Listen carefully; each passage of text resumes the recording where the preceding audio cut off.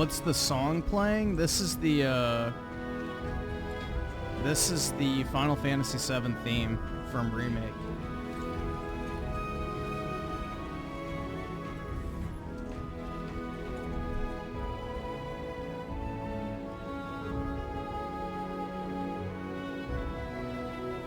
Dude, I really like this, like, outfit I have now. This shit looks fire. I wish you could change the color of the feathers, though, to just plain red. It's my only, like, critique, I guess.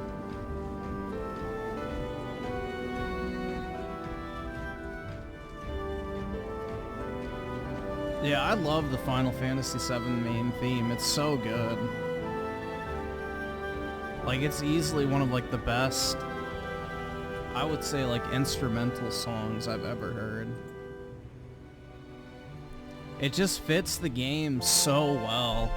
Because, like, the whole, like, theme of it is, like, the unknown journey type thing, and it sounds like the type of music that would play on, like, a journey. So. Oh, great. Is this shit gonna keep happening?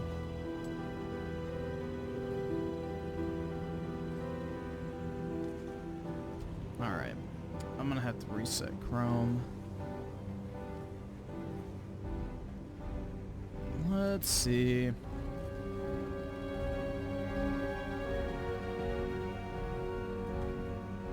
Open a new tab. I haven't reset this in a while. But yeah, my chat keeps crashing. Actually, the whole stream dashboard was.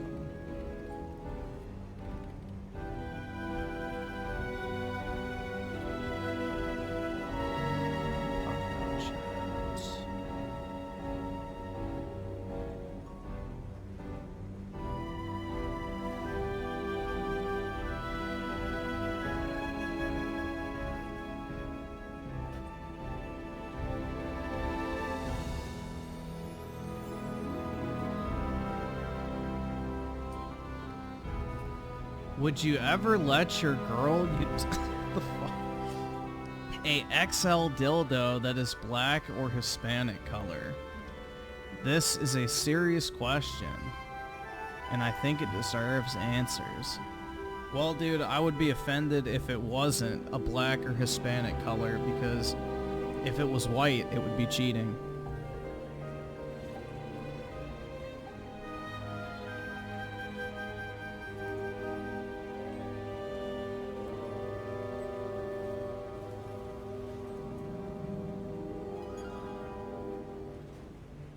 Hopefully that's the answer you're looking for.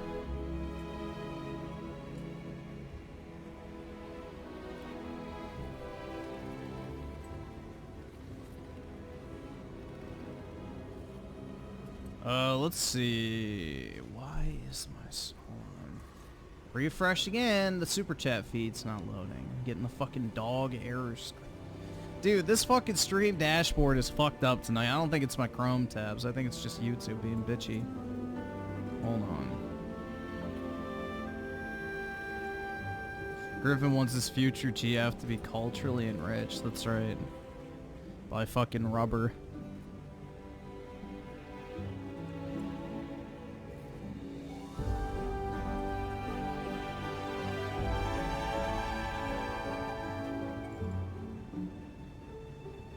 Alright, there we go. So, I read that one. Daryl's on the 2. Fred made a video of you. It's about PS5 Pro. I guess the rents do, huh? It has been kind of slow on the gaming news side of things, so I guess, you know, bills are needing to be paid. Juan with the 5. Sup all you. Skip it up, the fucking loser faggot. In the chat, it's your boy Juanold back again. Ew movies. When a woman is caught pleasing herself after hours in a Bro, just that intro. Hold on. I'm just gonna replay that. When a woman is caught pleasing herself after hours in a movie theater, off. Bruh. Just a normal day at the movies. I wonder what type of movie it was. Oh my god. Yeah, when a woman was caught finger fucking herself wrist deep at the movie theater. Oh my god.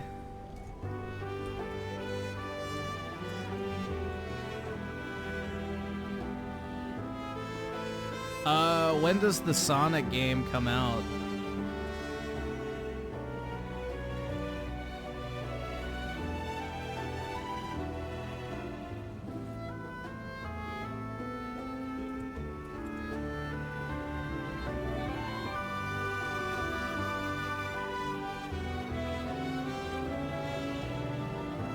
October 25th? I may get it. I don't think anything's coming out around then anymore.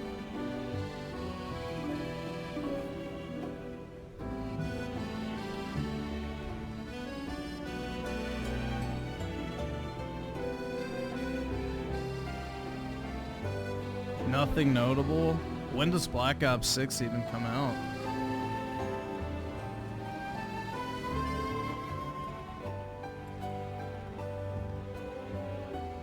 This music is whimsical and mysterious, makes you want to go in an adventure to District 6. This is the music that plays during, it's in Chapter 1 of Rebirth. Or no, is it 2? Shit, I don't remember if it's 1 or 2. But it's like that calm area before you get to the grasslands. It's like that first town you're in, calm, before you go to the grasslands.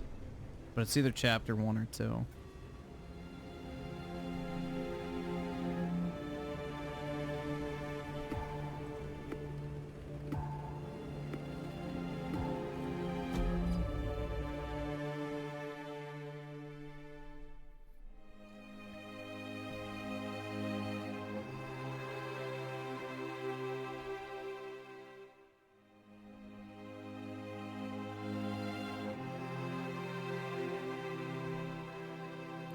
If we all say 2012 wasn't a great year for gaming, Griffin will spend 20 minutes going over why it was.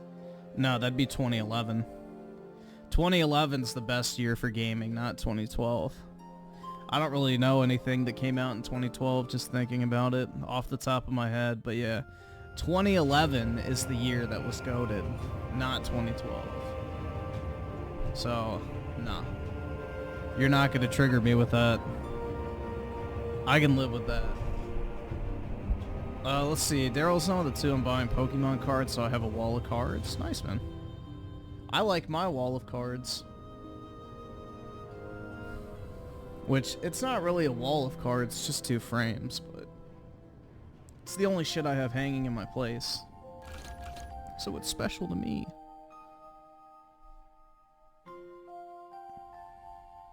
Bring order to the chapter, brothers.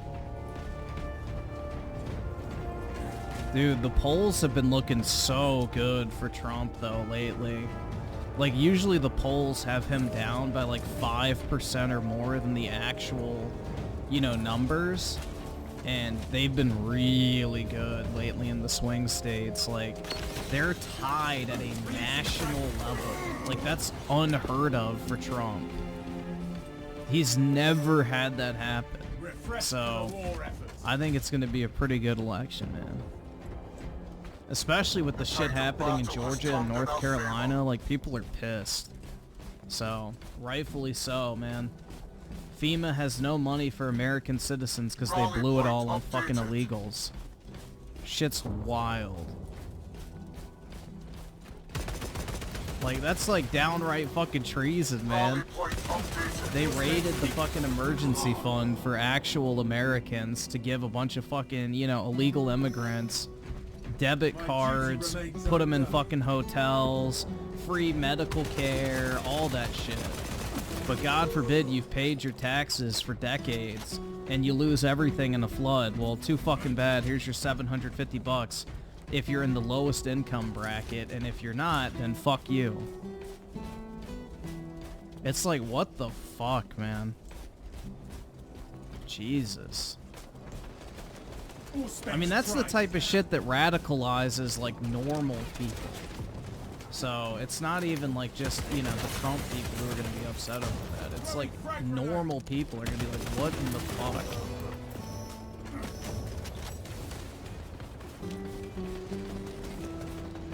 That is betrayal of one's country. You're prioritizing illegal people in the country over its own citizens. That is literally treason. You're trying to overthrow the U.S. by bringing in a bunch of illegal immigrants, fast-tracking their path to citizenship, so you can basically erase the native population's voice in their own elections. And then at the same time taking away money that's designated for relief efforts for U.S. citizens and putting it in the pockets of your new voters. So that's like textbook fucking treason, yes.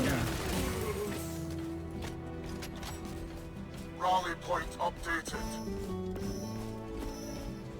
I think Trump will win Michigan, Wisconsin, Pennsylvania, North Carolina, and Georgia, Nevada, and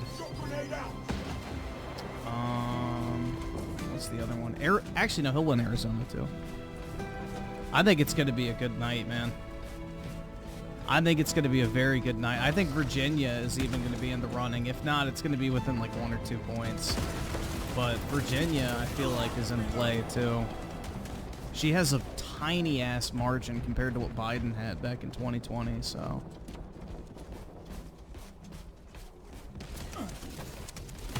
Not to mention the early voting for Republicans this year is way higher than it ever has been in previous elections, which shows enthusiasm, and Democrats are down across the board, so there's not much enthusiasm from the Democrat base. So as long as people just don't show up that vote Democrat, it's a great night for Trump.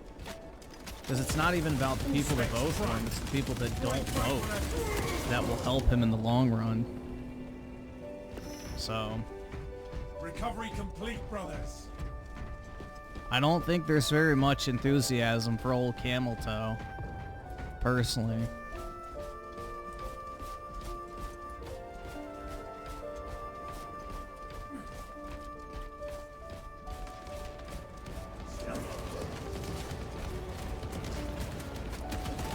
Deep scan ready.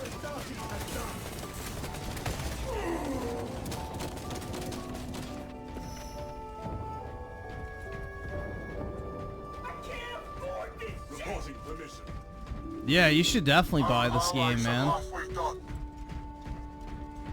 I think Minnesota will be very close. I don't think it'll flip, but I think Minnesota will have the tightest, no pun intended, margin for Camel Toe that any left-leaning state has. Like, Minnesota is a historically Democrat state, but I think it's going to be a razor-thin margin, personally.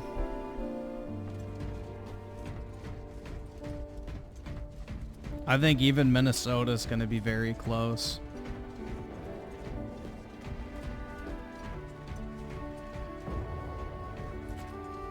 No, Washington State's not gonna flip, man.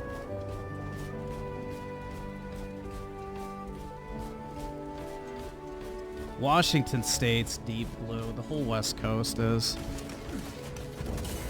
They've imported so many illegals over the years, it's not even close, man. All specs ready to scan. They completely replaced the population, Brother so has fallen. good luck. The mass amnesty they did back in like the 80s and 90s has completely fucked over those states forever. Recovery complete, brothers.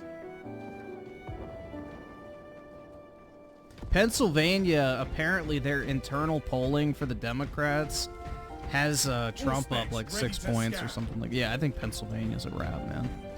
The fact that Trump has that much union support is basically a wrap for the Midwest. Like, that's union country, so the fact that 60% of union workers support Trump, like, that is unprecedented. That's like literally the voting demographic that the Democrats rely on the most. And then on top of that, Trump's like 50-50 with Hispanic support.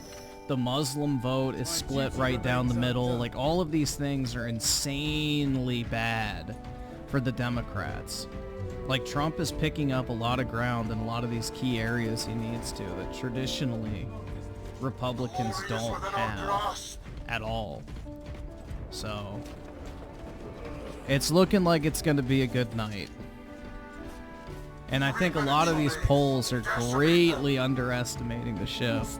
I mean, even CNN came out and said that he has a 70% chance of winning. So, that's their belief. And that's fucking CNN, bro. That's like fucking state-sponsored media for the Democrat Party.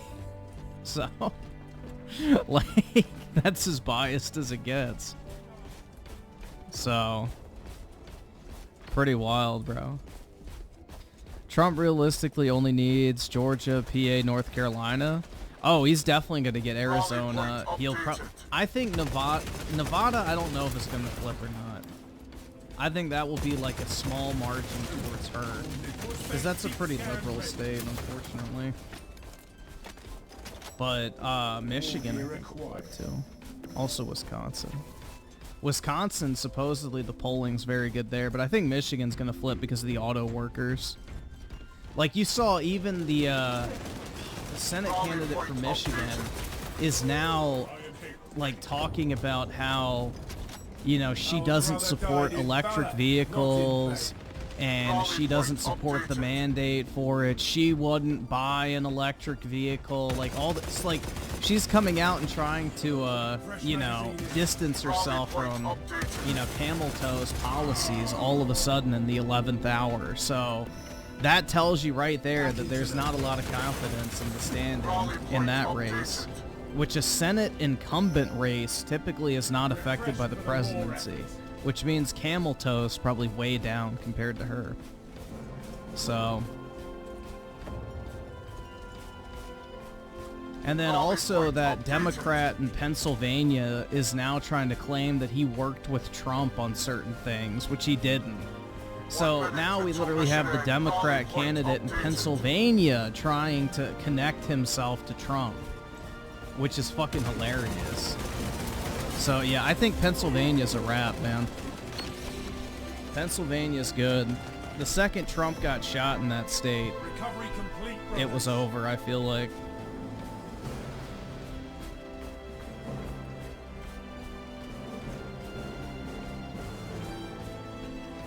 Rally point updated.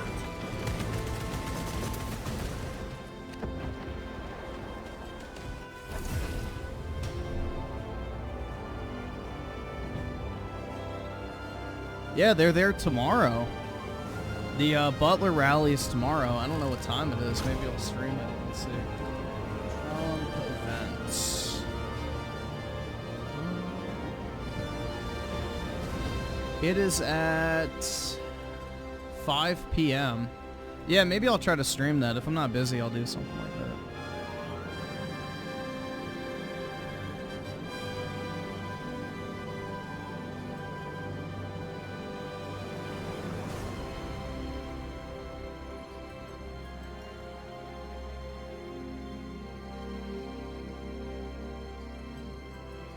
Why do I hate Silent Hill? I don't hate Silent Hill, I just don't like it.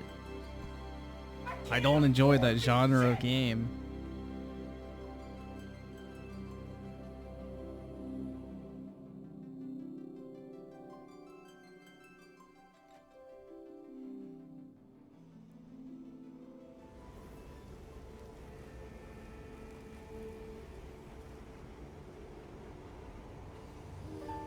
For Tanga calling Griffin a fanboy again, who cares? Yeah. Retard screams into the void, literally.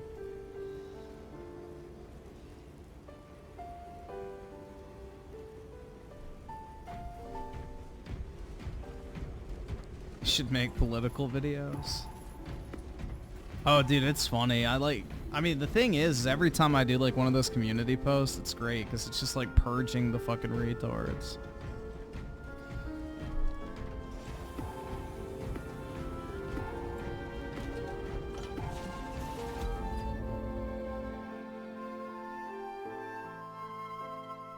Nah, Arizona's traditionally a Republican state. It's just they've imported so many Hispanics because of the open border that, you know, it's shifted. But now, Trump is up a lot in Arizona, so I don't think it's going to be a problem. I think he'll win Arizona pretty easily. Because even the Hispanic population's pissed off with all this immigration shit, so... You know, it directly affects their communities more than anybody else.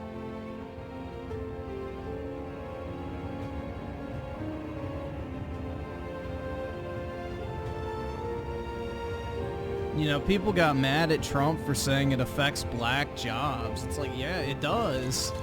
Black and Hispanic populations are disproportionately affected by, you know, unskilled labor flooding the market. Like, that's just the fucking stats, bro. It's just the fucking stats. Like, black and Hispanic communities are the most heavily affected, whether it be housing, jobs, safety, crime, whatever it might be. Those are the communities that are affected the most by mass illegal immigration. So it's just the fucking stats, but you know, everything's got to be racist with Trump because they have no real arguments against him. Bring order to the It's chapter, just, you know, brothers. oh my god, he's racist, dude. Shit's dumb.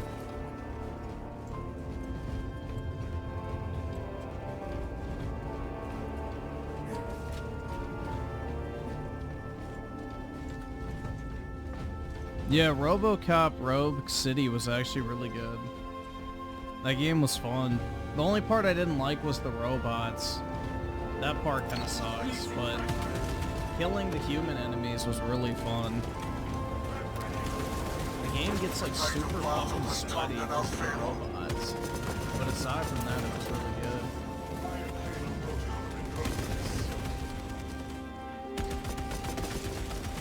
good. An assist? What?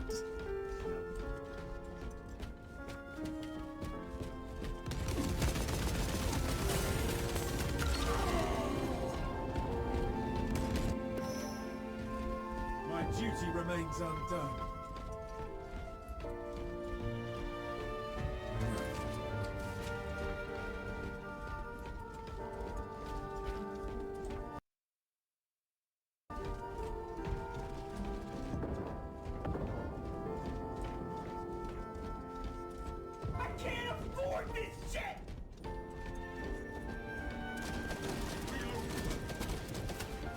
Away. Execute Iron Halo tactics.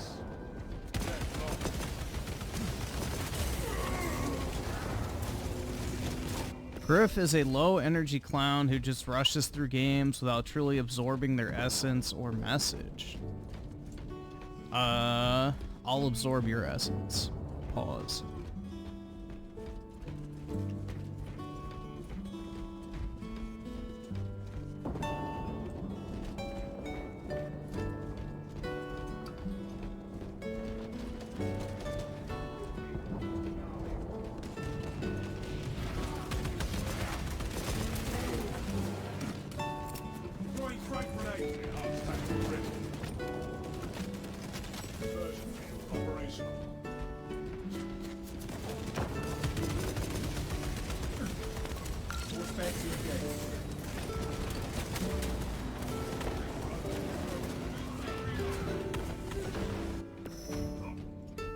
Refreshed for the war effort.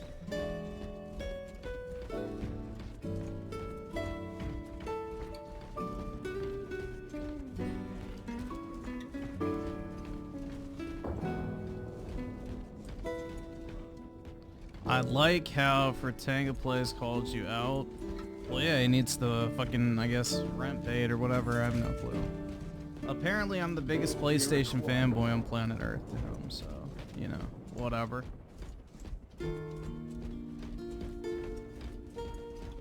Shit, kinda sad. Not gonna lie. Clear a blast radius.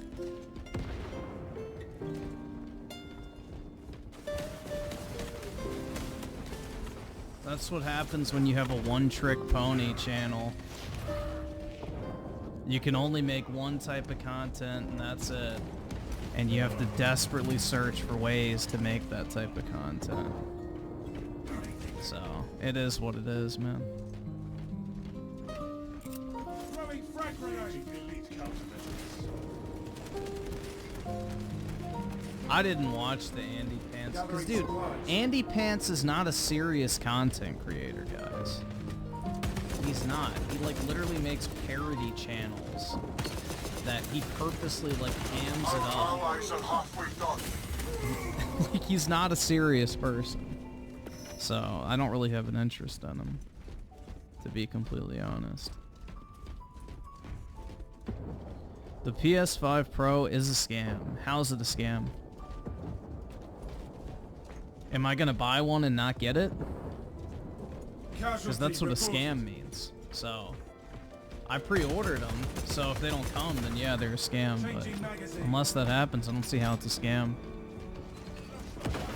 Clear a blast radius. Let this tragedy burn. Resupply.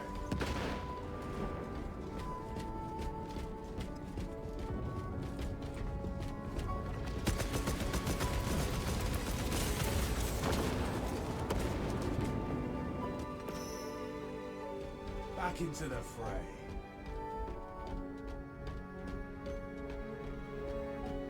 Dude, Andy Pants is not anything. He's just literally...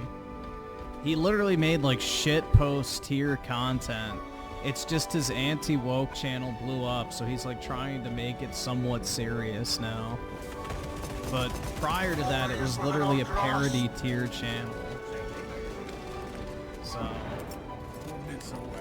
It's just he started making a lot of money off of it, so he made it serious. But originally it was like literally a parody.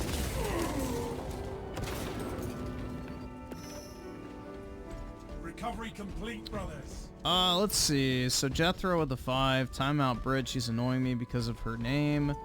Playing the Arkham trilogy for the first time ever. Looks nice at 4K on my PC plugged in the TV. Nice, man. Arkham Knight's great. I love that game. Alright, there's Brett. There we go. Yeah, Arkham Knight's my personal favorite of the 3. That game was sweet. It's still one of the best looking games to this day. Just shows that graphics have fucking plateaued completely. Tim Marco with the 279 quartering will be very proud of his state. Yeah, I think Wisconsin's gonna flip. Wisconsin is traditionally a pretty conservative state. Lots of farmers, so...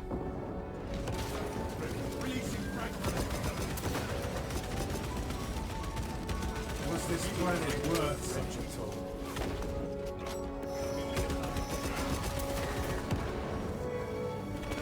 Scanning. 3 minutes remain. Decimate them.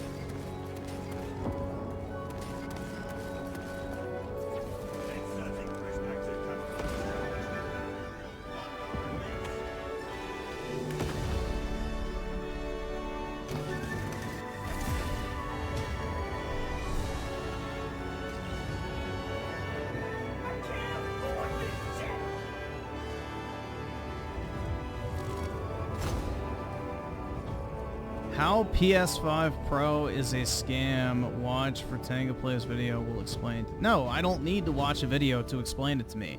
You can explain to me how it's a scam in one sentence. Tell me the PS5 Pro is a scam because blank. I don't need to watch a fucking YouTube video for you to tell me what a scam is. A scam is when you buy something and you don't get it. Or you get something completely different to what you were promised. Unless that happens, it's not a scam. You don't know what a scam is if you think that's the definition because it's too expensive or whatever fucking label you're trying to put on it. That's not a scam. That's you don't think it's worth the price. So, no, I'm not going to watch a whole ass YouTube video when you could easily just type a singular sentence on how it's a scam. One sentence. How's it a scam? Tell me. You can't tell me. Because it doesn't exist.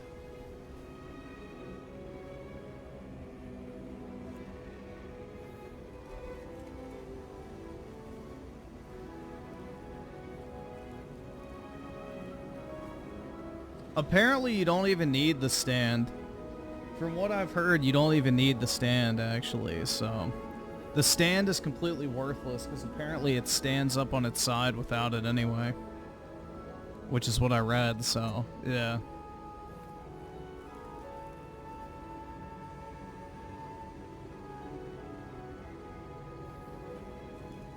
Yeah, exactly. You could just say it's overpriced. That's fine. If you don't think it's worth the price, then whatever. That's completely fair. But saying something is a scam when it's not is not accurate. You're objectively wrong. Like, you can agree or disagree with the price they're charging. That's perfectly valid. But you can't point to something and say, it's a scam, dude. I got exactly what I paid for, but it's a scam. Yeah, no, that's not a scam. That is literally just buying something. But, yeah, it's stupid. How long did it take you to pay off? I just paid as I went. I had an income. Well, the thing is, for most of college, I had an income, so I just paid it off. My college was pretty cheap, honestly. My rent was more than my tuition. But yeah, college was not that expensive. I went to a in-state school, so like I think $8,000 a year or something like that. Not even that much. Plus I had like academic grants and shit like that because I had really good grades. And then for grad school, I got like a 90% scholarship or something like that. So I barely even had to pay for that. But I was making nice YouTube money at the time because the new console generation had just started, so... Yeah, I just paid it off. Yeah, Virginia schools are really cheap, man. So...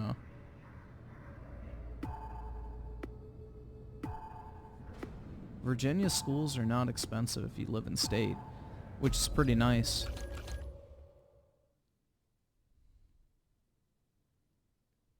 Bring honor to the chapter, brothers.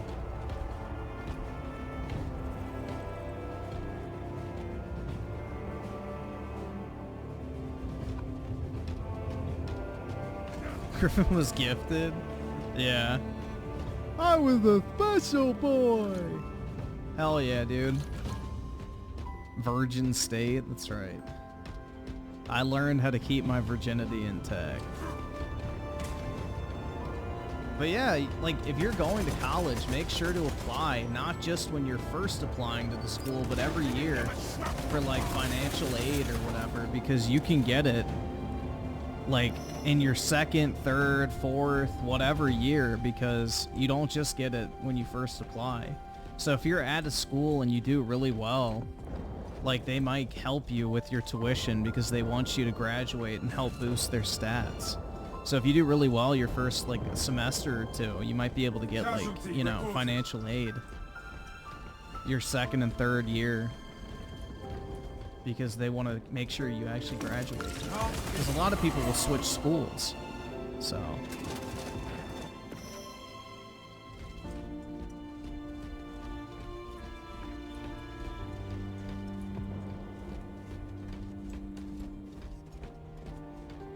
Yeah, I had a, I'm trying to think, I think a 3.96 was my GPA in college. I had a really good GPA in college. I only got like one lower, I think I only got like one B or something like that, I don't remember. But... Fresh magazine in.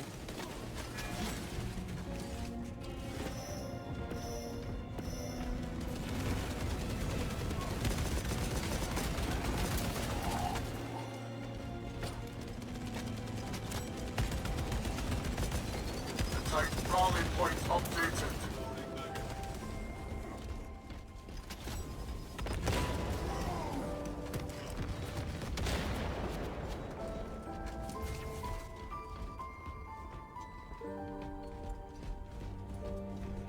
Yeah, I was in the top, like, 2 point something % of my graduating class, so I cum laude, which is like the designation you get for being like high honors or some shit like that.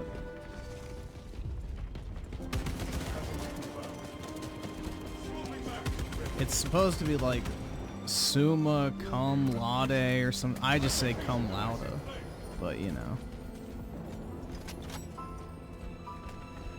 Well, Virginia GPAs only go up to 4.0. We don't do the 5.0 shit here.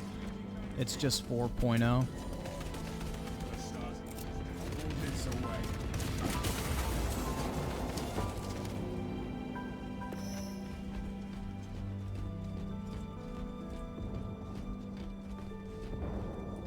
So yeah, because I did so well in undergrad, I basically got my grad school for, you know, a massive discount.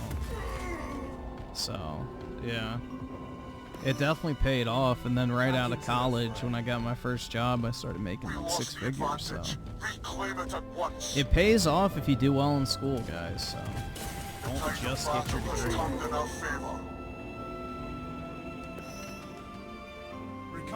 I did finance for my major, and then masters I did data science, dude. So yeah, technically I'm a scientist. Therefore, I'm an expert. You have to listen to everything I say with absolute authority. Rally point updated. Duty remains undone. The tide of battle has turned in our favor. Start is down. Shall sing them.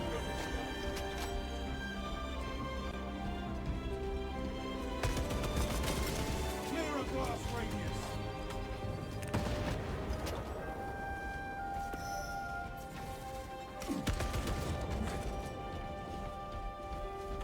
Rally point updated. I'm majoring in computer science undergrad and thinking about going into web development. That's definitely in demand.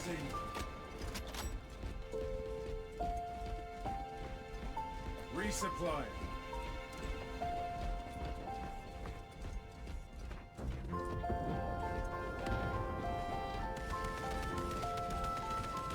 Damn, bro, this is making me want to replay Reaper. What is it, like a month now until the PS5 Pro comes out? So it'll almost be time for my next playthrough. A brother has fallen. It's almost time, man.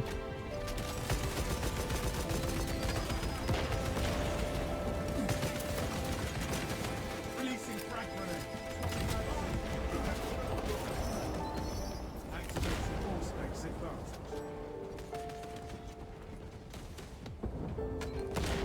That's my #1 most anticipated game right now, is the Rebirth Remaster on PS5 Pro.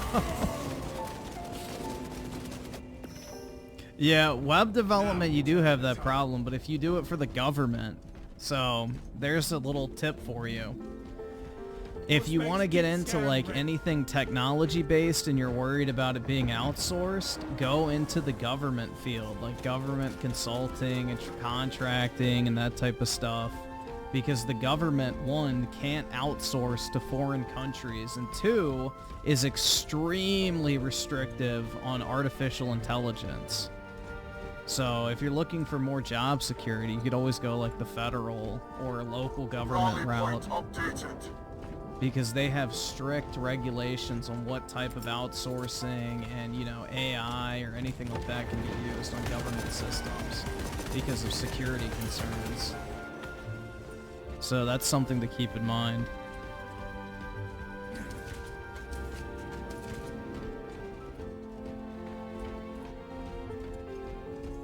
Minutes remain. Decimate them.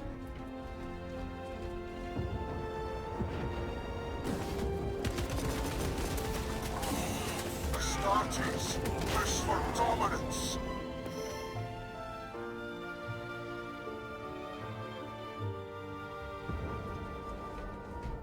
basically become a Fed. Well, if you work for a contracting company, you're not technically a Fed, but Rally I point guess so, updated. sure.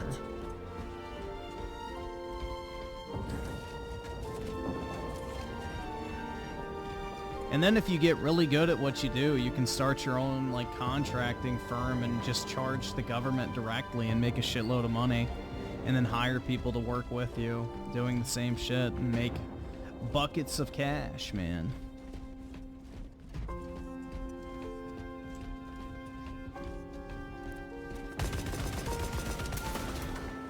Got him.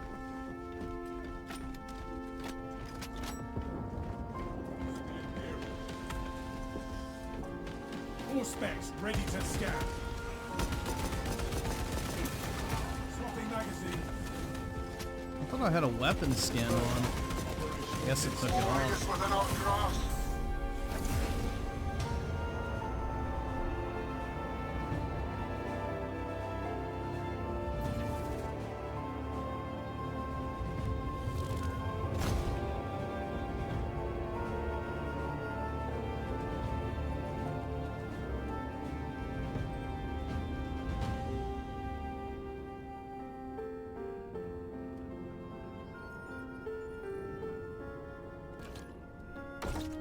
Let's see. Oscu the 5, yep, as a Hispanic myself, they need to all be purged, all these illegals, and send them back. These heretics are not allowed in the best country of the world. Yeah, that's the thing, bro, is like nobody with the fucking functioning brain, you know, white, black, Hispanic, whatever, wants a bunch of unchecked illegals just pouring into their community, making rent more expensive because they get free government funding to like go and rent places and all this other, like it's just a horrible fucking thing. The only people who like it are the Democrat elite because they think it's gonna give them votes. An opinionated junkie with the 2, I would call PS5 a ripoff, not a scam. Yeah, that's fine. That's completely valid. And then also opinionated junkie with the 5, port strike ended quickly. You can thank the hurricane circumstance. Well, I don't even think it's that. I think it's because they got the pay. They got the pay raise, man. Or the fact that they could be blamed if prices went up, one fire put out. Yeah, well, they got their 60-something% raise, so. To be honest, the union guy was smart as shit to do it right before the election because, you know, I'm sure there was a lot of phone calls made from the Democrat Party. I Salari with the 5, no issues with Cyberpunk on my Series X at launch. But that game in Fallout 76 launch was so broken, that's a yeah, I agree. That would be a scam. Because Cyberpunk, they showed off fake gameplay that wasn't even representative of the actual product. So that is a scam. 100%. Damn, I like this soundtrack that's playing right now. This is the theme that plays during the Aerith flashback in Chapter 13. When her mom gets fucking killed.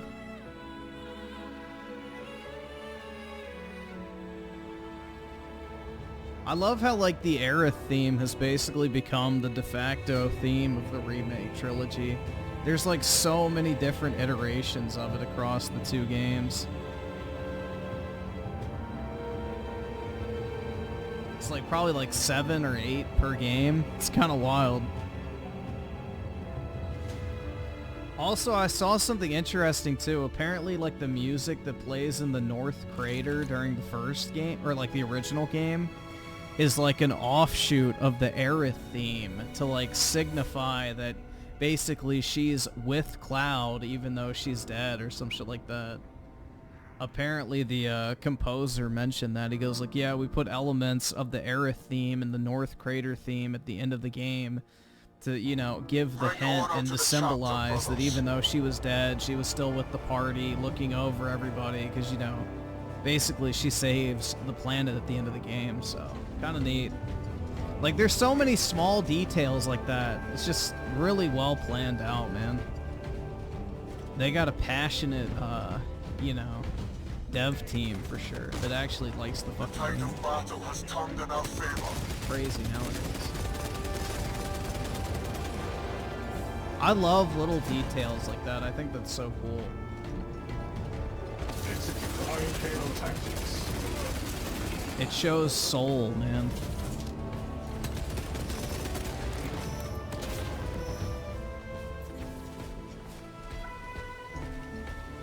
Iron Halo ready.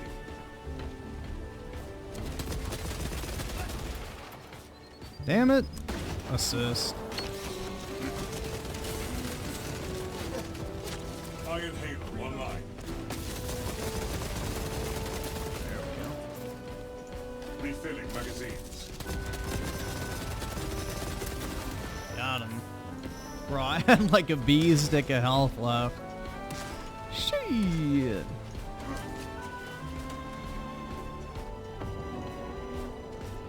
Yeah, I watched the Advent Children movie again recently. Enhanced tech ready. That ending is so satisfying. I hope there's something similar to it at the end of the third part.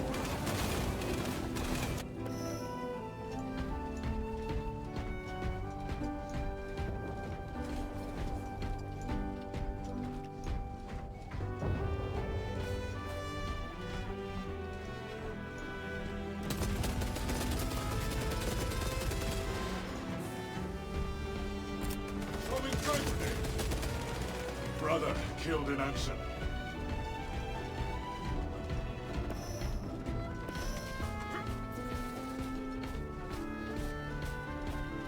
Specs prime. Intercepting projectiles. No extend range.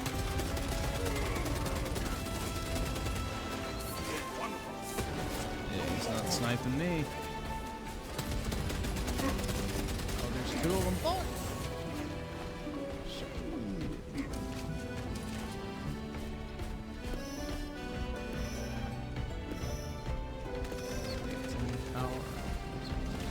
Iron Halo ready. Ah, shit.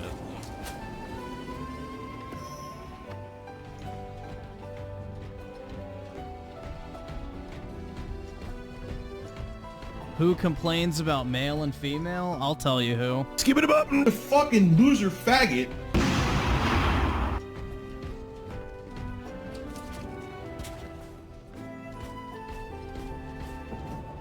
That's who complains about it.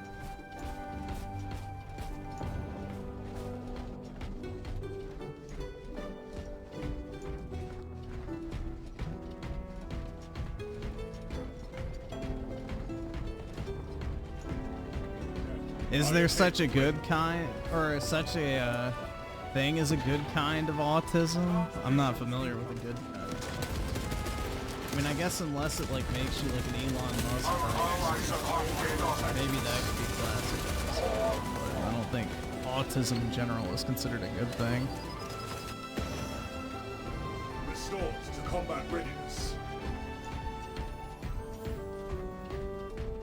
Iron Halo online.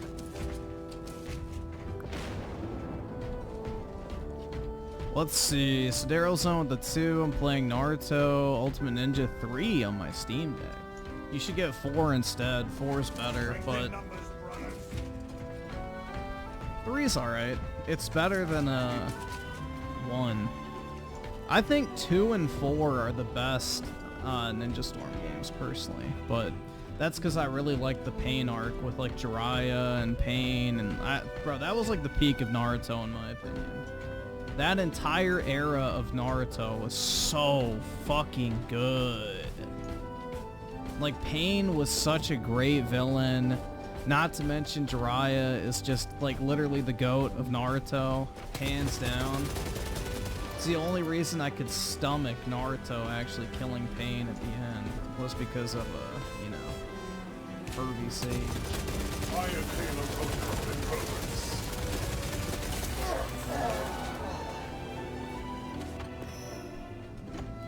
But yeah, Jiraiya is an absolute fucking legend, man. He was one of my favorite characters growing up.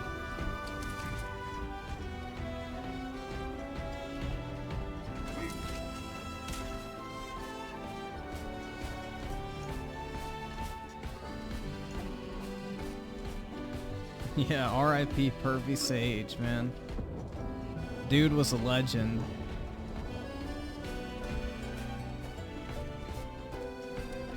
Yeah, you should definitely buy Space Marine, man. This game's awesome. I got a collector's edition and 2 more gold editions. They did a restock the other day. So I have a collector's edition on the way. Apparently they sell for like 600 fucking bucks or something insane.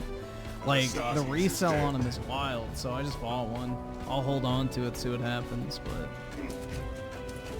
Yeah, I figured why not. And then I got 2 gold editions, because mine got beat up by Amazon.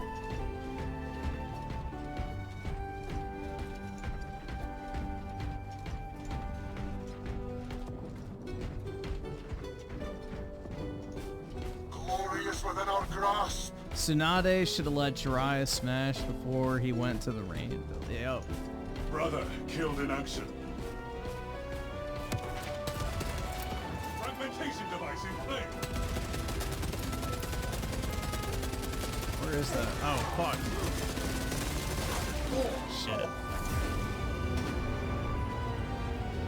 Shit. You don't have to play the first Space Marine, but you can. I think GOG has like the cheapest version of it. The Steam version I think is 60 bucks, but GOG's is like I think 10 or something like that.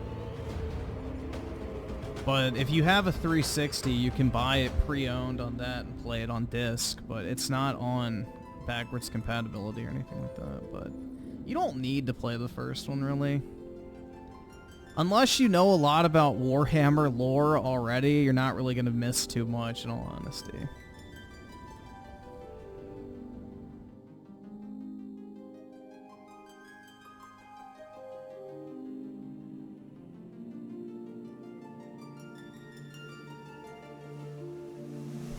EB7 with the 2, playing near, guest nice, the Chad Dad version.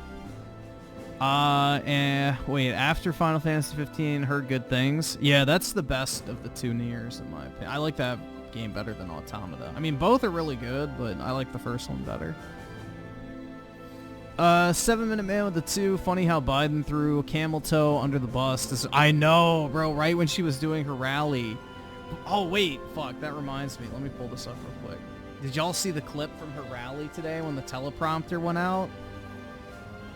I sent myself this earlier when I saw it. Hold on.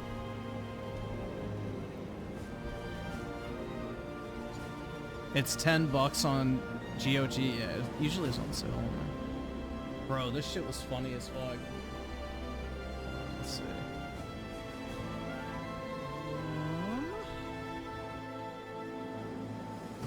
Remember his number? 32. Today we got 32 days You can watch and see exactly when it cuts off. Just watch. until the election.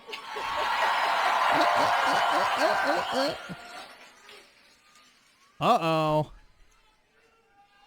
So 32 days. Dude, she's like that was a awkward pause, bro. How long was that pause? Let's see. All right, so 10 seconds. Let's see. 13, 14. So 30. Dude, like a whole ass 5 seconds to process. Oh, shit. 32 days. 32 days. Okay, we got some business to do. We got some business to do. All right. 32 days. And we know we will do it. Oh, how inspirational. And This guy's not impressed. Same with this dude. this is going to be a very tight race until the very end. This is going to be a very tight race until the very end. We are the underdog. That means they're losing. And we know we have some hard work ahead. Uh-oh. She let it slip that they're losing. But yeah, isn't that fucking sad, man? Literally, completely fucking unable to speak without a teleprompter. Unable to fucking act like a normal human being. Bring honor to the It's so chapter, Jover, brothers. man.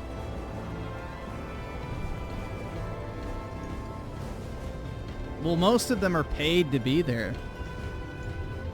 That's what the Democrats do. They bust people in. So most of them probably don't even live in the area they're supposed to be from for the rally. Like, people have done tracking on the cell phone signals and have determined, like, the same 500 or 600 people go to every single rally and they get bussed there every time by the Democrats. Refilling magazines. Throwing magnetation grenade. Oh, come on, bro, really? Shit. I return, ready to take my vengeance. Why has Griffin become a less annoying DSP? What do you mean? I don't beg for money yet. That comes later in the night. Hans Fried Jew Emporium. Oy vey, with the 5. Hail Yakub, praise be upon him. Yes. Hail Yakub, progenitor of the glorious white race. Long shall he reign.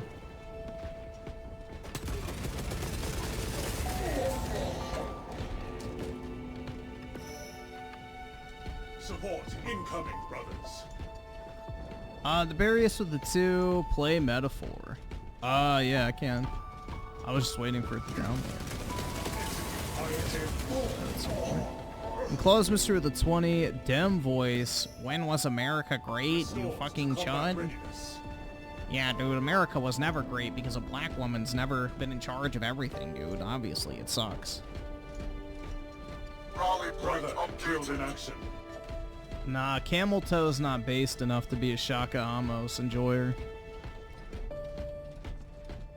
Raleigh point updated. Engaging elite countermeasures. Fragmentation. Raleigh point updated.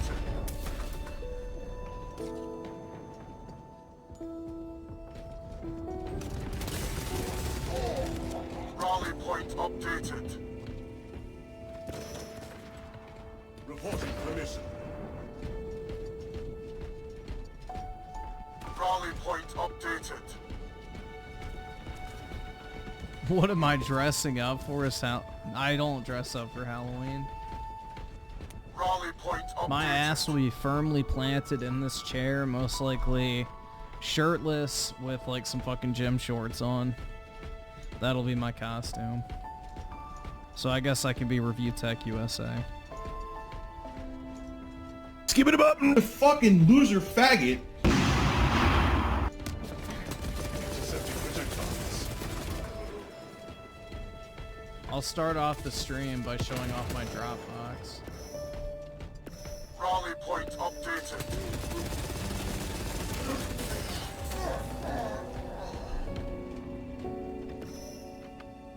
Redeploy Oh, for the camera's on. Camera's been on the whole time. Dude, Ragnarok sucks. engaging elite countermeasures. We lost the advantage. Reclaim it at once.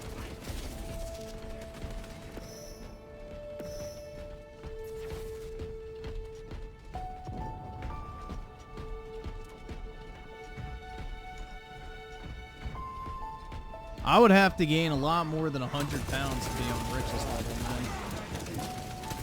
I'd have to gain like almost wait, no, I would have to gain double that. More than double that.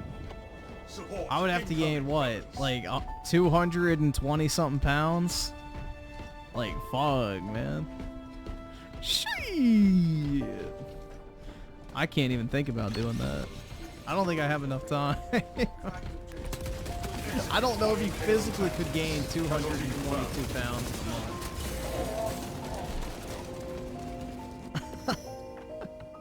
Restored to combat We readiness. lost the advantage. Reclaim You'd have it to at eat once. tipster to be on Rich's. Yeah, exactly.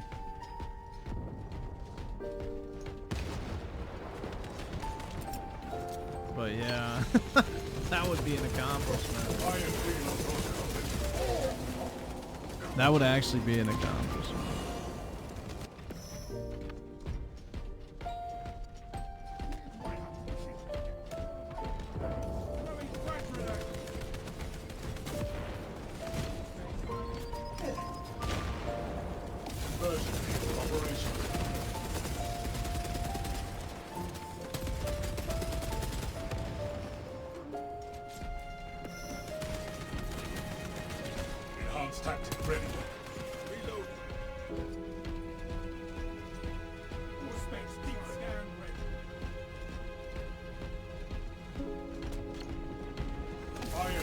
No, actors don't put on 200 pounds for a role. They just wear a fat suit.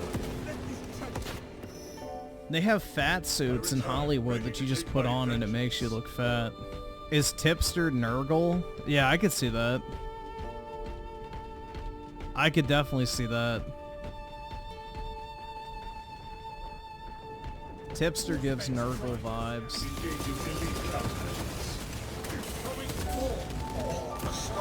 Ooh, double kill, nice. Reporting for mission. A dank double.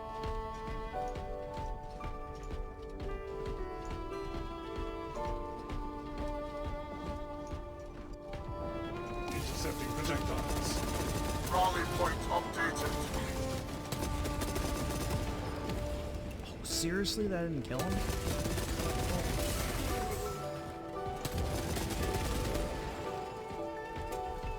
Obtaining arms. My inhaler ready.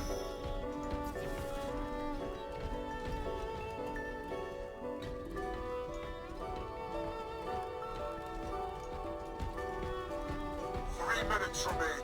Decimate them. Death locked.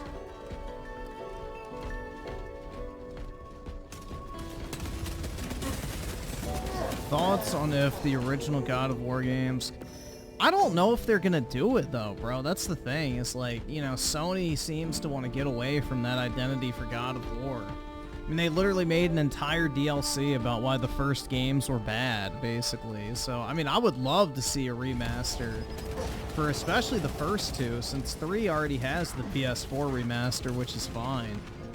But yeah, I would love for God of War 1, 2, maybe the PSP games, which that's maybe more of a bit of a unrealistic ask, but it would be cool regardless.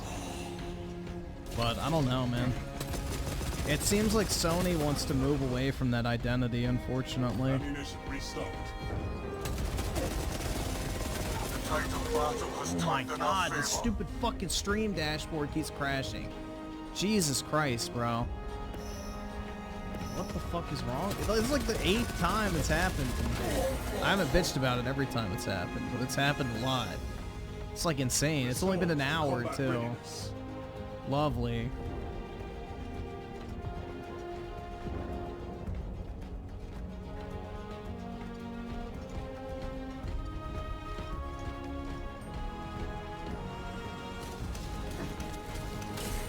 Yeah, this is the part from the very beginning of the game where you're playing with Cephala,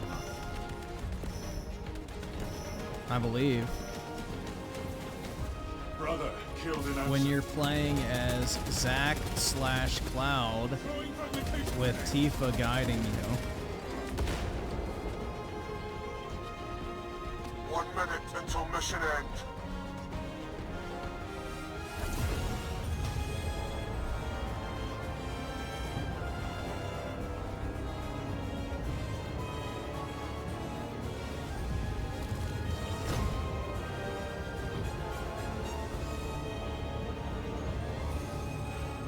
Yeah, you can buy the God of War collections on PS3. They did compilations for it. Just make sure you buy the double packs and not the complete saga, because the complete saga has download codes that are probably expired. So you can buy like the double pack of the PSP games, and then also the PS2 games, and then also buy God of War Ascension as well. Ascension's actually pretty good. I liked it. It's not as good as like the original trilogy, but you know, it's more classic God of War if you like the gameplay.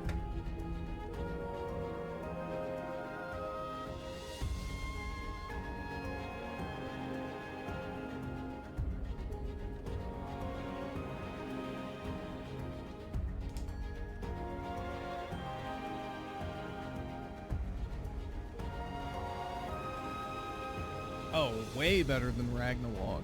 It's an actual video game.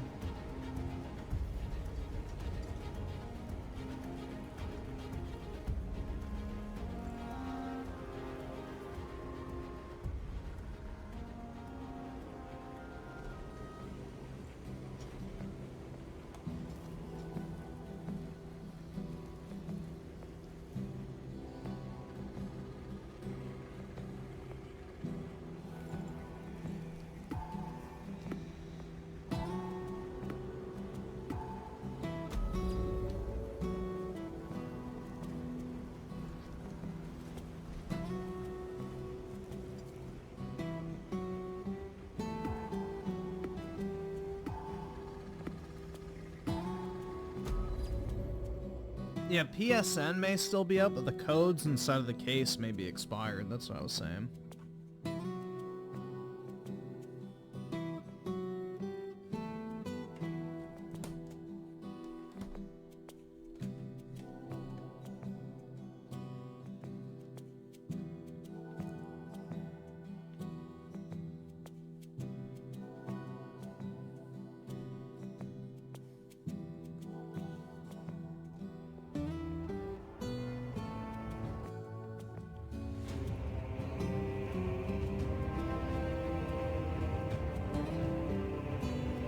Nah, the strike ended, but the strike wasn't going to really affect food prices.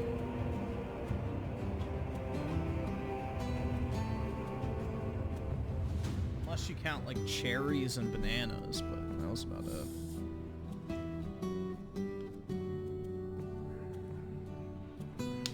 So it wasn't going to be anything too extreme.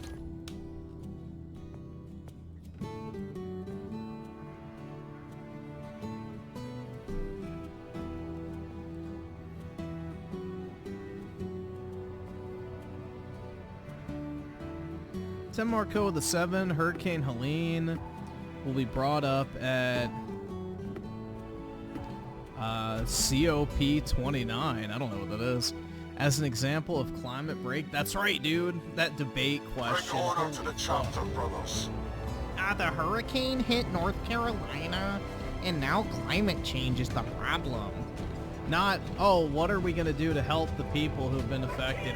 What about climate change? Yeah, fuck these, like, bro, honestly, the media deserves to be rounded up and put on a fucking island and left to starve. That's the fate that the mainstream media deserves for being such disingenuous cunts. Honestly. Just round them all up and make them go live on their own little fucking island, and they can circle jerk each other about the dangers to democracy all fucking day. Away from normal society.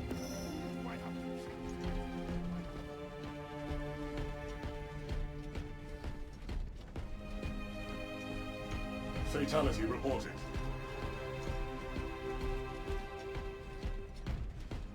It would be a massive fucking, you know, service to everyone. I heard you're rich enough to buy a Windows. That's right, man. Bro, who was it that was complaining about that shit?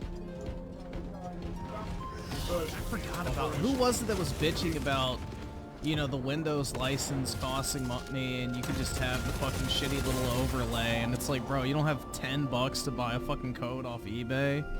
Like, holy shit. You're broke! You're fucking poor! Yeah, that watermark is ghetto as shit, man. I forgot who that was. Yeah, Mudahar. Okay, yeah, that's what I thought. I couldn't remember, but yeah, he was like literally encouraging people to have the stamp of poverty on their computer. It's like, oh my god, dude. Yeah, you can literally go on eBay and buy like enterprise keys that are left over from companies who buy like massive bundles of them for like $10. Like, that's what I did for one of my laptops that I had to reset, and like for whatever reason it wouldn't like give me the right version of Windows. But yeah. Dude, that's like some next tier level of brokeness if you have a fucking Windows, like, watermark. Casualty confirmed.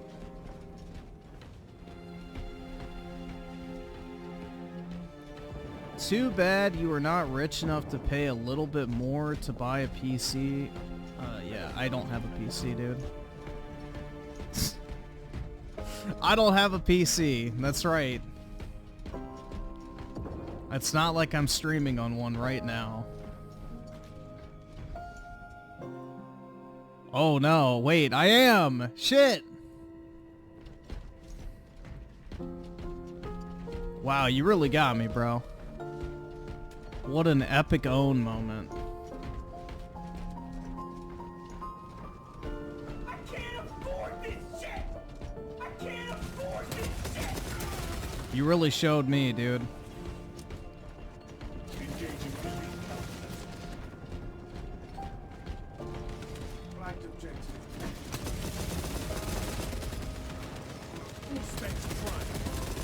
Tactic ready.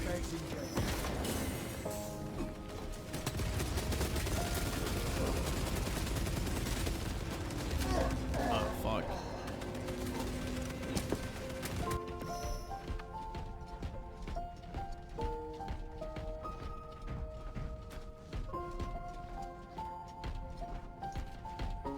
Yeah, I edit my thumbnails with a PS5 controller, true. It's amazing what it can do.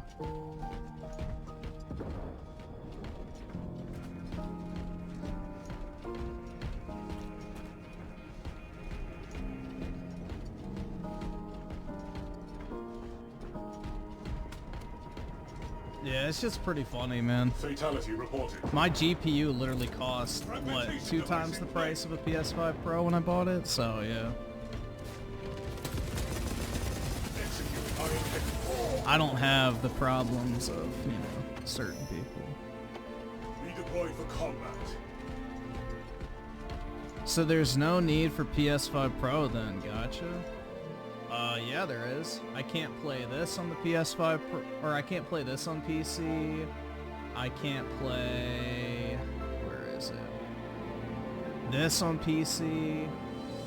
So yeah, there are games that I like to play. Anastasis is dead. Why do you care that I want to buy a PS5 Pro?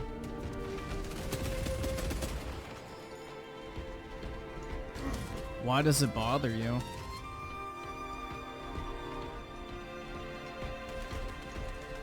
Refilling magazines. Whole 5 games? Yeah. What's wrong with that? Fatality I mean, bro, just say you're jealous. I don't know. Why does it bother you that I buy a gaming console to play video games? Isn't that what it's for? Fire payload protocol in progress.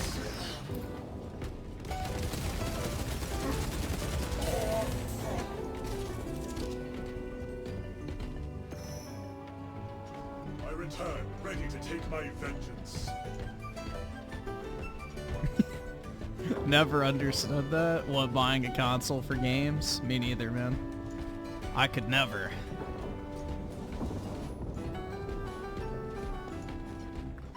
You're jealous that I waste my money on useless plastic? How's it useless if I'm using it right now?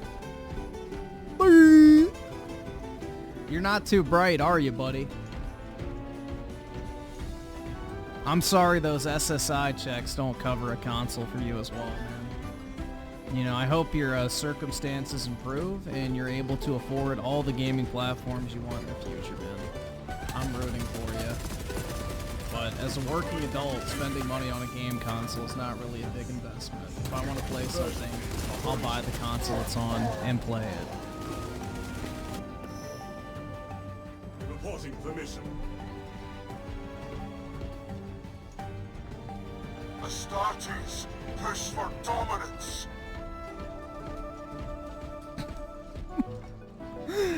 Oh my god. It's just like incredible, man. The intelligence divide is so obvious on the internet these days. It really is. It's funny. You do realize there's a port coming for Stellar Blade, right? The devs already confirmed it. Until I can play it on PC, it's not on PC, so I don't care. I wanted to play the game when it came out, what, like 7 months ago? I don't want to have to wait 2 years to play a video game. So until it's on PC, it's not. So that does absolutely nothing for me. If I want to play a game when it comes out, I'm going to buy it on the platform it releases on. Or if I want to play a game on console because it's easier to stream and record footage and do reviews from, I'll play it on console. Why the fuck does it matter? You can do whatever you want.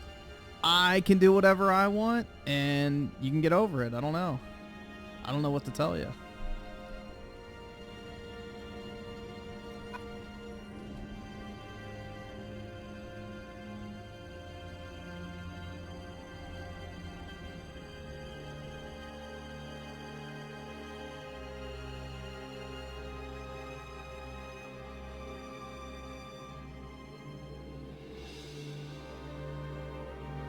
Yeah, dude, like a console is such a minuscule amount of money to spend. It's nothing. Like what? This PS5 theoretically will last you 6 years? Discount a $500 console over the span of 6 years? That's like the cost of a video game each year that you're paying. It's nothing. Absolutely nothing. If you have a job, that's like literally nothing, bro. Like, for me to buy a PS5, I have to work for a day and a half. Over the span of 6 years, that is not a huge investment. Sorry, like, I don't know what to tell you, man. Get a job.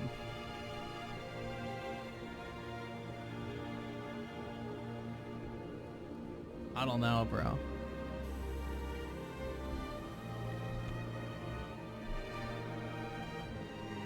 I don't really see a problem with me buying a console instead of waiting 3 years for something to come out that I want to play now.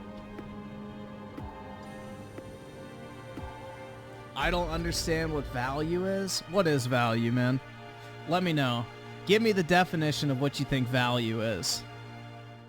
Educate me, please. Tell me what value is, and tell me how I should assign value to things. I'm dying to hear this. Game Pass. Hell yeah, dude. Now that's the greatest deal in gaming, guys. $240 a year for dog shit video games.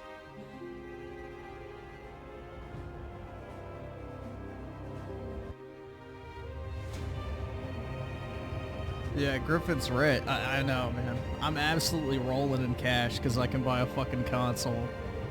Oh. Oh, boy. I can't wait to retire at 28, guys. I can afford a PS5 Pro. You know, I'm basically set.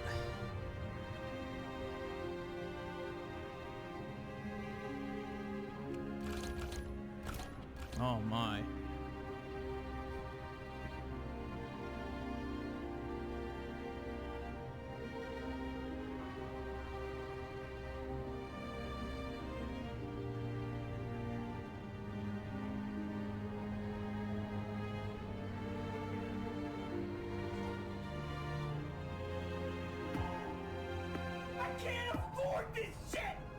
Days Gone was not day and date with PS5 and PC.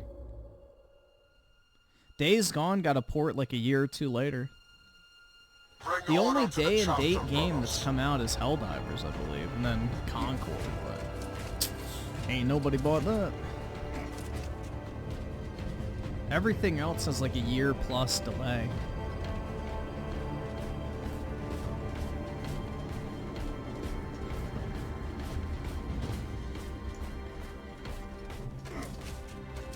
Until Dawn already came out. That's just a shitty fucking patch.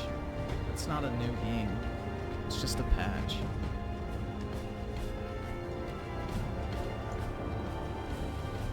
It's another thing like Horizon where it's like a $10 upgrade or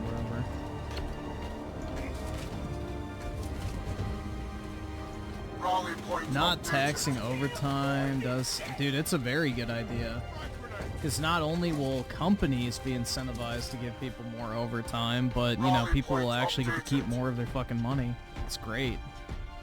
It's an absolute win for everybody involved. Imagine that. The less money you take out of people's pockets, the better off they are. A crazy concept. But that doesn't work well in a world where everyone has to be reliant on the government financially. So, let's see. So Tim Marco the 7, COP is basically the UN climate change conference where all the politicians jet to. That's right. We're gonna save the climate by, you know, taking our massive 747s over there.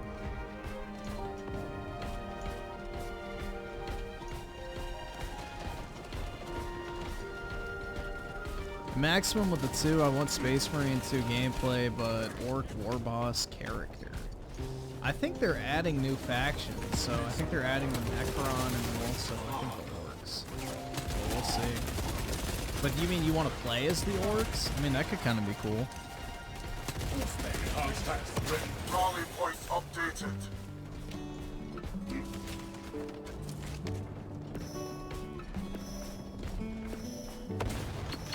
Rally point updated. Casualty confirmed. You're the type of guy who spends 100K on a Toyota Corolla. First off, I would never buy a Toyota Corolla. Second, I would never buy a used car. So, nice try, buddy.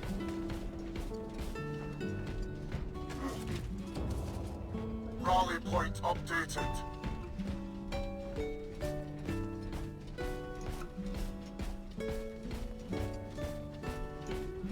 Rally point updated.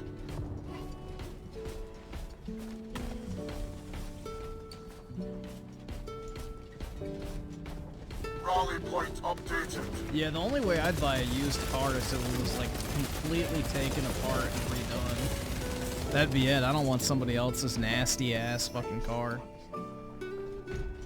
No, it's not a metaphor, you retard. You specifically said I would be the type of guy to spend 100K on a 1990 Corolla, which is objectively fucking false. So, nice try with your stupid fucking analogy. It's not a metaphor, retard. It's called an analogy. Learn what the fuck you're even talking about on two different fronts. Like I said, the intelligence divide is incredibly obvious in this conversation, bro. You are stupid. Not only do you not even know what the fuck you're talking about in the first place, you're dead wrong. So, yeah. Try again. I'm still waiting for the definition of value, by the way, buddy. Don't think I've forgotten about that one. Please, let me know what value is. I want your textbook definition of what that means. And how your meaning and how you derive value is somehow objectively correct versus mine. I would love to hear it.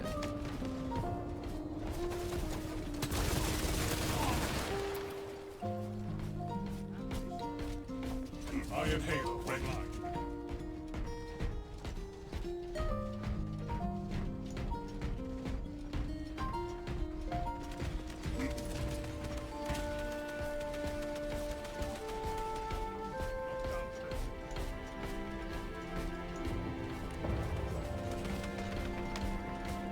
Glory is within our grasp.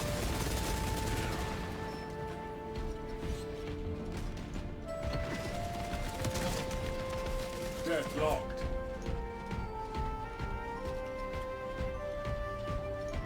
Yeah, see, we got a Class A retard here. We got a Class A fucking retard. Your sense of value is spending 100K on a Toyota Corolla and bragging about it on the internet.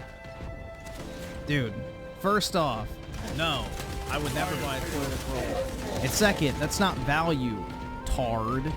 No, you said that I don't know what value is.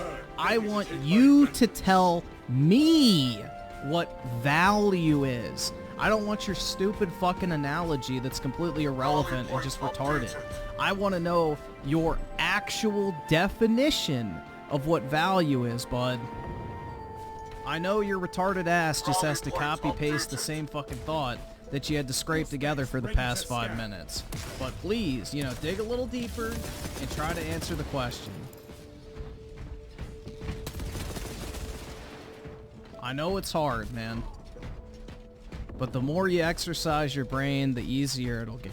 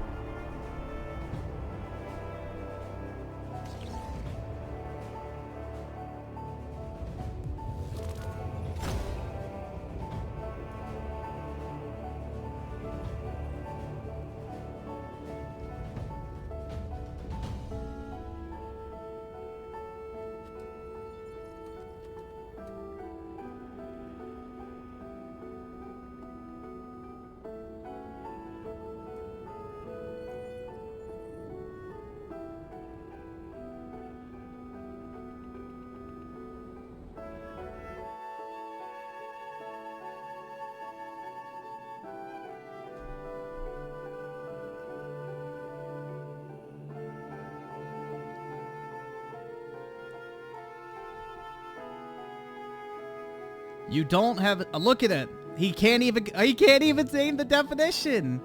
Dude, scrape the fucking drool off the bottom of your chin and tell me what value means. I don't want your stupid little fucking...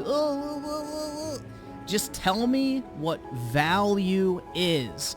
I don't want to know why you think I don't have a sense of value. I want you to tell me what value is, you mouth-breathing dipshit.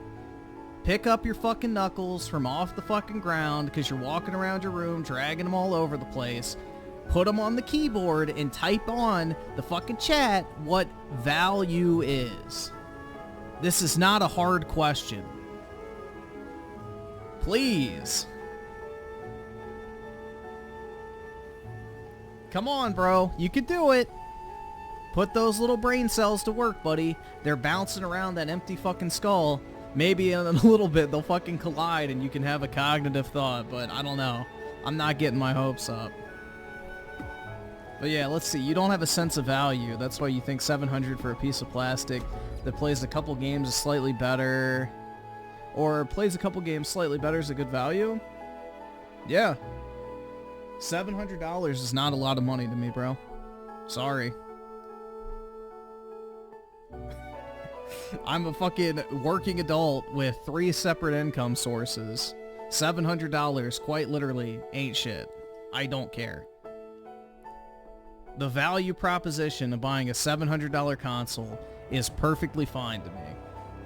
For the fact that I use my PS5 pretty much every single night, and I have 200 fucking games sitting next to me, I don't care. $700 is perfectly fine value-wise.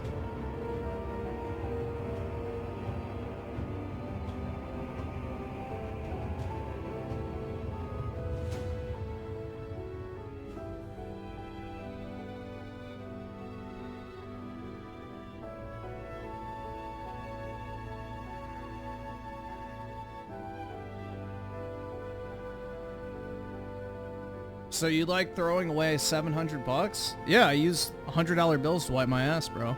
In fact, when I took a shit last night, I think it was like $900. You know, 9 wipes, just in case you can't count. But yeah.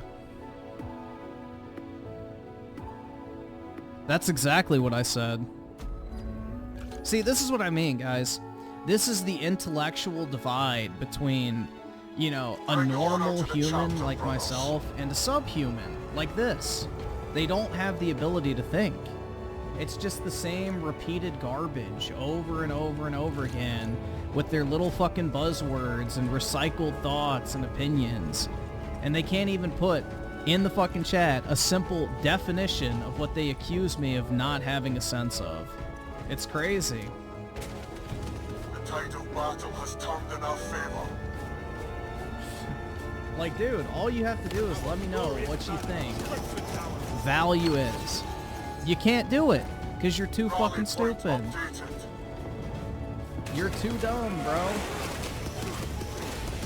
We lost the advantage. Reclaim it at once. The tide of battle has turned in our favor.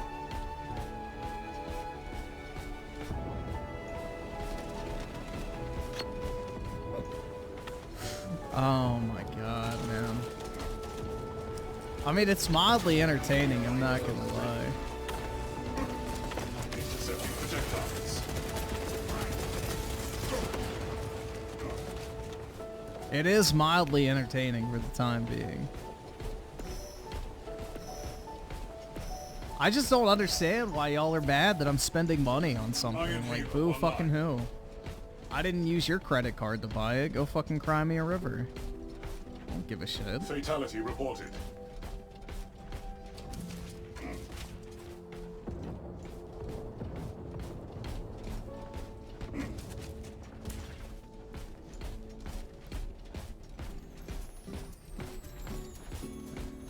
I mean, this just goes back to my entire point. You cannot tell me what does and does not have value to me. Value is a subjective metric, which is what I've been trying to get at, but this fucking dumbass can't even rub 2 brain cells together to put a definition in the fucking chat. So quite literally, the entire premise of value is a subjective metric in the first place. I can assign value to something that you assign 0 value to.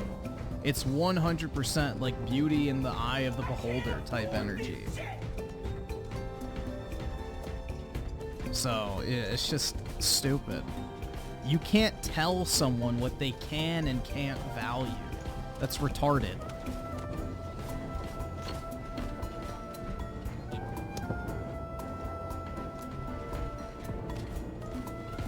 Inversion operational. Brother killed in action. Oh shit. Nice. I think you were supposed to get that in PvE, not multiplayer, but alright.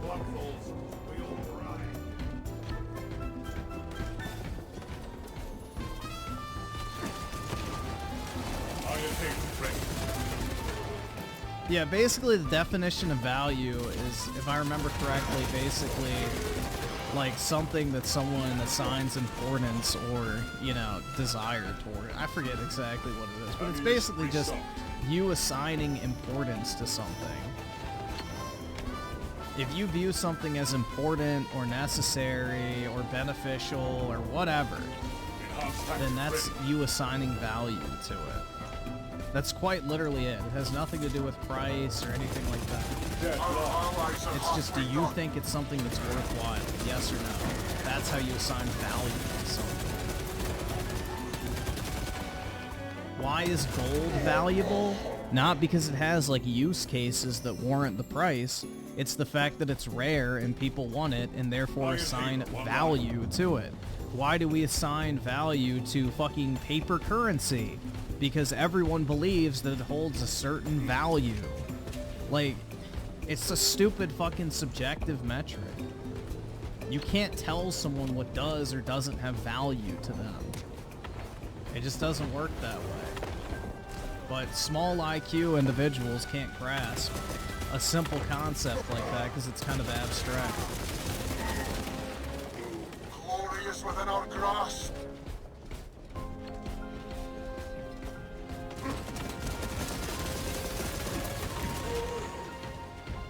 Line cloak ready. Rally point updated.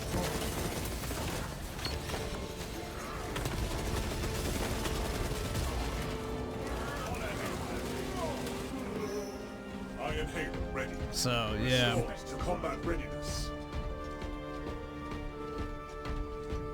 Why do I... Dude, you're the fucking dork that thinks it's a flex to buy a video game console. What fucking grown adult is like, yeah, guys, I bought a video game console. Aren't I so cool? No, retard. Video game consoles are not a fucking flex. It's not something to brag about. It's quite literally just a normal fucking thing. Would you brag about having a cell phone? No! Would you brag about having a fucking computer? No! Would you brag about having a fucking apartment? No! Because literally any functioning member of society can have all of those things. Now, if you're a tard and living off SSI checks like I think you are, then yeah, it's probably a flex to you, but to any working adult, those things are just a given. Like, it's not impressive that you have somewhere to live, or that you have a cell phone, or that you can play video games. Like, I'm sorry, bro. That's not impressive to anyone. I have never been under the impression that buying a video game console is a flex. It quite literally is one of the most easily obtainable pieces of technology that quite literally anyone in any income bracket can get. I just... You're weird, bro. You're like Tim Walls, bro. You're just like weird. Hate to break it to you. Like, I don't know. Isn't this the same retard too that was trying to flex about the fact that I can't afford a PC? Which makes it even funnier. Like, this dude thinks that owning a gaming computer is a flex. It's fucking not. It's not, bro.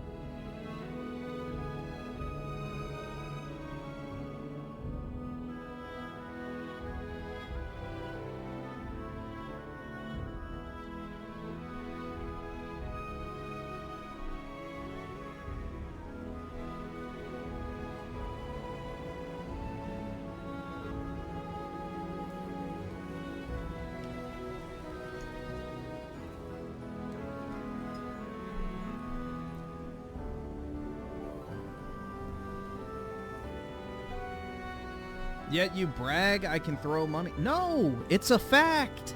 I can buy a PS5 Pro, and it will not affect me financially, dude. I am a working adult. That's not bragging. That is objectively true. You should not be in a situation as a grown fucking man, my age, approaching 30, where a $700 console is a massive financial investment. Sorry. I mean, maybe if you live in fucking Romania or somewhere where you make $1,000 a year, like, I guess. But dude, there is no world where buying a video game console of any nature, unless it's like some super rare limited edition, is a flex. There is nothing impressive about owning a video game machine, bro. Like, that's not a flex, dude. No one is bragging about getting a PS5. Oh my god. Jesus, man.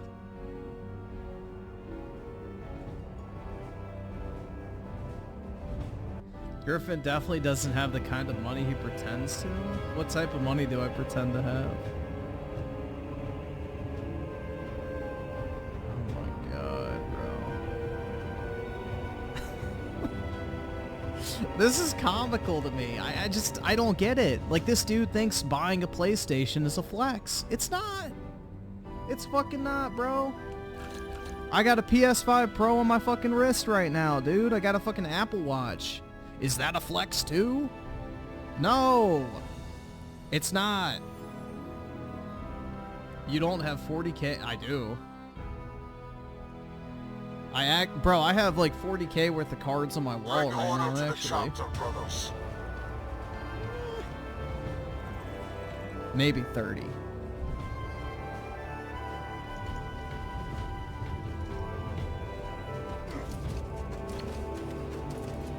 Most of my money in cards is in sealed product, though. Not in actual, like, slabs.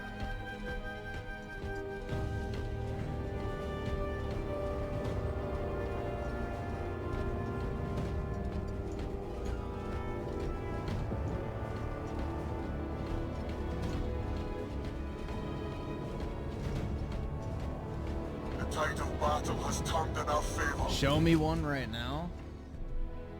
Here, let me see if I can get them. It's kind of hard because there's like a glare at this angle. Here, I'll get a picture of a $2,000 one. Actually, we'll do two $2,000.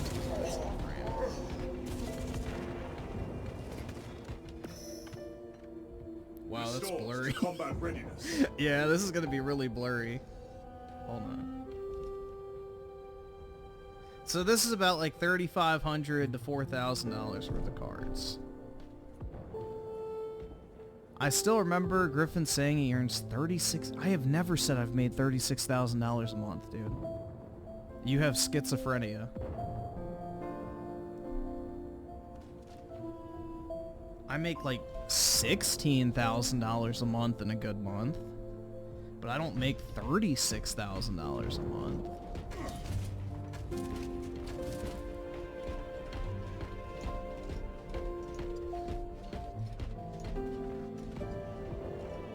Yeah, my highest earning month on YouTube, and this is when I didn't have my job, was, I'm pretty sure I've said this publicly, is like 17,000 or something, right?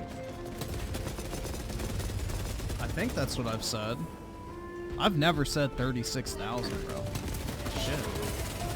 If I made $36,000 a month, that'd be crazy. That shit would be wild, bro. I'd be almost retired by now. Jesus. I wish. Well, yeah, 200K a year, especially where I live, goes very fast. Because my rent's like, I think 2,600. Yeah, it's 2,600 a month now. Utilities are about 400 a month. So I'm spending about $3,000 in rent. You know, you lose 30% of your money on taxes, and then also 401k contributions. So like 35% of it goes away. So that's what, minus 70,000 from taxes, 36,000 for rent, so down to 90,000. Then I have a mortgage that I pay $3,000 toward a month, so another $40,000, let's say. So now I'm down to $50,000. Divide that by what, 12? That's like $4,000 a month in disposable income.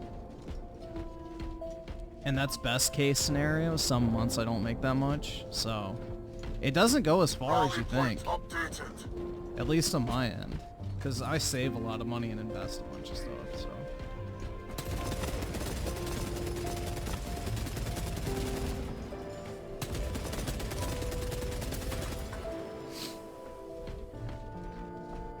Yeah, it doesn't go as far as you think, because in order to make that kind of money, you have to live in high cost of living areas.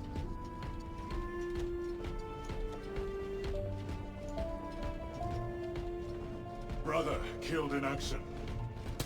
Yeah, thank God I don't live in New York City, bro. It'd be even more expensive.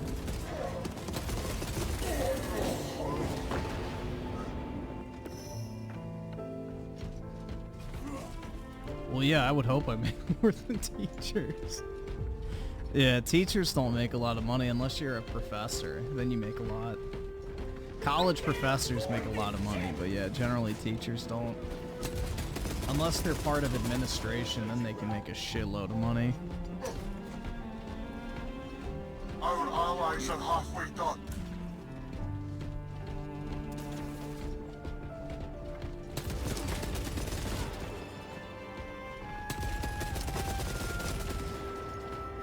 Where's that little shit? Got him.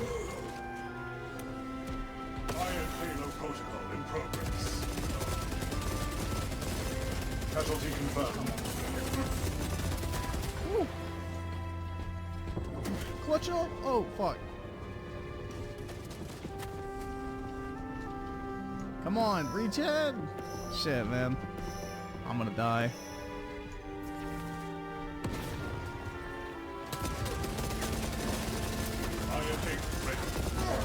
That picture? Okay, I think it's finally sent. I just got a notification on my phone.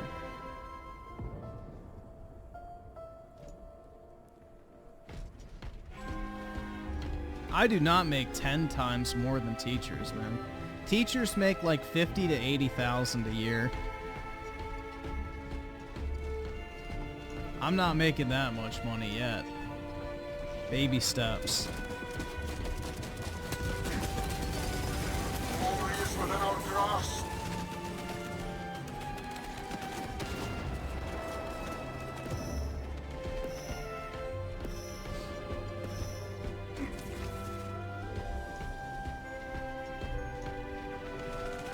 Watch Oa. I guess that's fine.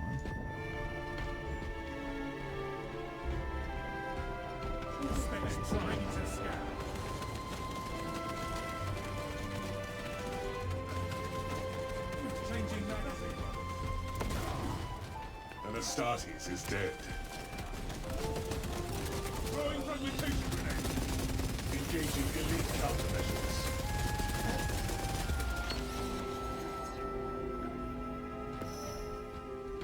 Reporting for mission.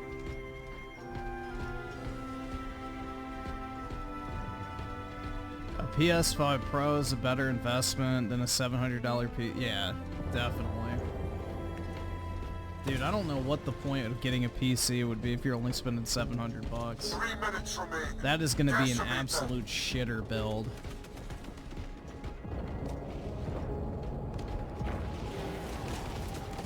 Death logged.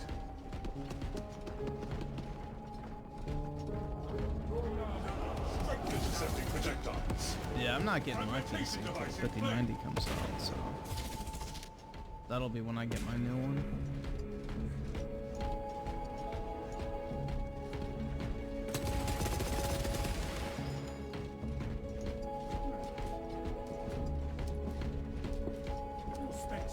Let's see.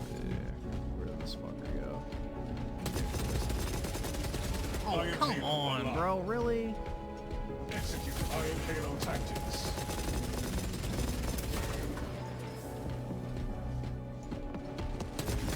There he is. We got him.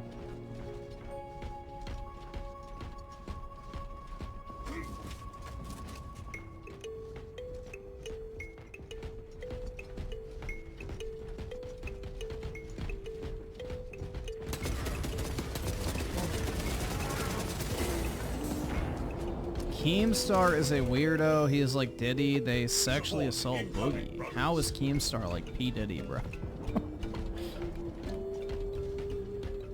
Oh my god. I don't think Keem is like P. Diddy, my guy.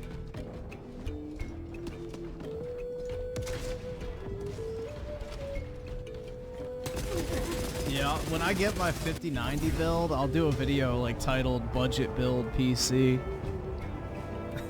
I'll just title it something like that, and then watch all the fucking like little, you know, Oh my god, you're ruining PC gaming. You bought a 5090. oh my, dude, that shit was hilarious. When I got my 3090, I remember all those fucking retards crying. You're ruining the PC GPU market. It's like, what the fuck, bro? It's hilarious. I love pissing off those type of people.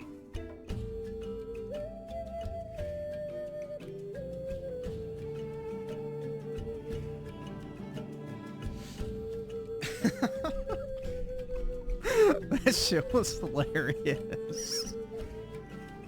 You ruined PC gaming. That's right. Me single-handedly buying one GPU ruined PC gaming. I'm so sorry, guys. You know what's funny, though, about that? Is both the 3090 and the 4090 in both generations of GPUs, those singular GPUs from NVIDIA outsold the entire lineup of GPUs from AMD. So I guess, you know, the AMD crowd ain't as fucking, as loud as they think they are. Like, the 4090 outsold every single model of this generation of AMD GPUs combined. So, yeah. This whole notion that me buying a GPU ruined PC gaming is hilarious.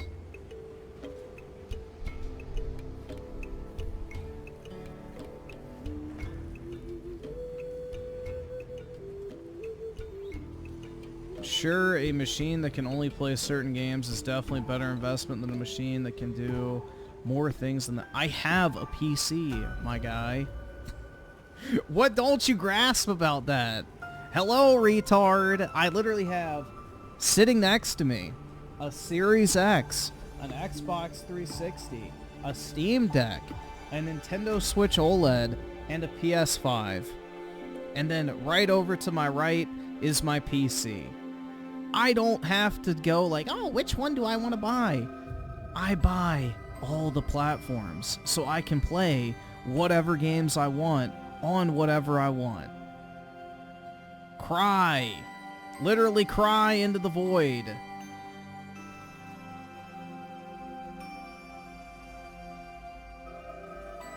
Did I ever buy that Audi? Nah, I don't really want a new car, to be honest.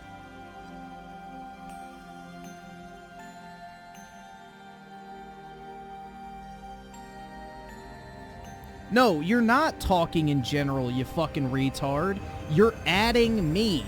You put my name in there and put @Griffin Gaming.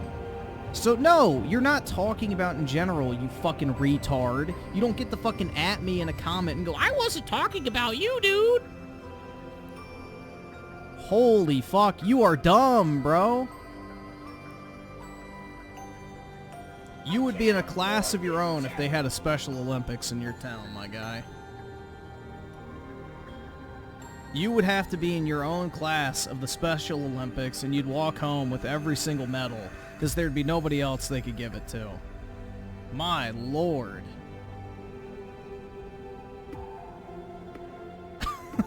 Jesus Christ. Oh... You said the PS5 Pro is a better investment than an $800 PC? Yeah, dude, an $800 PC is an absolute shitter build. You're gonna have to cut so many fucking corners to build a $800 PC. You're gonna get an absolute piece of shit that you're gonna have to spend even more money on later down the line to upgrade in order to keep it running properly. You're better off just saving up your money and buying a $1,500 PC or maybe a $1,200 one. An $800 PC is a piece of shit. I've been saying since, what, 2019? That you shouldn't buy a computer under $1,200 so I've been very consistent on that. We lost the advantage. So don't even come at me Clear with, the "Ah, that's doors." not true. I don't know, man.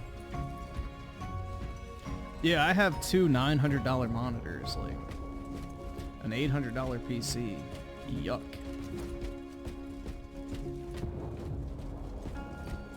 The tide of battle has turned in our favor. And Astartes has died.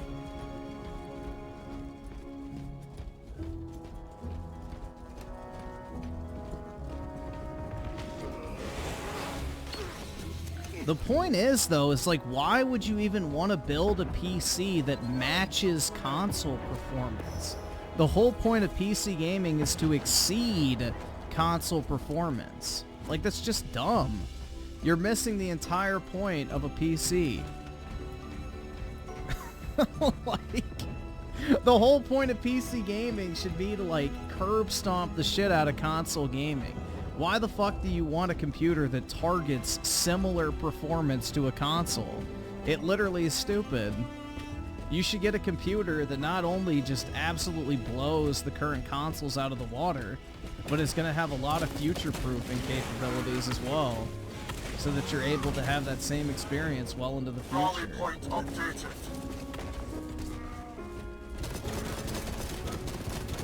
Oh, come on, bruh. There we go. Inserting rounds. I need to turn those adaptive triggers off. It's kind of annoying. I can't afford this shit!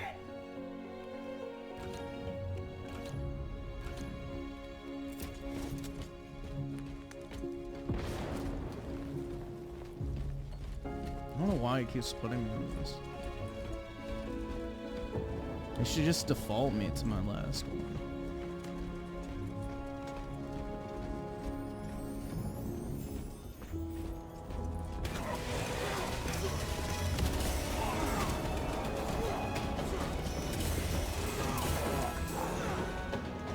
Oh my god, the streaming dashboard just fucking froze up again.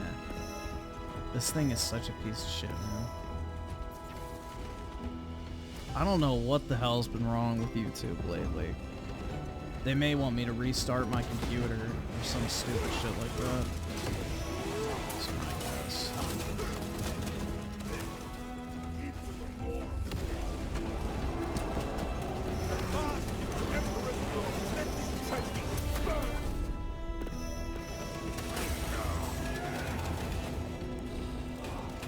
Piece of junk. I don't know why they've just like completely fucked it up.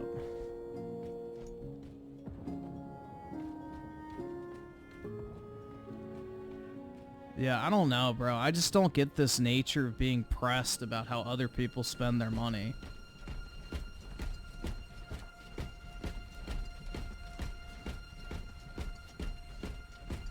It's because you didn't stream for 2 days. Yeah, exactly. Ooh, I like this song. Casualty confirmed. The Promised Land. This shit's fire.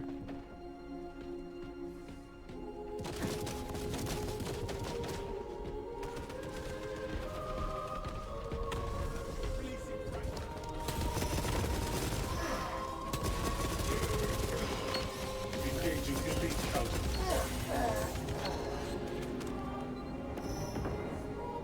But I'm not pressed.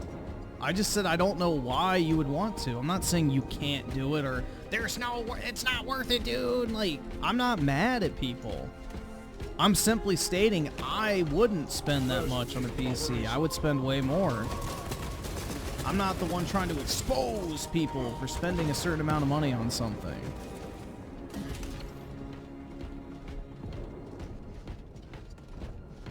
So, that's the thing. I'm not out here trying to fucking shame people for their purchases, my guy. That's these two fucking, you know, mental midgets that we got. Execute my inhale tactics.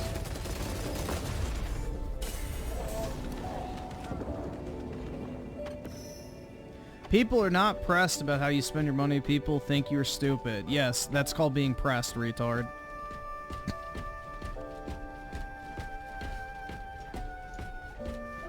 That is quite literally the definition of being pressed, dumbass.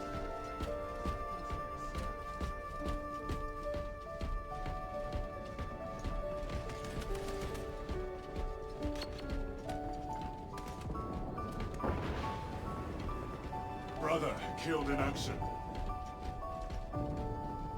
Intercepting projectiles. Oh my god.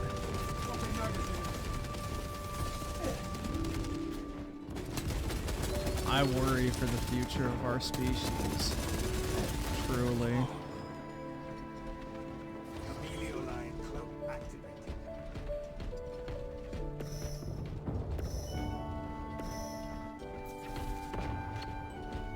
Your build is 1,000 times better than a PS5 Pro. I literally have nothing to worry. Then why are you here? Why are you even talking about the PS5 Pro then, bro? If you have this wonderful PC, why are you even talking about the Pro? Go play a game or something. Do you notice what I'm doing? 3 minutes remain.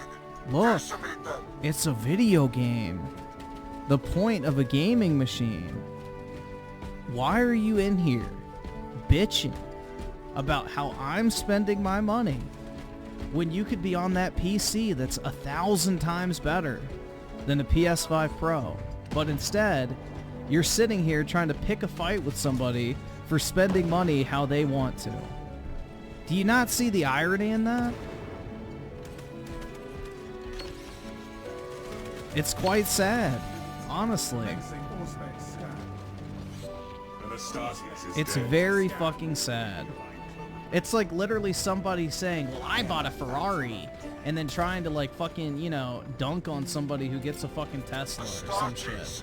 And instead of you going and enjoying your car, you're sitting there just bitching about how other people bought something that you, whatever, don't approve of. I mean, that's essentially what you're doing, bro. Like, you got this amazing rig, go fucking play a game on it. Why are you here bitching about something you don't care about? Because you do care about it. Otherwise, you wouldn't be fucking talking about it. So, nice try, retard. Goodbye. Alright. I'm bored now. The retards have outstayed their welcome. You have outlived your usefulness. Go back to scraping the fucking floors of the McDonald's bathrooms where you fucking belong. Go get a job at fucking McDonald's, cause that's where you fucking belong!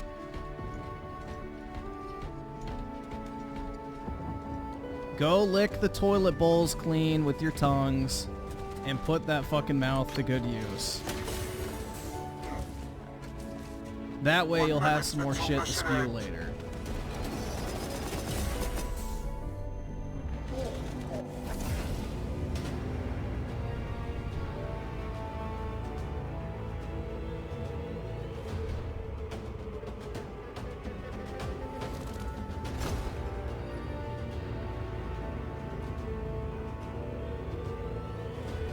It's over. Yup. They outlived their entertainment value. I mean, at a certain point, it's just like arguing with a brick wall, so, you know. They're just fucking stupid. They're ass blasted that I'm buying something that they don't approve of, essentially. So.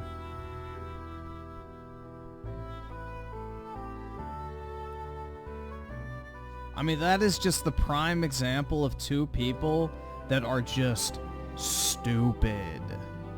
Like, genuinely stupid. Like, it's not even an argument or a discussion at that point. Just truly stupid. It was a prank? Well, obviously God's playing a prank on me by putting people that fucking dumb in this world. That's the only way somebody can be playing a prank with somebody that fucking stupid. Is God himself is playing a prank on me by putting people with that low of an intelligence level in front of me.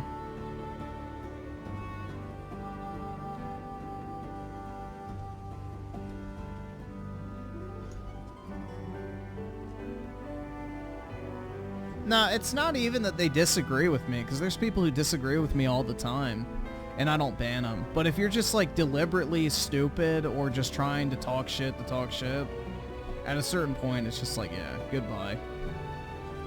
Goodbye. I'll have, like, a genuine discussion with people if they disagree with me, but if they're just gonna keep repeating the same stupid shit over and over again, like, it's just not worth it.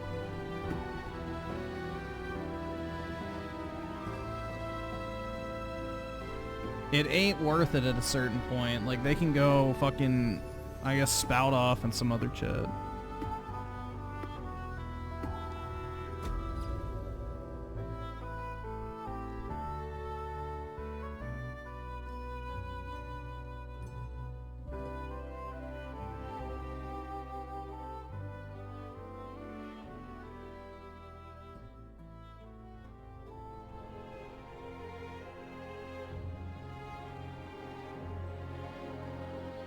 I don't agree with everything Griffin says, and he never bans me, like how I think Tifa is better than... Oh, well.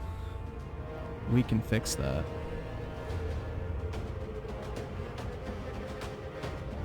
Nah, there's no way those two mouth breathers ever went to college.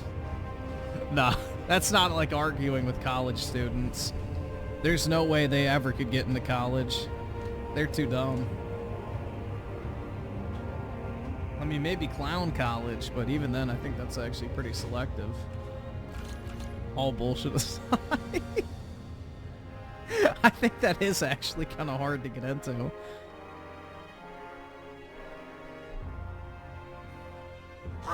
I'm not going to ban PK, bro. PK is an icon.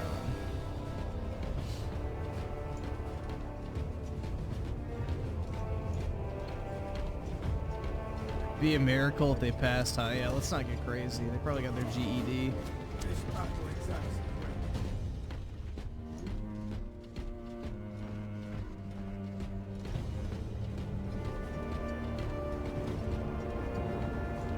But yeah, that's the thing, is like, you can't sit there and like, I don't know, like this amount of straw manning that was taking place was pretty incredible.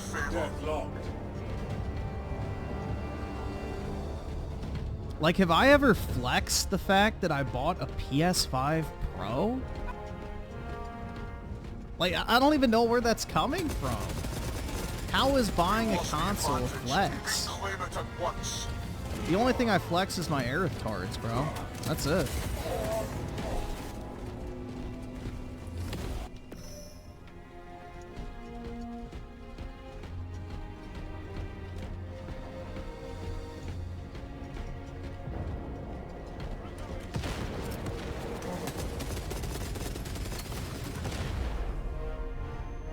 He's mad at the air. Yeah, I outbid him on one, I guess.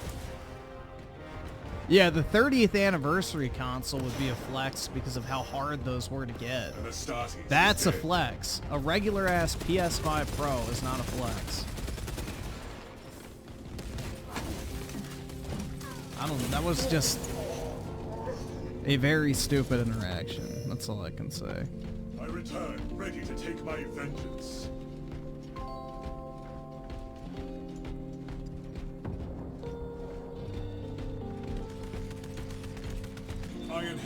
Oh, I think the only way that she could ever potentially hope to win is if they cheat like never before.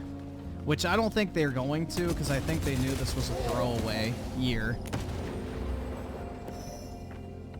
That's the reason why they've tried to kill Trump twice. They know she can't win, so... I mean, Obama didn't want her to run at first because he thought she couldn't win. So, he was right.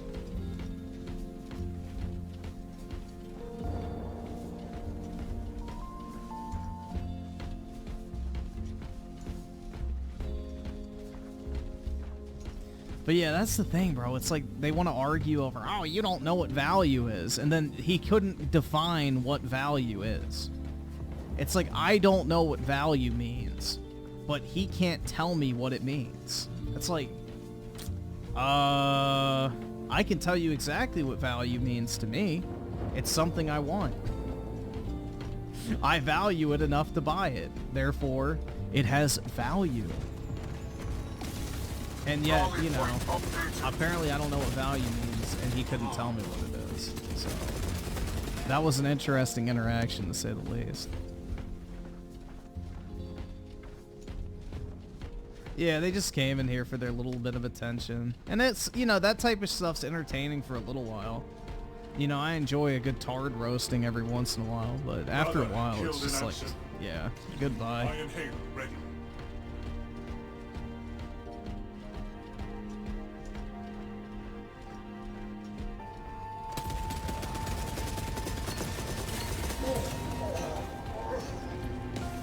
No. The fucking GG guy never actually defined it. The grifting guy did, but it was a stupid definition. It's not an actual definition. It's just what he assigned about. Like, basically it was like, oh, if something costs less than something else, then it's value. Like, that's not a good definition. But yeah, no, the GG guy is the one I was talking about. Because that's the dude who originally accused me of not understanding what value is. Yet he couldn't tell me what it actually was.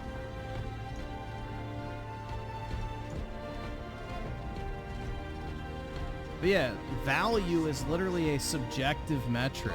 You can't tell someone what does or doesn't have value to them. It's like literally impossible. It's like arguing over whether you think something's good or bad. Like, there's no way to actually objectively define what is good or what is bad in the context of whether you enjoyed something or not, or think it's worthwhile or whatever. So, it's a stupid conversation. The tide of battle has turned in our favor.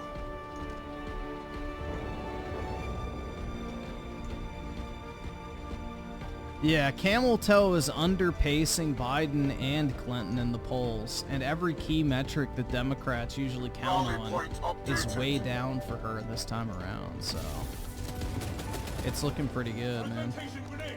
It might be a total MAGA victory, God willing. We lost the advantage. Reclaim it at once. Redeploy for combat.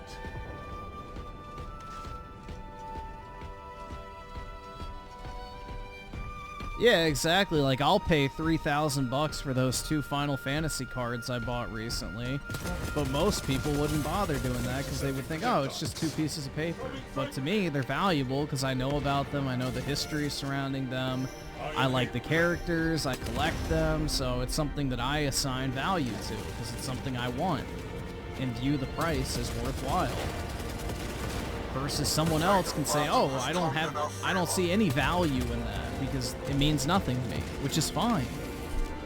But you can't say that, oh, well, my definition of value is objectively correct, but I'm not going to tell you what my definition of value is, and you have no idea what value is. It's like, that's just retarded.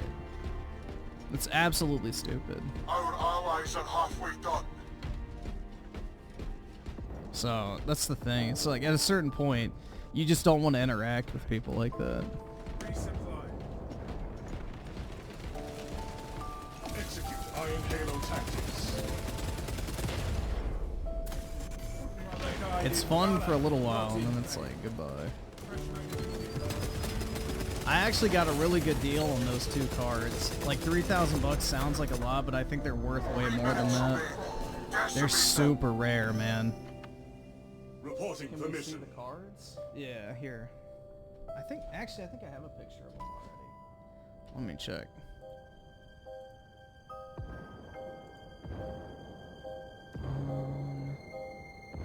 Sent.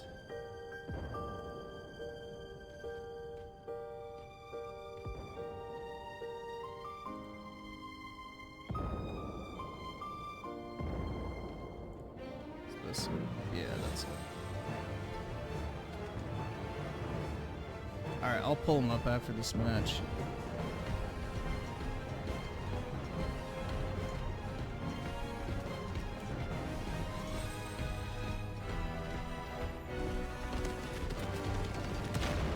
Astartes is dead.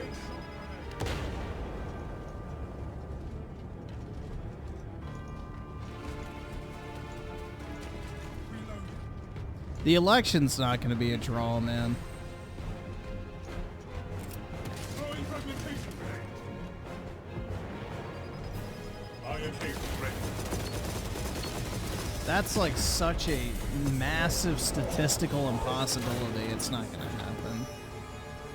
Redeploy for combat.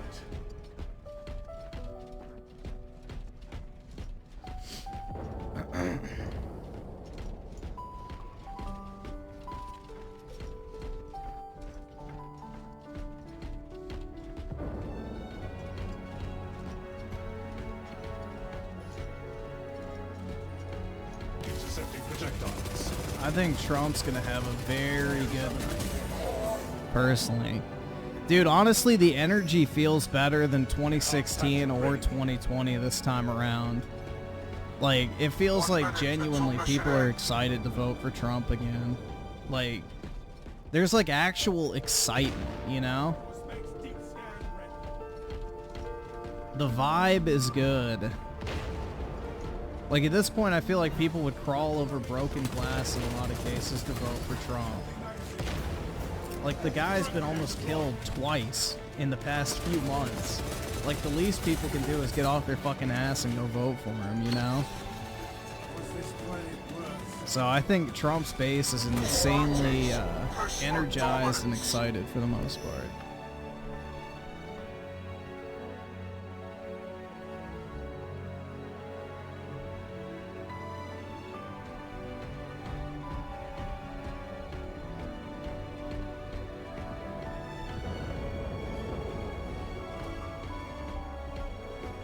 Iron Hail ready. Yeah, that's the thing. Back in 2016, like, people were terrified to admit that they were voting for Trump. Now nobody fucking cares for the most part.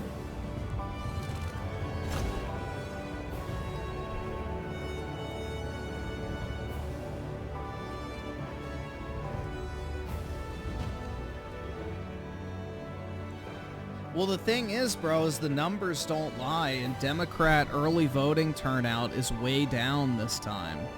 So the enthusiasm for the Democrats is not there. Early voting for Republicans this time around is way up.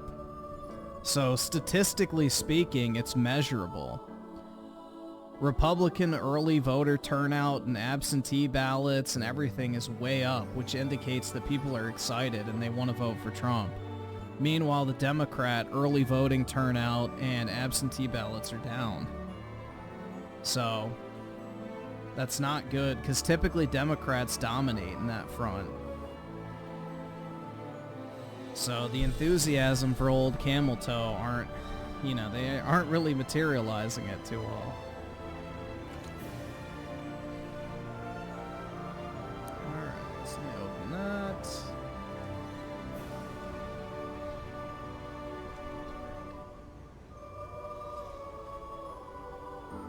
Alright, so these are the two cards I was talking about earlier. Each of these are, like, I think this is like 1,800 bucks, and this is around 2,000-ish. So, yeah, about 4 grand in cards right here. It's blurry because I had to zoom in, but yeah. So that's the first set that I was talking about earlier. Then these are the 2 Final Fantasy cards I got for 3,000 bucks.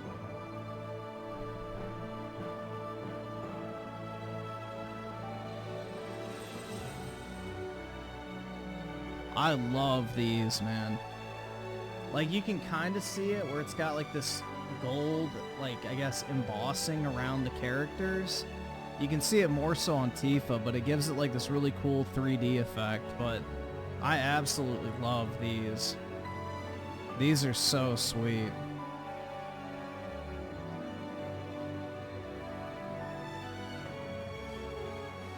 But yeah.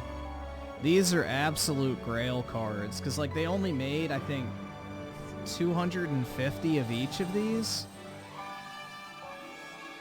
And basically the way you got them was a mail-in lottery.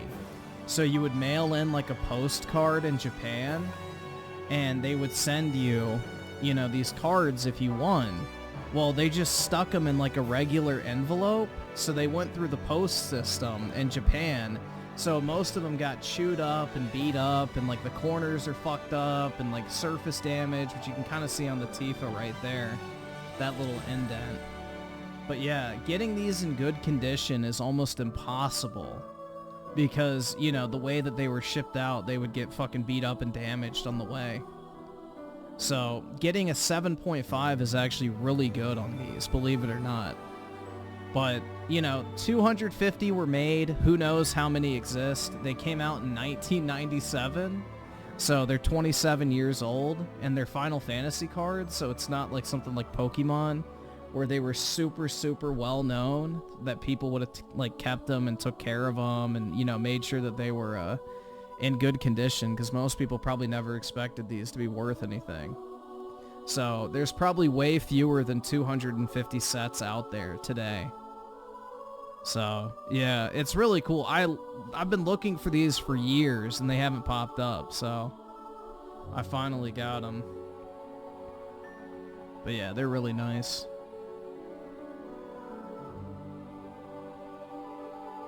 So these are like, I would consider grail cards, personally. I'll probably never sell those.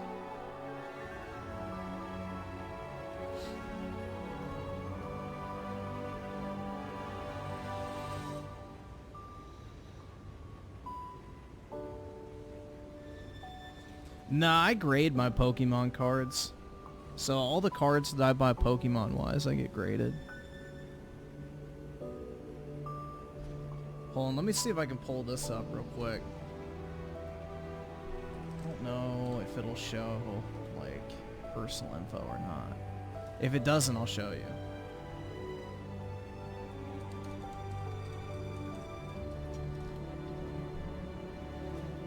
Get a text message? Why?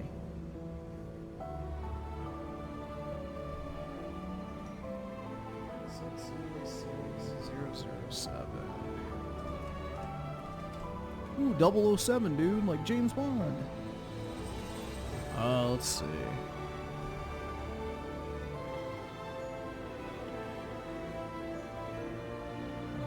Orders.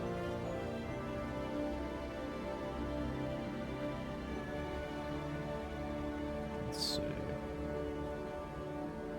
Oh no, wrong thing. Always get that wrong.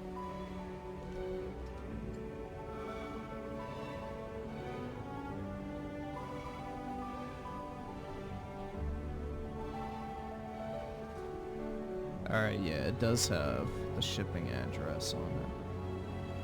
But here, I'll just pull these up.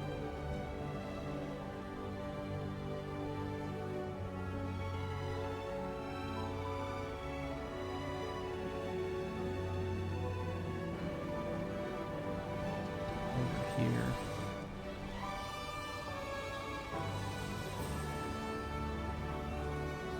Alright, yeah, that's good enough.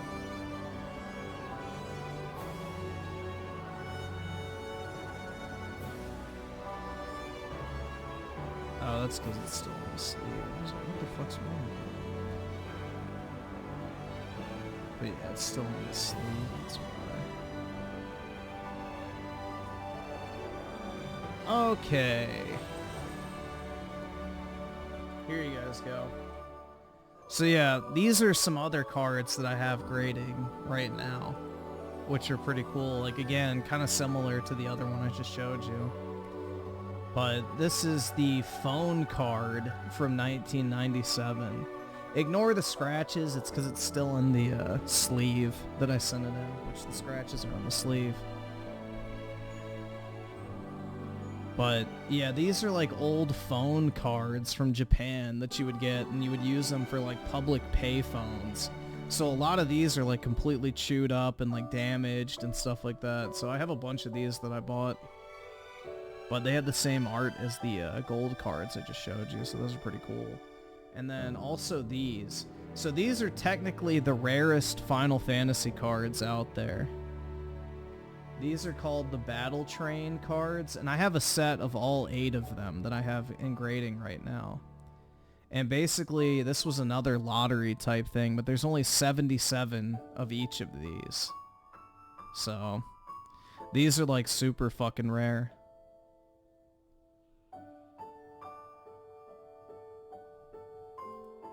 But yeah, these are basically like Japanese trophy cards you got. But yeah, that's just some more of the shit I have.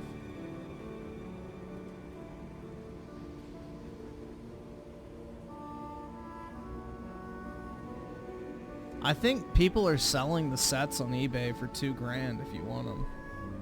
But yeah.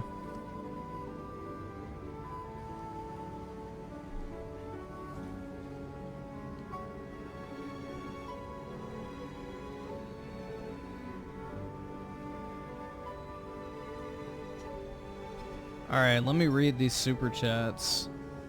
So, I Salari with 5, I think it's all red counties too being neglected. Oh yeah, for the hurricane? Definitely.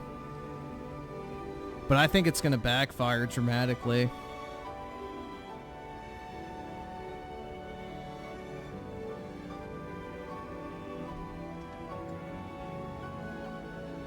I don't think that's Elon's actual account, right?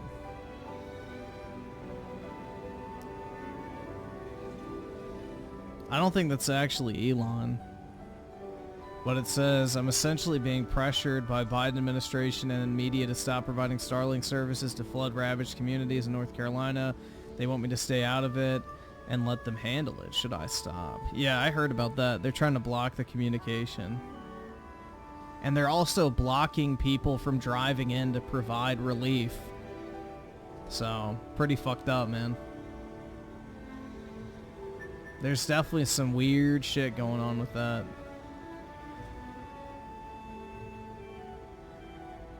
Do I have any Final Fantasy cards that are not from 7? Yeah, I got a bunch.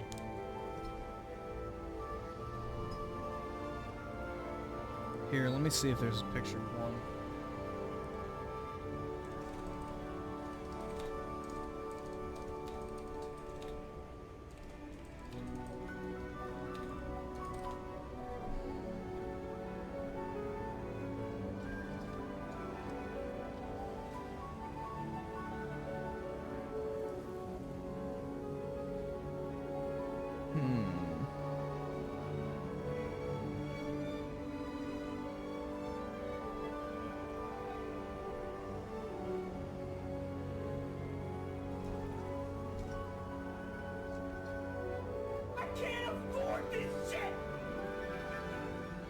This is another one I have, but I have the English version of it. I bought out like the stock of these at $45 a piece. I think they're like 100 now or something like that. But yeah, I bought like, I think 10 of these that they had listed for 50 bucks. So this is a pretty cool card. Especially if you have a armpit fetish, I guess. I don't know. Like many of the Japanese do.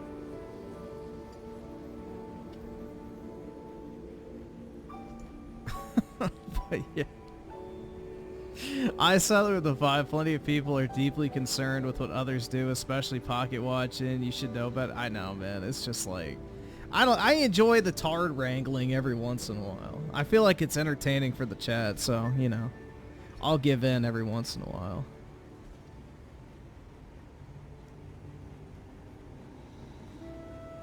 You know, why not have a little bit of fun? Oski Woski with the 2, go easy on them, Griffin. They're special. That's putting it lightly. 7 inches? That's pretty big. Johnny's with the 2. I can't. Oh, wait. There we go. You're broke! Oh, wait. You're fucking poor! Why did it play that one? I can't afford this shit! There we go. Man in Black 19 with the 10. Sub Griffin, hoping we can see overtime get untaxed because I'm trying to get that bag. Me too, man. That would be great. I hope the no tax on tip thing goes through because I think that'll count for YouTube revenue, which would be awesome. That would be fucking awesome if that applied. Also, settling into South Virginia and can't complain so far. Very nice, man. Well, congratulations on the move and glad you're enjoying it so far. U-Generation with the 10. Enjoy the video, Griffin and chat. That means we will not enjoy the video. Let's see what this is. Guess who's having to use a cold pack for... Oh god. We'll see how that goes. It's like some soyed out male with a recreation of iDubbbz' old setup.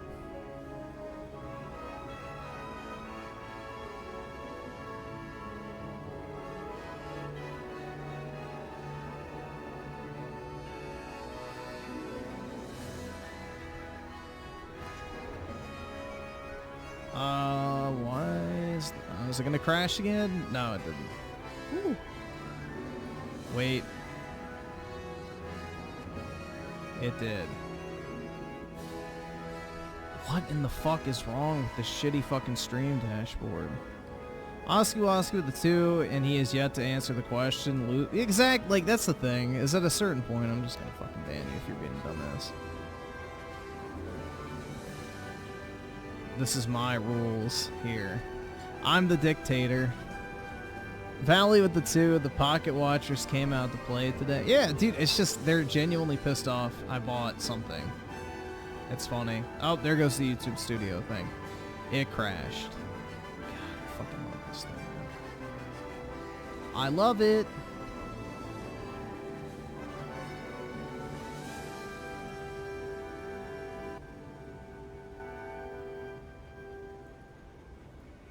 I love it so much. Alright.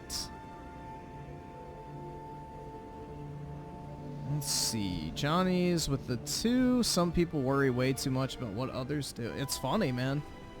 It is quite sad, isn't it? 10 Marco with the 279. Not to brag, but I could afford groceries last week. How fucking dare you, bro? You could have bought a PC with that money. Triggers with the 5. Should check out P. Diddy's situation. Is everything wrong with Hollywood? I can potentially watch that.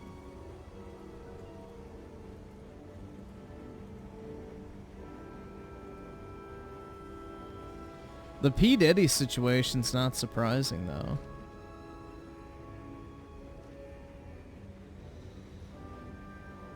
Unfortunately, it's not surprising in the slightest.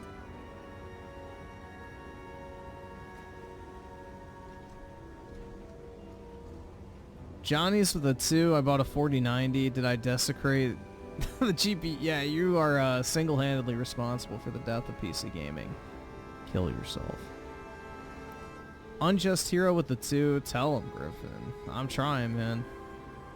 Osky with the 2, you should have allowed me to do the honors, losers. Yeah. At a certain point, you know, it's like Sebastian Cooper, bro. As soon as I saw that fucking fraud didn't even play Xbox games, I'm like, yep, goodbye. You're not a genuine person. Like, once I see that you're not genuinely trying to have a conversation and you outstay your welcome, good fucking riddance. Like, I don't care at that point. You're literally contributing nothing to the discussion. You're not fucking arguing in good faith. You're just arguing to argue because you're a fucking loser sped that has no fucking life. So, yeah. At that point, get that ass banned, bro. Oh, I'm not listening to that. Okay, never mind. It's... Oh, no, it is the actual song. Let's see. Put it on that for now. I'm gonna switch to that metaphor game in a second.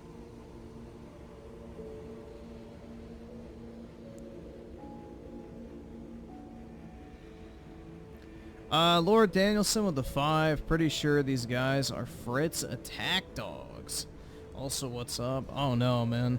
Well, we had to put the dogs down, so hopefully he won't miss them too much. But not too much, bro. Yeah, apparently he made another video on me. Shocking. I'm a PlayStation fanboy, guys. So, exposed. Private Rat Kicker with the 2. I send super chats openly that disagree with you. Well, I'm gonna have to ban you now, bro, so get that ass banned.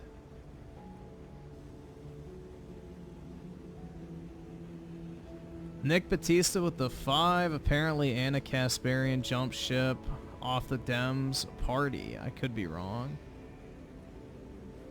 Yeah, she's been kind of teetering on that for a while because of the whole fucking apparently she's been so pissed off about the jobs number thing with COVID. Like, apparently that's been a really big point of contention for her, because I keep seeing like a screenshot on Twitter of her arguing with people about the job numbers and the state of the economy.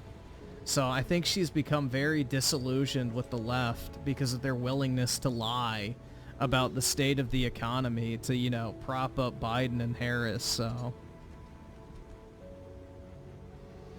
I mean, everybody has their tipping point, so eventually something radicalizes you, quote unquote.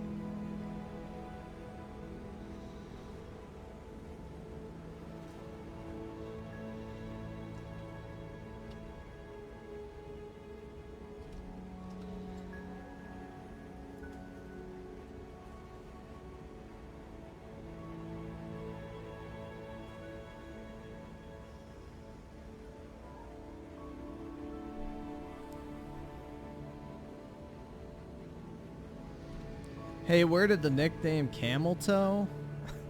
Well, her name is Camela, so Camel Toe, because she used her camel toe to, you know, work her way up in the world, meaning she fucked her way to the top.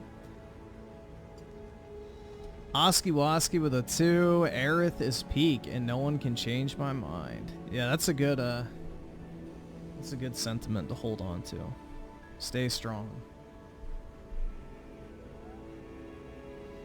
Private Rat Kicker with the 2. Who radicalized you? Your dishonesty did. Yeah, I mean, that's the thing, is like apparently she's been going off for a while about people lying about the economy, and it pisses her off, so it's not surprising. Because, I mean, basically the left treats any sort of criticism of Democrats as like being a traitor. You can't disagree with anything they do, or else it's literally like, you're literally fucking Hitler, blah, blah, blah, blah, blah, blah, blah, like, you know. They have zero tolerance for anyone that slightly, you know, breaks the fucking mold of the conventional thought. So...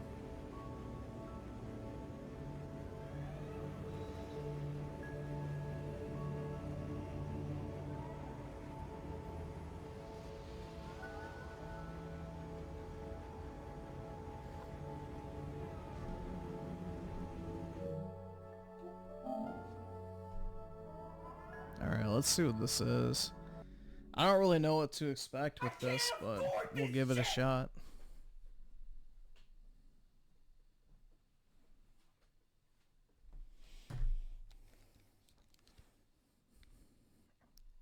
English. Hell yeah, dude. Oh, dude, look at the little fairy down there, guys. Ooh, what language? Yeah, definitely Japanese. I don't want fucking... Alright, guys, let's go kill the monster!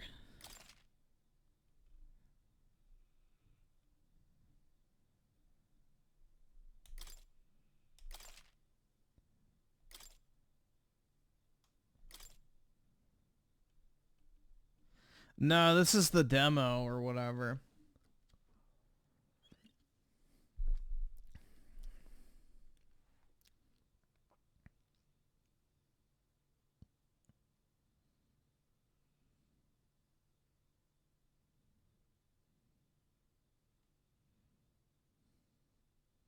Dude, nobody cares about fucking epilepsy warnings. If you're fucking retarded enough to spaz out from playing a video game, that's on you.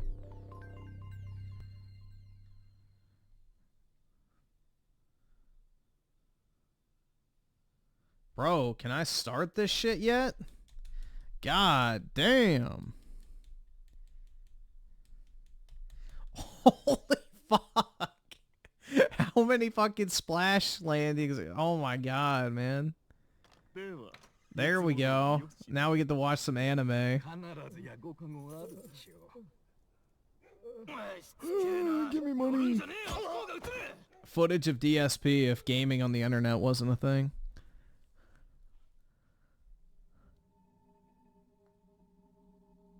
どこまでも醜いな。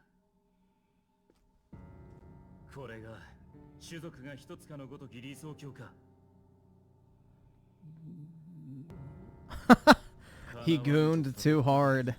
滅ぶべきだったのだ。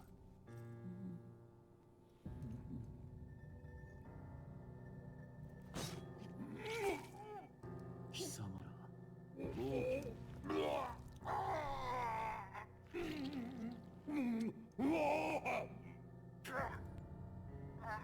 Why wouldn't you just put him like just put a pillow over his head or something? I don't know, man. Why do you gotta make a mess? I don't understand why you'd have to make a mess like that, but alright. 陛下のお命が奪われるなど。王子殿下に続いてこのような急ぎ世継ぎを決めねば王の魔法の継承が途切れて。そうなれば他国からの侵攻が。それだけではない。我が国は連合王国。悪くすれば内戦もあろう。国難になんだよ。王殿下か。誰がこのような。Oh, he's got a nice clit tickler. 限られています。ですが、いや、陛下は王の魔法を継ぐ希代の魔導士。心臓を一突きなど並大抵のものでは。王子殿下を襲った賊も突然城に現れた。神をも恐れの王族殺し。できる者がいるとすれば。ルイ。さて、困りましたな。王子殿下はすでに創生。他に王位継承権のある方々には、王の魔法をなす王爵を告げるほど素養ある御人はおられないようだ。Yeah, Western voice actors suck for video games like this. Well, just dubbed anime in general is trash, but you know.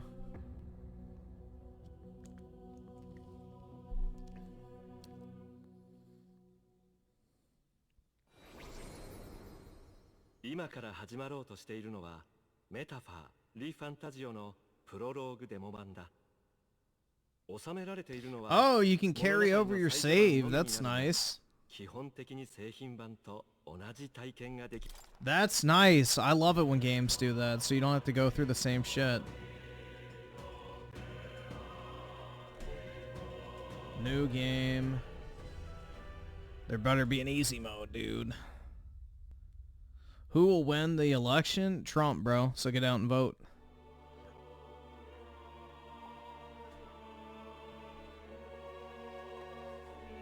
誰かな? どこからか私を覗き見ているのは。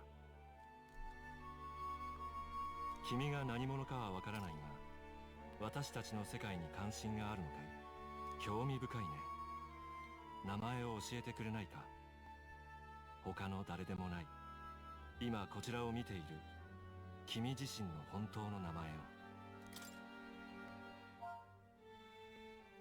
を。Just in case it autofills my email. I don't trust it, honestly. Alright, there we go. You will name the protagonist. What? Wait, so you name yourself and then it names the protagonist later? That makes no sense.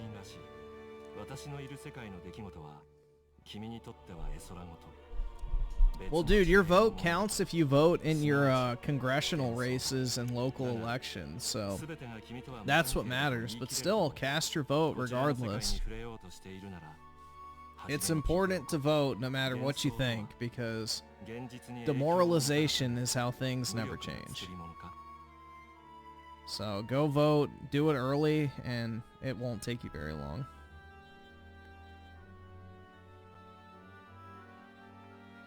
Wait, what? Is fantasy limited to the confines of imagination? Would you call it a powerless creation? Yeah, sure, why not?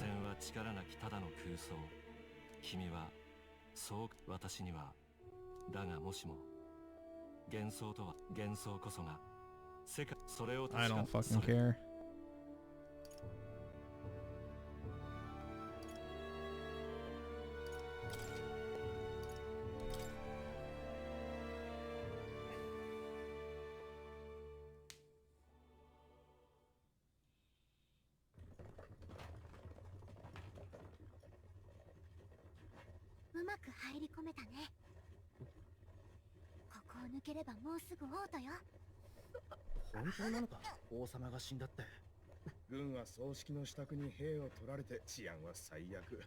Dude, why is the character gender ambiguous?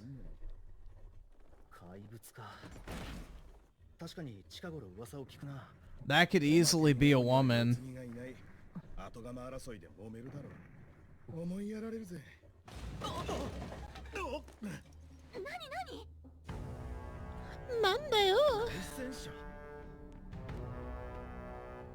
Whoa, dude.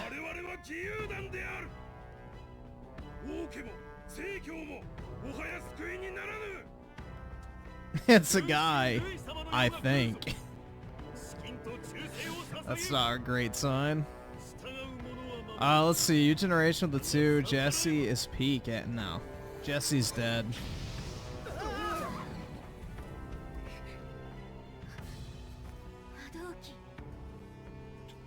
Hadoken? Isn't that some shit like from fucking Street Fighter?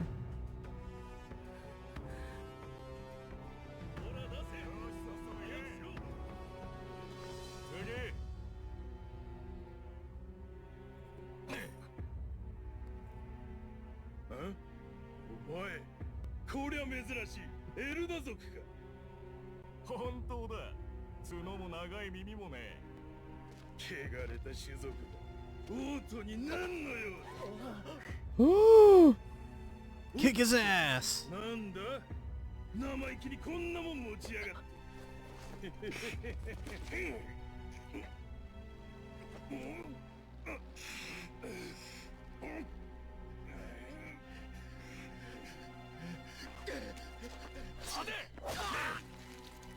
No!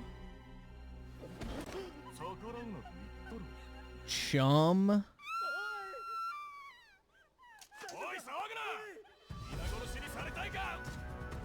Girl power! Oh my god, the fucking creator studio crashed again.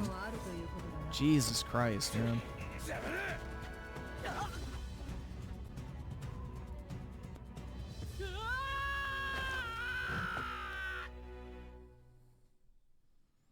The boss babe, that's right.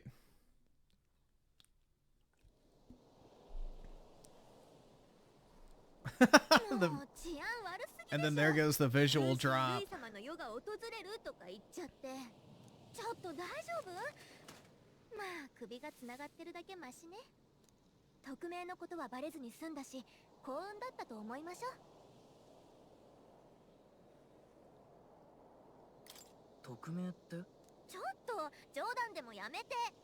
So it's a traveling boy. There you go.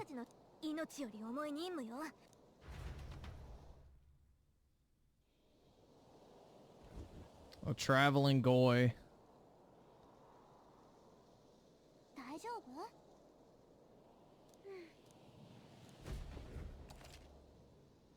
So, dash.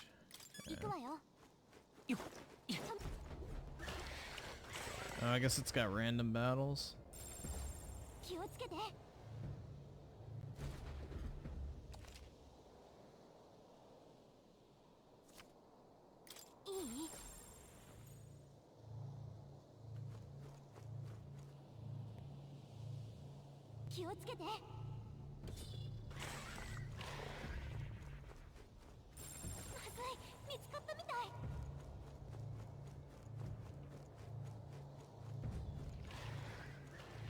Where do I even need to go? Guess over this way? Get to higher ground? Yeah, I guess up here. What is this anime porn I'm playing? Metaphor Refantio, or whatever the fuck it's called.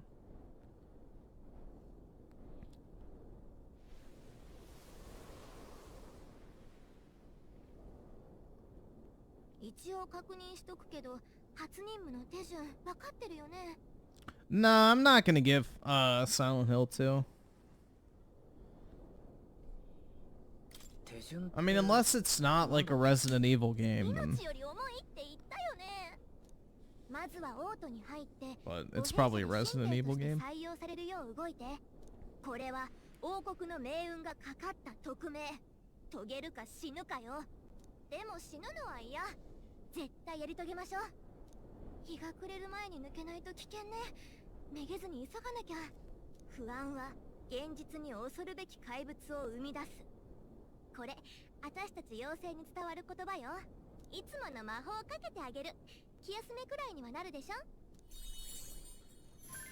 Ooh.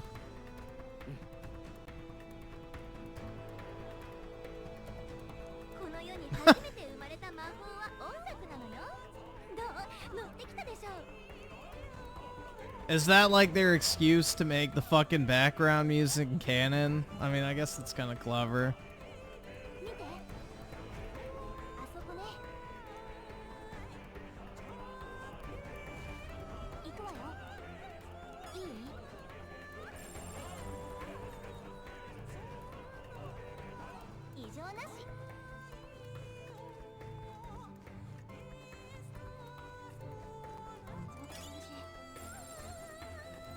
There's no jump button, which is weird.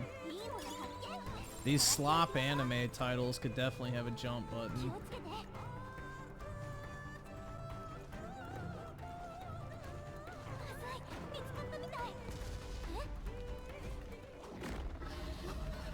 Oh, we're back to the anime.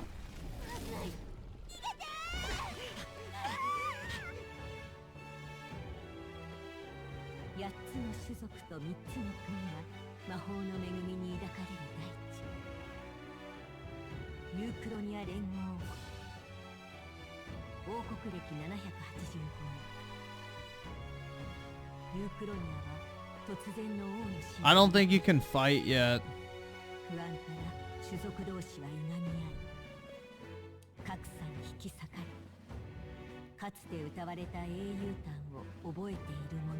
Dude, they should have got the studio that did Fate Zero to do the cutscenes. That shit would have been badass. That's like the one animation studio in anime that I genuinely think looks insanely good. Ufotable, I think is what it's called. Like, those motherfuckers do their thing, man. Some of those movies they do for like, shit, I forgot what it was called. But yeah, Fate Zero is done by Ufotable, is the studio, and it's like fucking crazy good animation, man. Like, they just do such a good job, especially when they have like that really crisp, like, animation, like, I guess, art style, too. Whoa.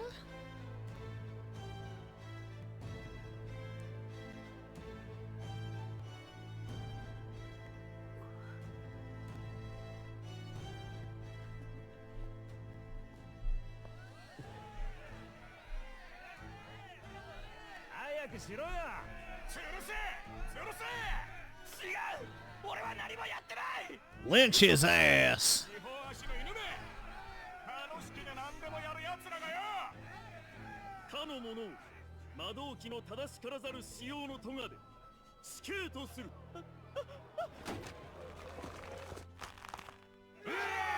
Hell yeah.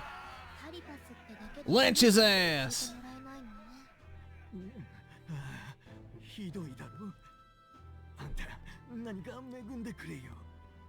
You're broke! No! You're fucking poor! No! I don't consent! Thank God, at least the fairy has some sense.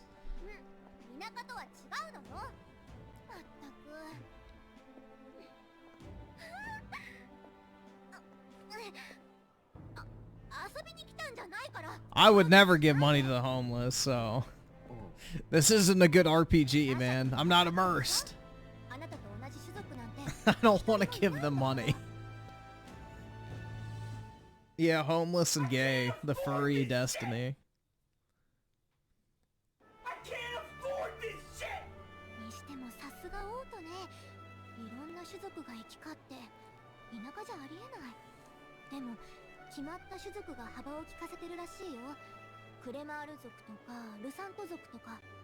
ただでさえエルダ族なんて珍しいから絡まれないよう気をつけ。ねえ聞いた？陛下の話、病気じゃなくて本当は尻ね、確か王子様の時もそうじゃなかった？襲われたとかって。勉強で怪物が出たってよ。今度も兵隊を送るらしい。ここんとこ軍はふぬける一方だな。ルイ様が中央にいた頃はこの国どうなっちまった。 Yeah, the fairy doesn't want me to give money to the brokies, so that's based. 死んじまってなけりゃな。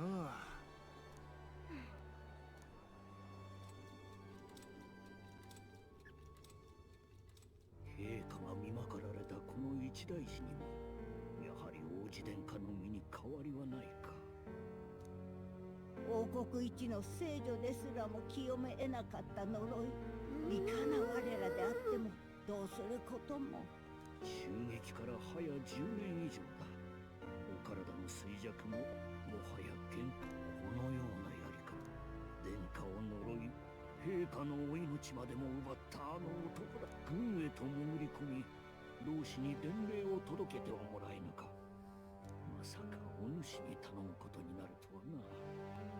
だがもはや仲間もおらず他に手立てが。これは匿名である。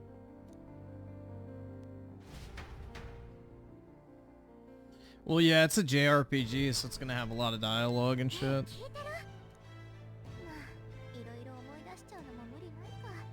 Can the fairy take its top off?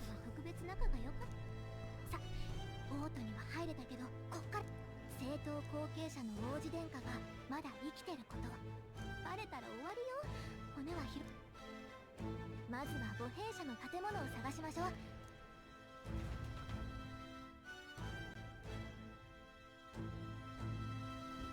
いい？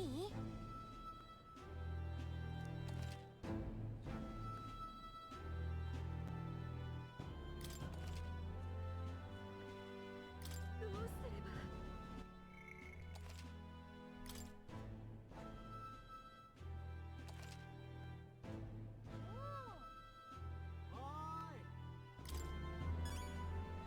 Alright. Most realistic Japanese game being unemployment problem. Yeah. A shady woman. I wonder why she's shady. Wait.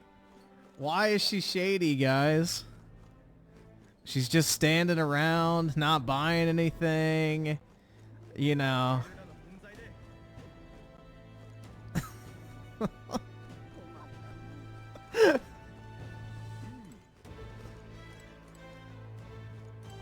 What a Perry Puss woman. What does that even mean?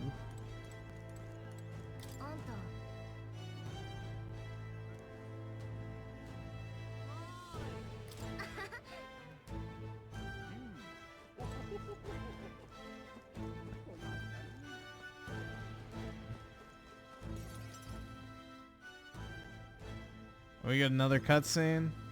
Yeah. これさえありゃちょっとは上位の魔法が使え。さすが都会ね。魔導機がこんなに出回ってる。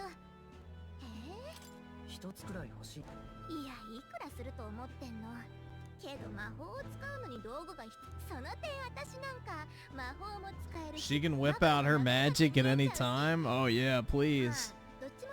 The Fuda Fairy. Uh-oh, she's gonna take my money!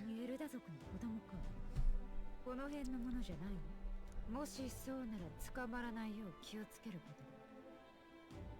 失礼。私がここの店主だ。これなどいかがかな。王爵を模した特別な記念品だ。いくら？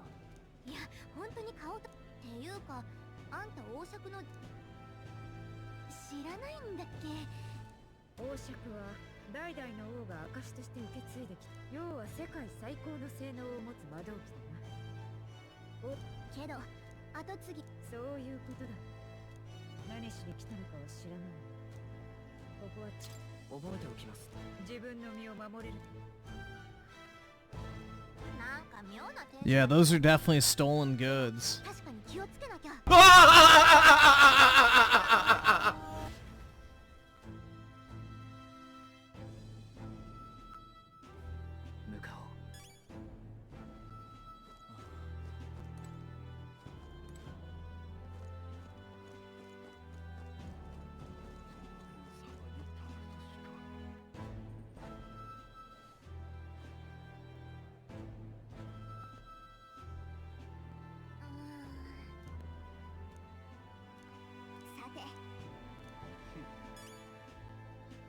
Head to the recruitment center. What was it for the map?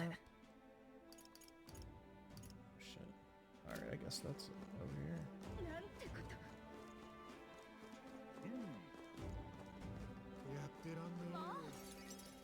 Alright. Did you see Dark Meat? Yep, the shady woman.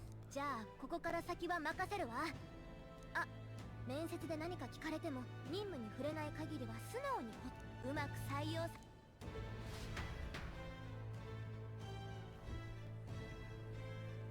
じゃあああ貴族出身食うに困らんはずのやさては家が落ちぶれたかここでは強さを家柄で測るのか俺を軍に入れるのか入れないのかどっちだわかるいいだろう入隊は認めてやるだが軍務で青臭い坊ちゃんに現実を叩き込んでやる I don't have it on the English mode, man. I don't really want to hear dub anime. 貴重な味方を脅して統率か思ってたより脳なしの集まりだなでも安心しろこの国は俺が変えてやるかつ言わせておけばやめとけこんなことで医者の仕事を増やすな。なんだよ。悪運に感謝しとけ。ほら次、早くしろ。Yeah, he's a man. 年は Age 18? Fuck. 兵士としてはうってつけだな。志願した理由は何だ I need the money. 仕事が欲しいだけだ。冷めたやつだな。で、軍でどういう活躍ができる得意なことはあるのか I can take a lot of punishment.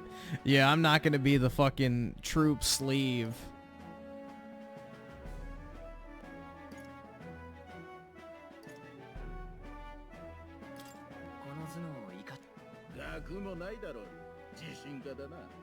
You and every unschooled troglodyte.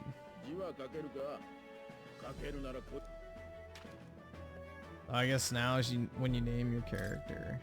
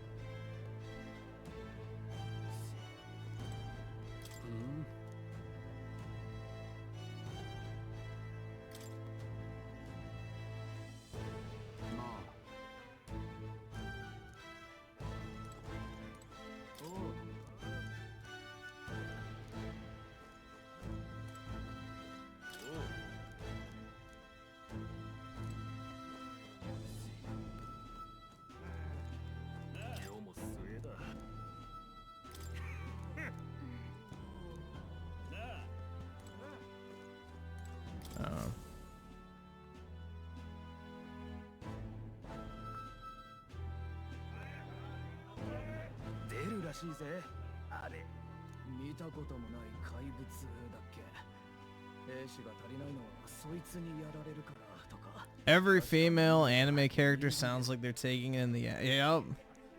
They like that shit, man.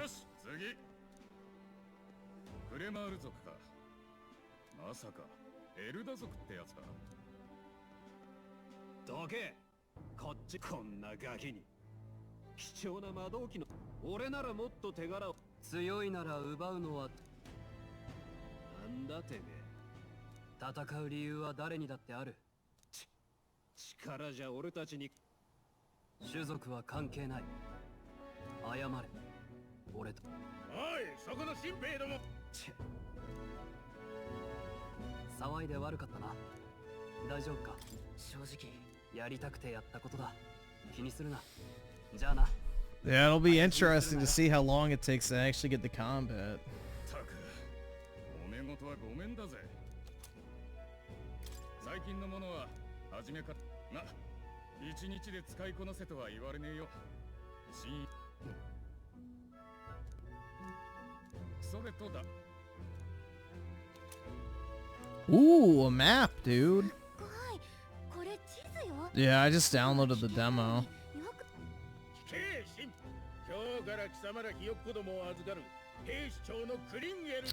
Let's see. Isolar with the 5. Show. Yeah, I can pull it up in a second.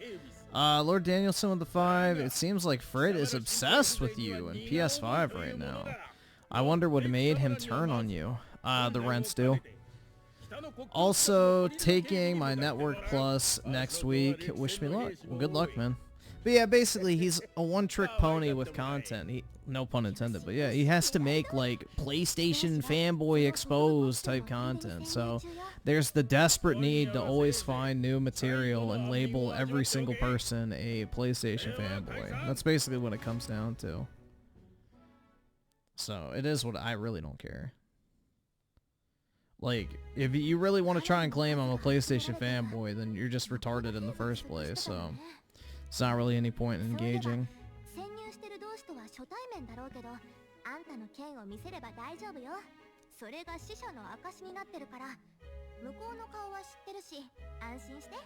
Isolar with the 2, is that Fairy Brit?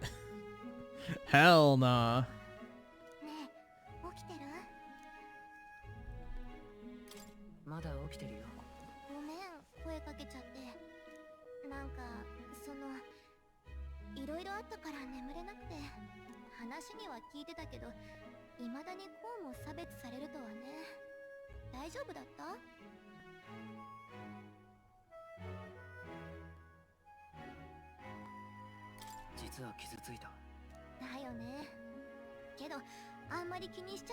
You're fairy sexual, so you're gay? Got it. Cause I play, yeah, dude. Honestly, that's what I think it is. Like, just cause I have a fucking PlayStation, man. I don't know.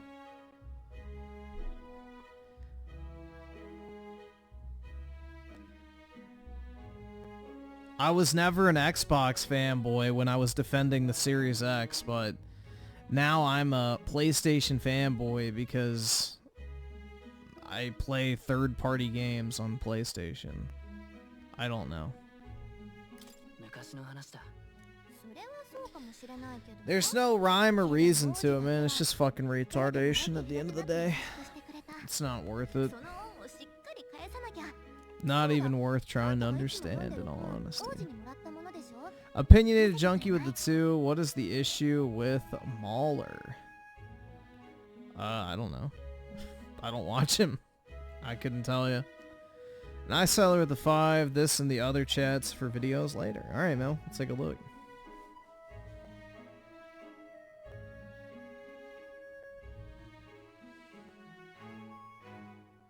Yeah, I don't know, bro. I've always just been of the mentality that I buy whatever platforms come out and then I play on whatever I want, so I don't know how that makes me a fanboy or whatever, but it is what it is, bro.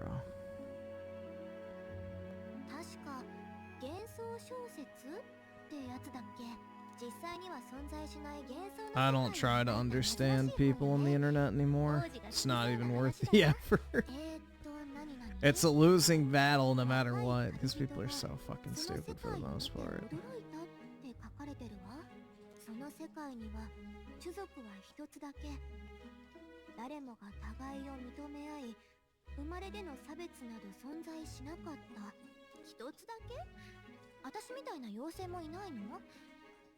まあ種族同士の揉め事は起きなそうだけど、彼らに魔法は必要ない。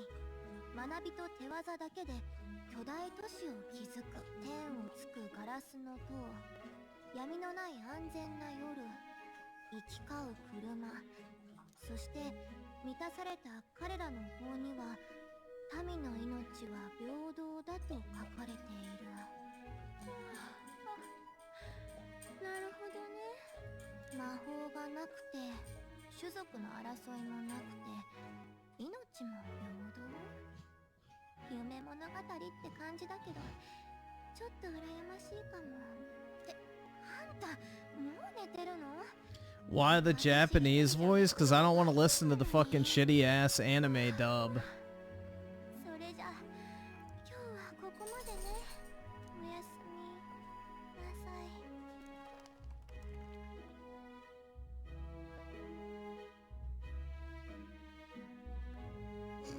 What are you doing, dog?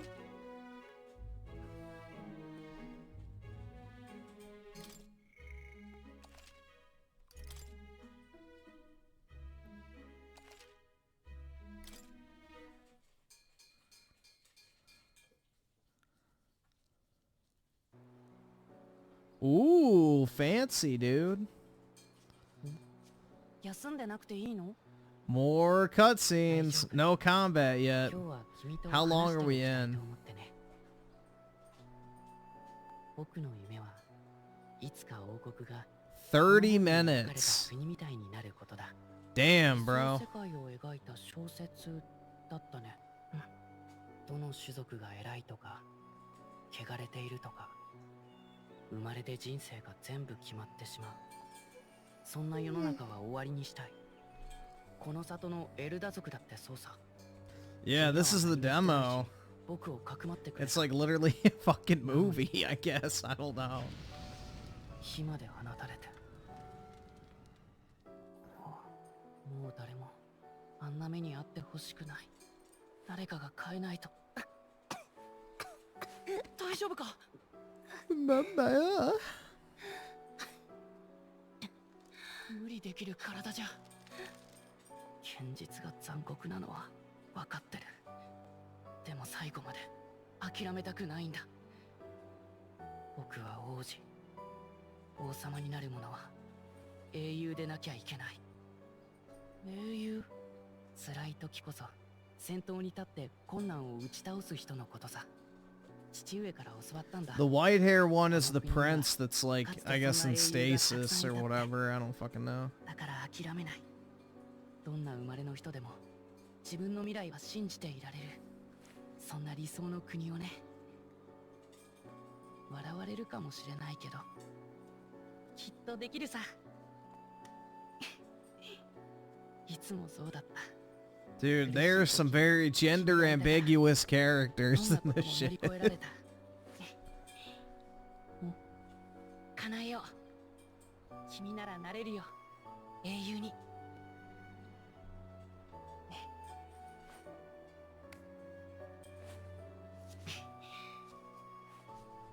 Yeah, I mean, it's like we're watching a movie at this point, bro. I hope he's getting tatted up.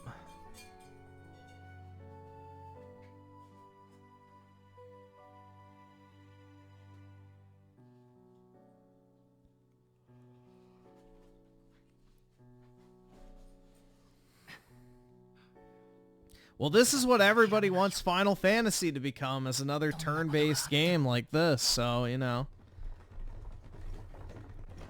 Everyone complained that Rebirth had too many cutscenes, but I guarantee you would have engaged in combat by now with Rebirth, so... I don't know, man. I better hear motherfuckers keep that same energy with this being a movie game.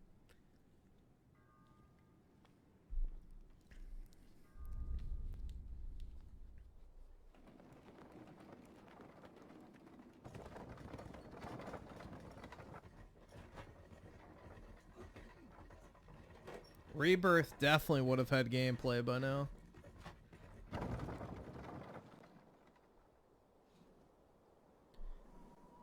I Salari with the 2. We watched one episode of DBZ. No, we've almost watched 2 if you take away the opening and ending themes.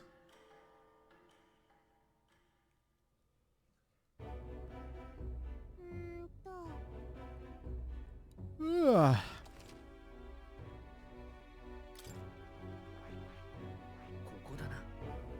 忘れないで。じゃあ。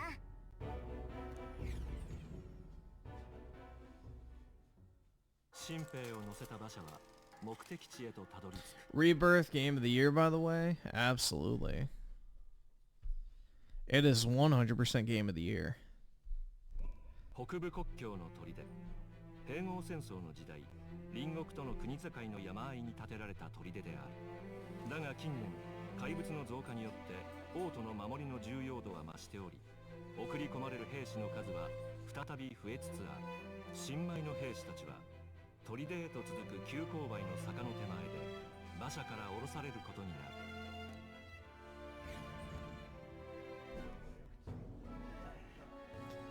Yeah, say what you will about Rebirth, bro, but that shit made me feel. おい、そこの若造、戦場で隙を見せるな。国境は平時でも揉め事が起こる。常在戦場だ。整数字を伸ばせ。幾多の視線をくぐったこのクリンゲル様が兵の心構えを。それより、お前が読んでた本だが。 どんなとこが面白いんだ？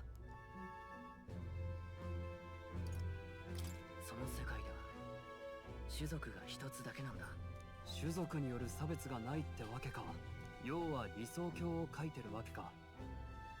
本は死んだ国王もあれで即位したての頃は融和を掲げる理想論者だったらしいぞ。だが途中で投げ出して We would be fighting Sephiroth on the cruise ship right now. We'd probably be in the cave of Mount Nebel fighting that boss as Sephiroth, but yeah. 聞き流せねえな。士気が下がる。言いたいことがあんならはっきり言えよ。あ？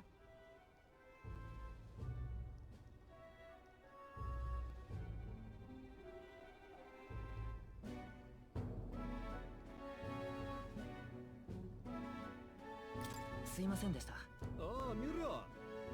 まあいい。今回はやれやれ。確かに個人を悪く言った俺も良くない。思ったことがすぐ口に出るたちでまだ名乗ってなかったな。俺はストロールだ。アリア伯レオン・ストロールという名だ。That's my name. 嫌いじゃない。 Bruh. 身分の違いは忘れていい。新兵同士気兼ねなく行こう。という話があった。 Griffin memorizes which mountains to fight. No. You don't fight. Well, I guess you do kind of fight Sephiroth, but not really. But you fight as Sephiroth at Mount Nebel at the beginning of the game. It's like the one part of the game where you get to play as him.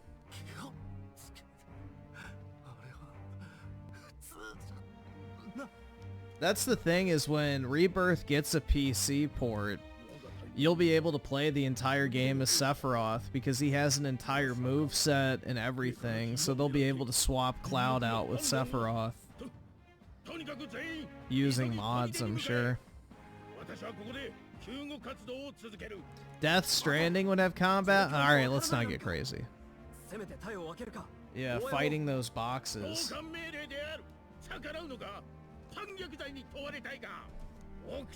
Fighting the boxes on your back.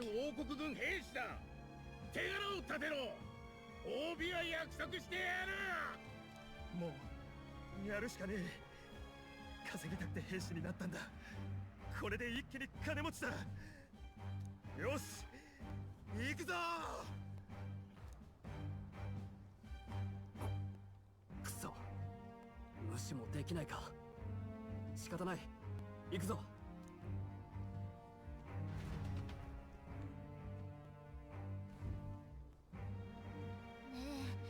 え、嫌な予感がする。なんていうか、匂いがするの。Either subscribe, donate, or get the fuck out. どうかしたのかお前それまさか妖精か捕まえたのか自分の連れなんだ。まあそういうこと。あと呼ぶなら名前で呼んで。ガリカって立派な名前があるんだから。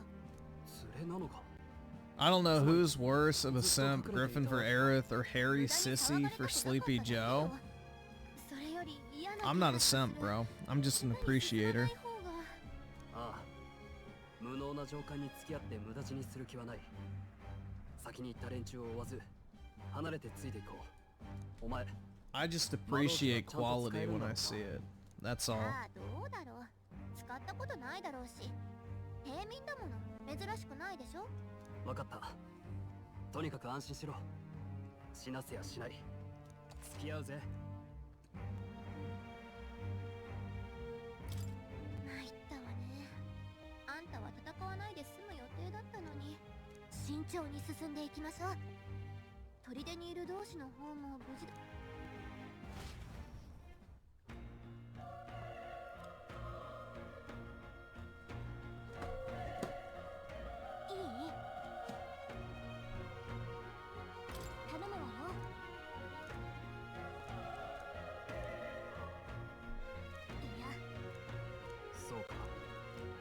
Alright. Oh my god, this camera angle sucks, dude.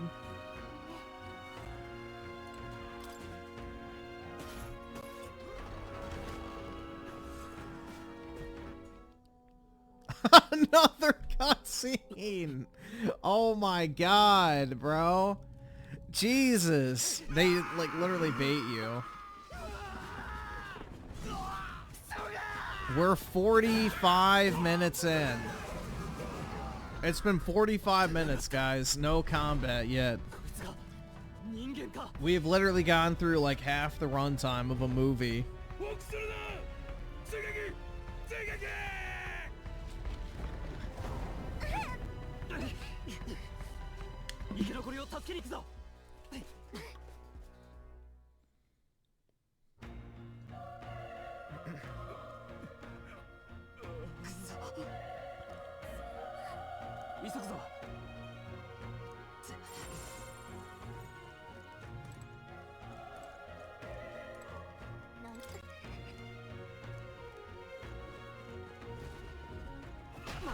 Oh my god! An enemy!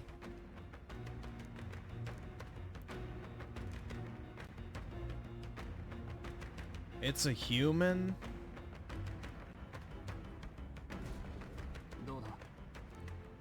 That doesn't look like a human to me, guys.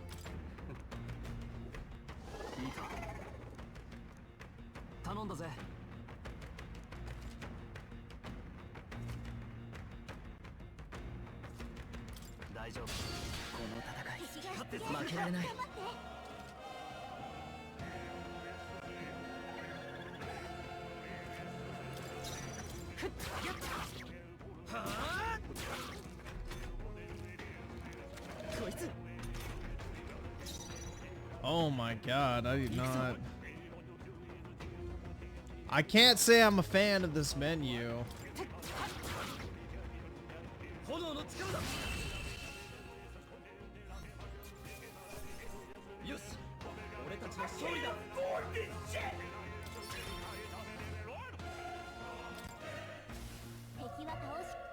Well, yeah, of course it's gonna be the same combat as Pedo Sona, bro. It's an Atlas game, so.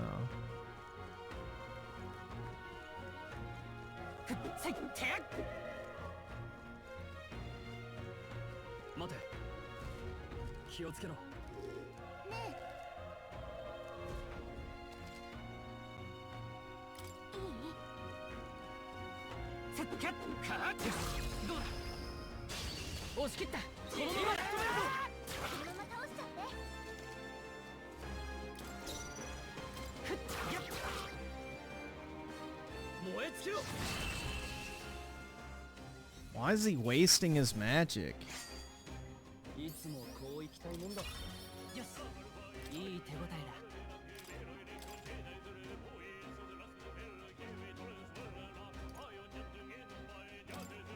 Oh, you have to...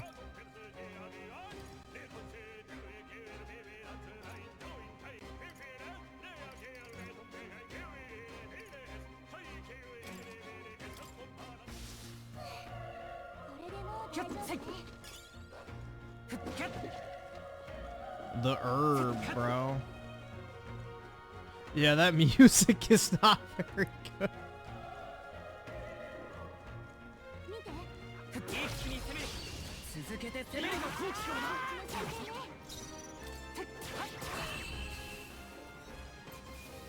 One XP. Damn, they really dug deep with that one.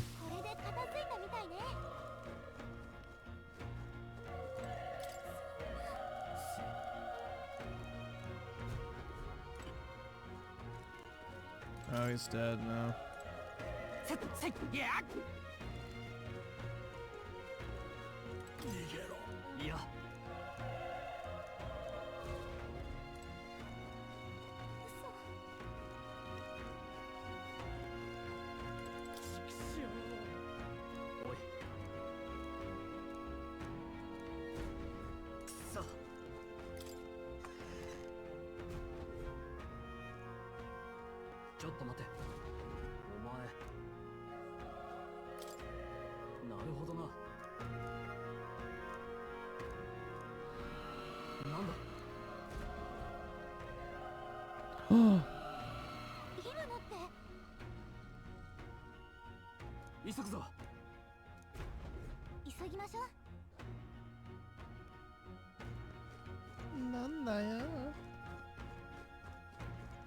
Guess I should keep looking up here. There's probably an item. Yeah, I had a feeling.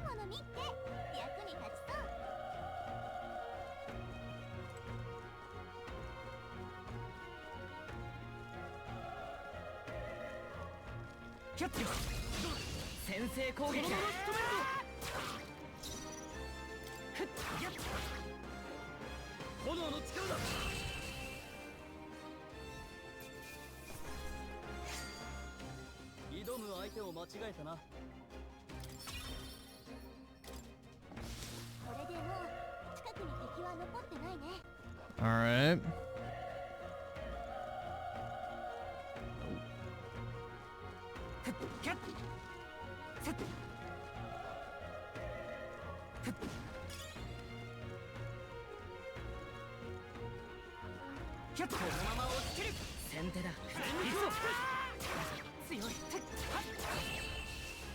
Easy enough.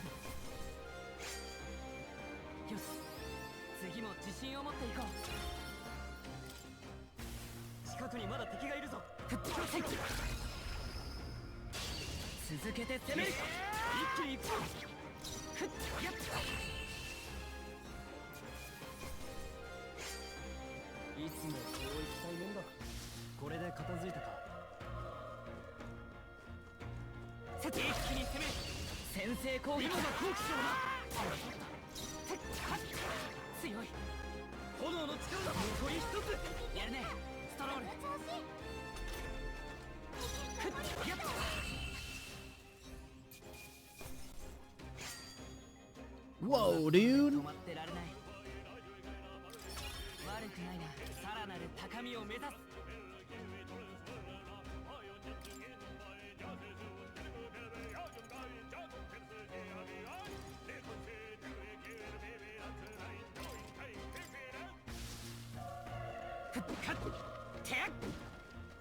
Yeah, that music is horrible for the level up, man. A tooth.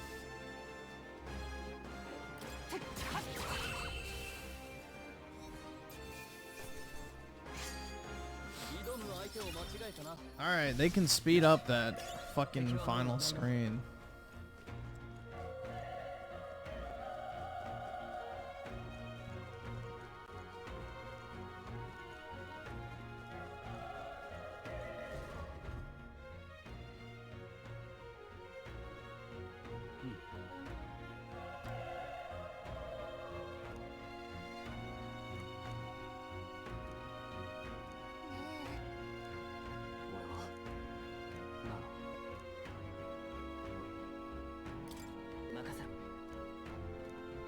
行くぞ。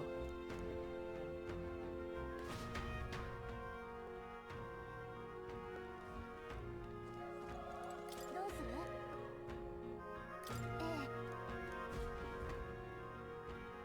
？Oh boy.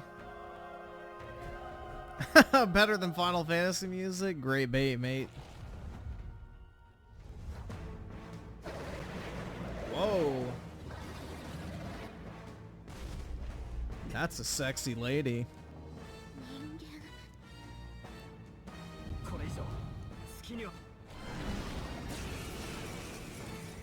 Peril. とにかくやるしかない。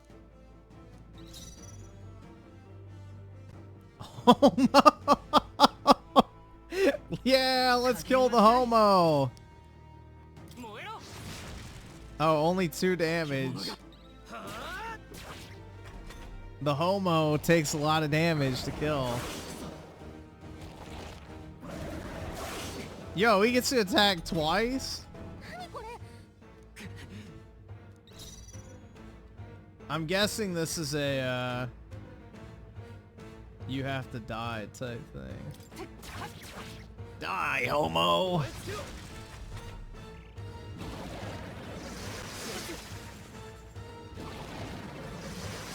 Yo, why does he get to attack twice?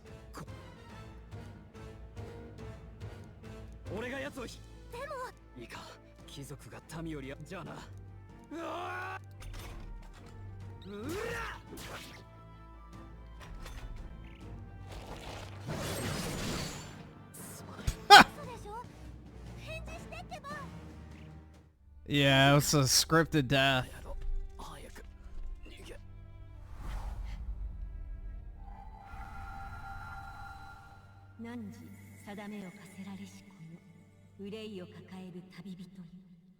That damn homo.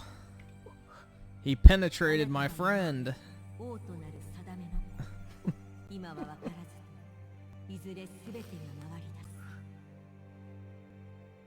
I mean, I guess that's kind of based, man. It's a game about killing homos. I can live with that.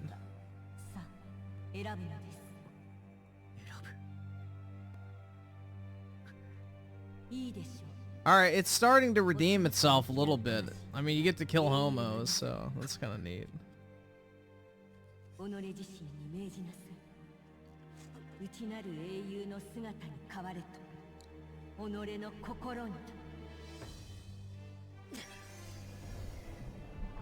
Whoa, dude! Edge. So edgy! He's a robot! He's Iron Man, bro. He's got an iron heart.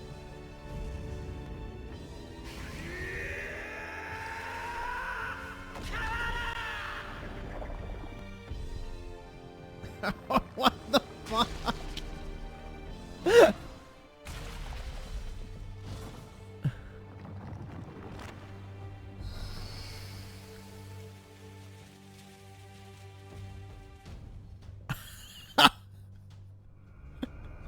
Dude, what the fuck is this?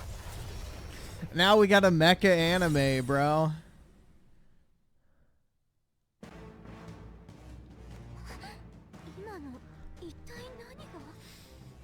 Oh my god.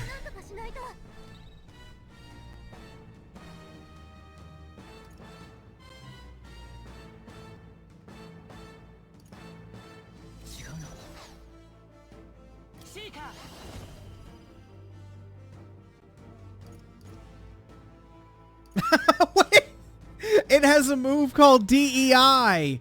There's no fucking way, bro. I just noticed that. What the fuck? It literally has a move called DEI. There's no way. I guess I can't heal my friend, dude. Alright, die, homo.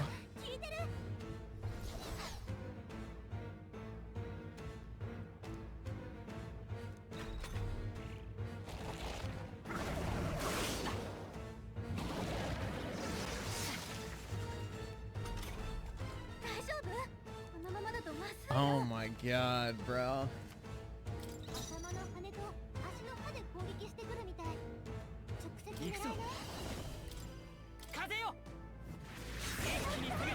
恥ずかしくない戦いをする。シーカー突きやれろ。どうだ。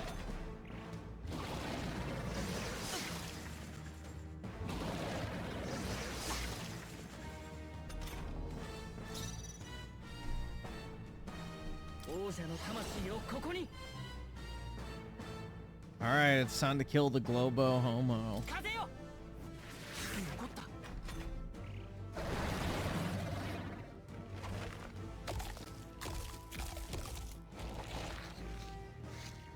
Oh, is he gonna heal? Yeah, that's fucking good. Why does he get to attack twice?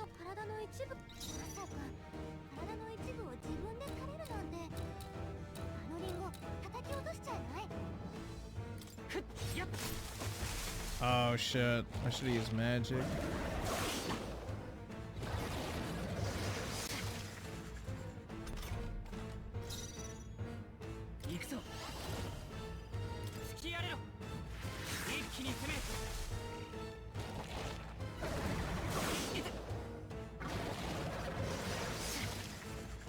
This damn homo.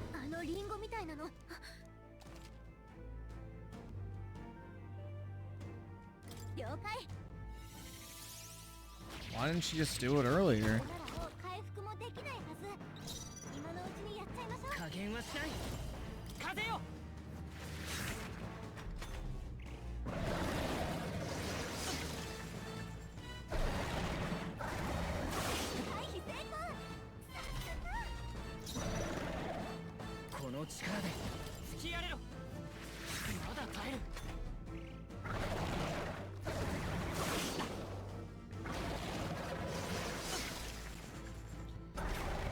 Alright, we win.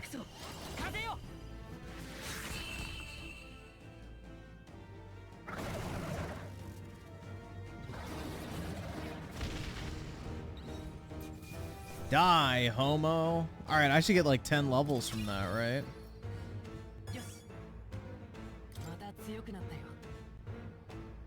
Nope, I guess not.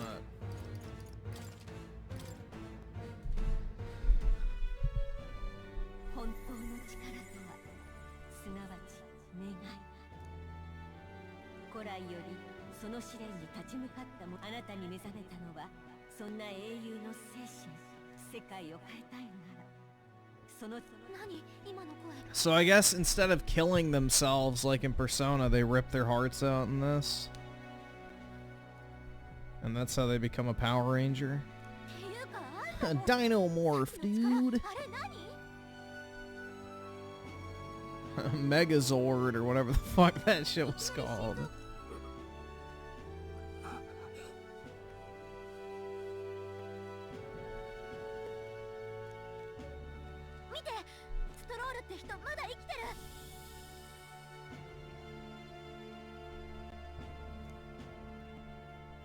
It's Digimon.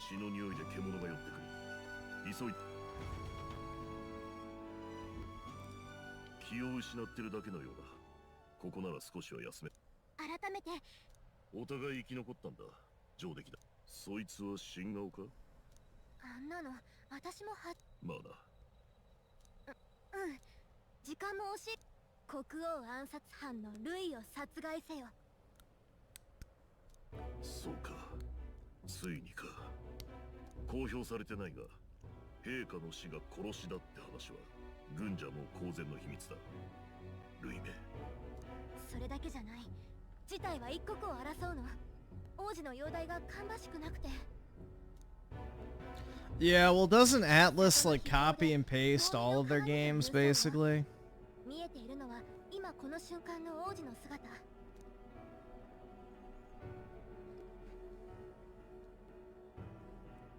Like, they just kind of copy paste the battle system and, like, you know, aesthetic and everything.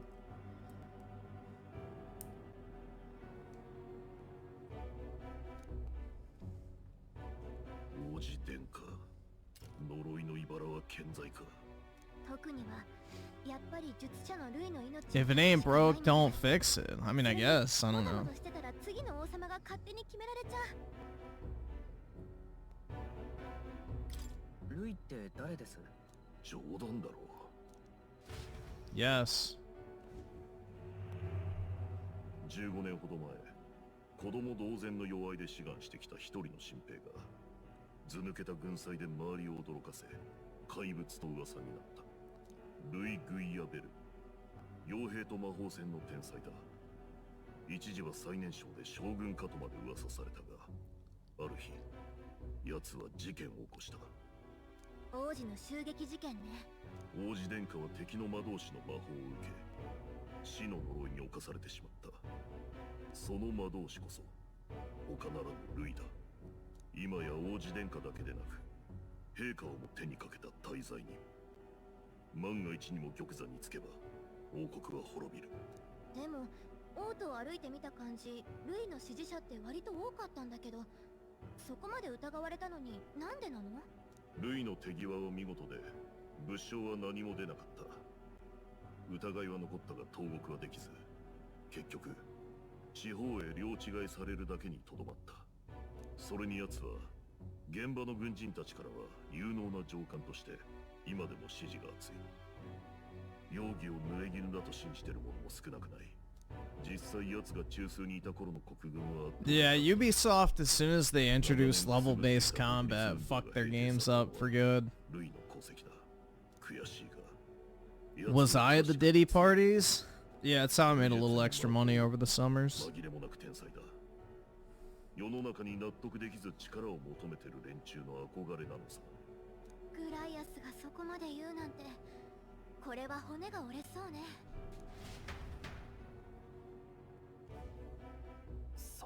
Whenever I went there, they always gave me a tip.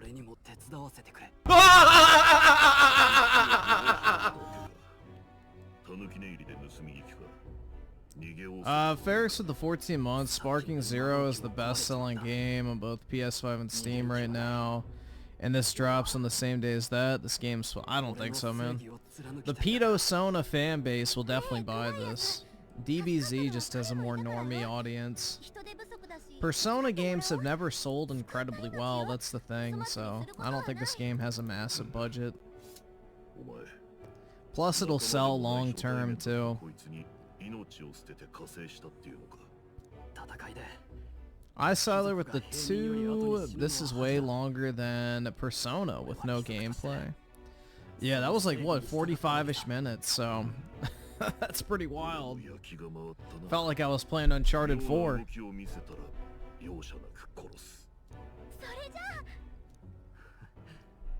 というわけだ。またよろしくな。だが、俺たちが助かったことは伏せる。身を隠すには死人のままの方が好都合だ。I don't even know when this game comes out. Let's see. Meta 4 release date. October 11th, so that is next Friday. So about a week. 国葬にはルイも現れる。それまでに王都に戻れないと勝機はない。だが街道を通ればこの先の廃鉱山を頼むぞ。ここから本当の任務が始まるのね。これで少しは落ち着けるな。お前ら二人は今日のが初仕事か。あいつらは何なんだ。人間の生態は謎だらけだ。マグラに守られ、確かなのはここ数年被害が増える一方だってことだ。何か掴んだのか。えらく食いついてくるな。夜は長い。他にも聞きたいことはあるか。特にないかも。いや、ないことない。ルイは王族殺しの大罪。人間を問うやつもある意味。そんな国葬の人必ず仕留める。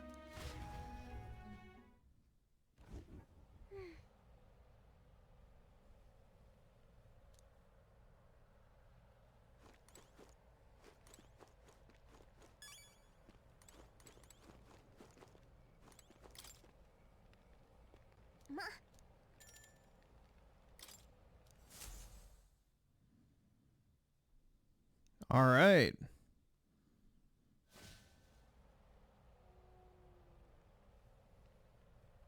眠れない？まあ、あんなことがあったしね。でも、できるだけ体は休めといてね。わかった。実はね、さっき人間に襲われた時、変な声が Dude, fairy feet. Hell yeah, dude. 導くことが私の役目。So much dialogue. なんだったんだろう。私さ、あんま導けてないよね。伝令任務だけって言っておいて、こんな危険な目に遭わせるつもりはなかったの。Yeah, dual protagonists suck.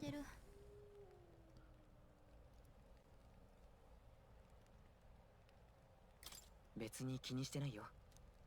ありがとう。私 Yeah, I'm gonna riz up this fairy, guys. こうなった以上、私なりに力になるから、あんたの霊の力当てにしてる。これからもよろしくね。そうだ、寝つけない時こそ本の出番じゃない？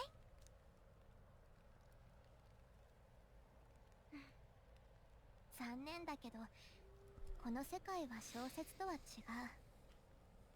戦いで魔法が飛び交う争いばかりの世界よ。 You're gonna go play Throne and Liberty. What is that? その夢物語を楽しんで。おやすみ。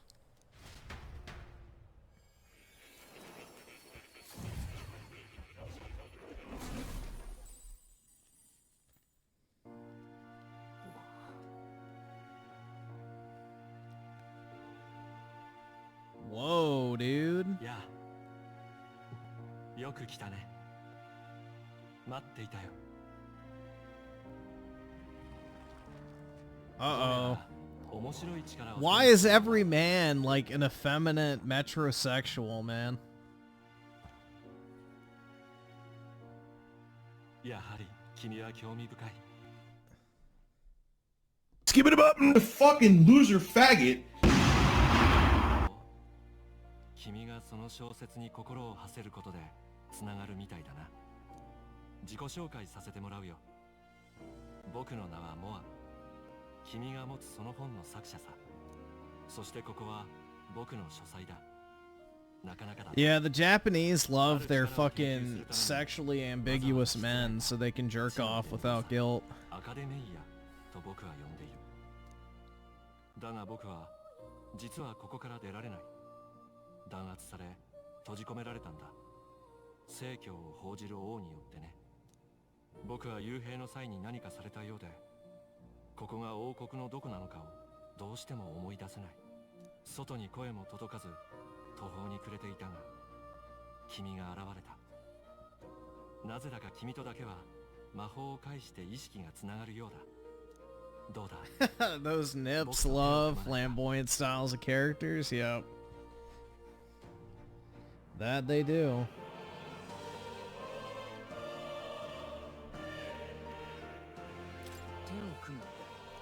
君には知りたいことがあるはずだ。例えば、君に目覚めた謎の力。あれは何なのか。あれこそが本来の魔法。 Yeah, we had about what, like 5 minutes of combat so far? And most of it was like scripted anyway. 中でもあれは伝説とされる魔法の秘宝。僕はアーキタイプと呼んでいる。アーキタイプ？英雄的な美徳の心。英雄像を持つ者だけに現れるという変身。 Yeah, more dialogue, am I right? Haha. の中には半身のような姿で書き残された者が多くいる。それらが More as in more dialogue. でも力を君ほど自在に扱ったという記述は見たことがない。君なら力を得ただけじゃなく極められるかもしれない。アーキタイプの究極。それはきっとこの世のあらゆる災い、どんなに恐ろしい邪竜をも打ち払う真の英雄の力だ。 Yeah, I better not see any pedo Sona enjoyers talking shit about Final Fantasy ever again, man. Rebirth doesn't even come close to the amount of cutscenes and dialogue that this shit has in the first hour.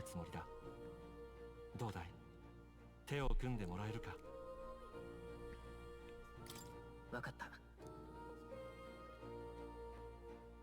取引成立だな。理想性を追い求める研究者。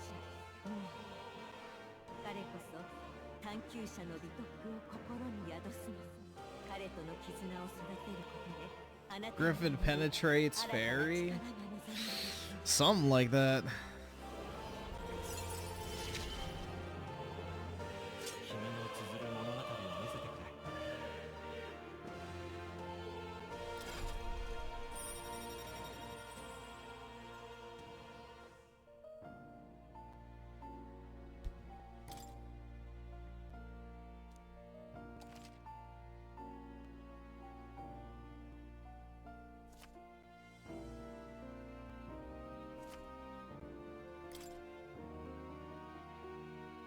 君とは近いうちにまた会うだろう。国葬まであと5日。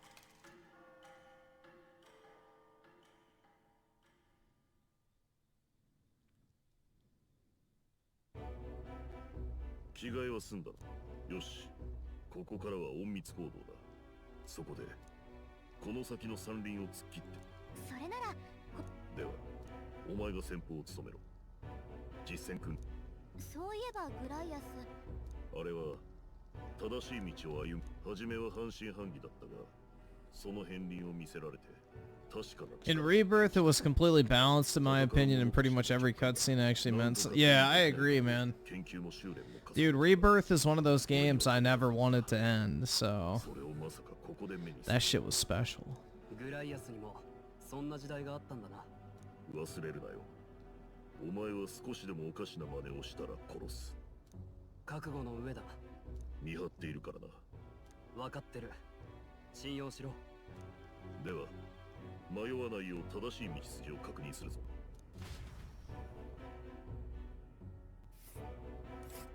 ここ。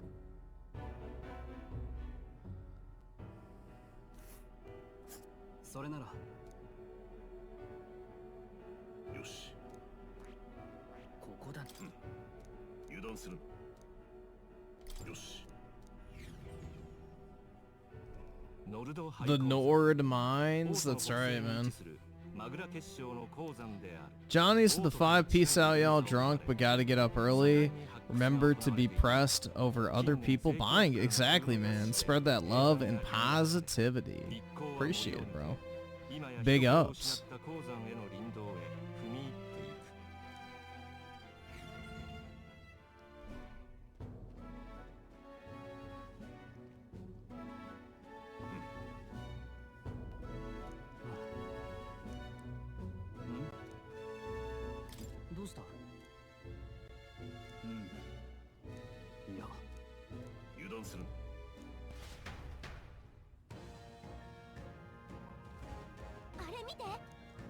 Do I actually get to fight now?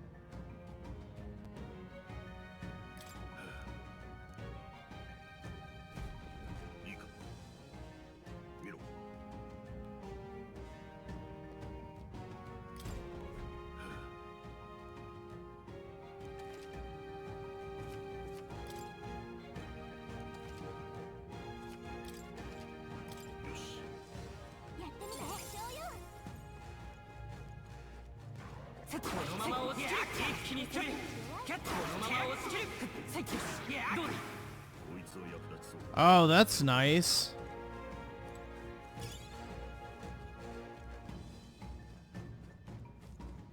You can just skip the battle.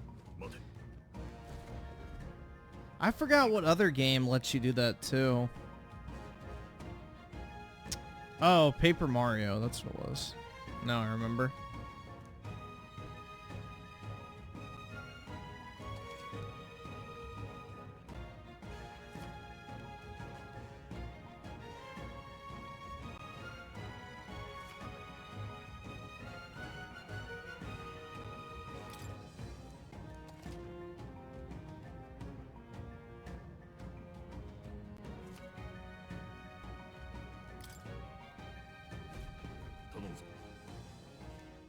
それならこのまま押し切る。続けて攻める。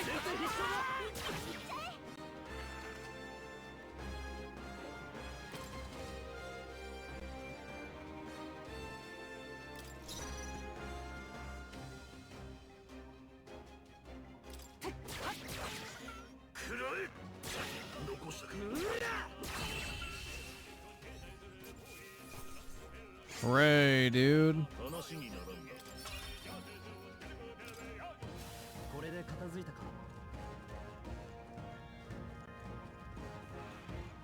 一気に攻める。先手だ。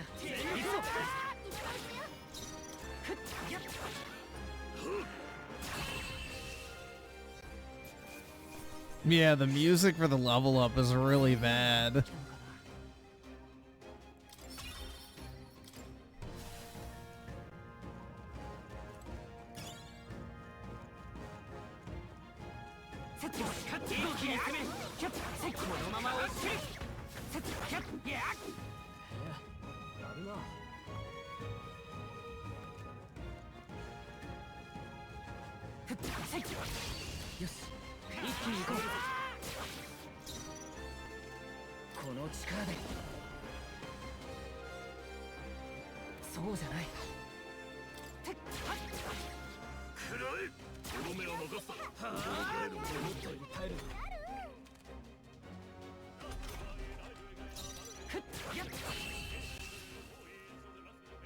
Because pretty much every game has music for leveling up in this genre.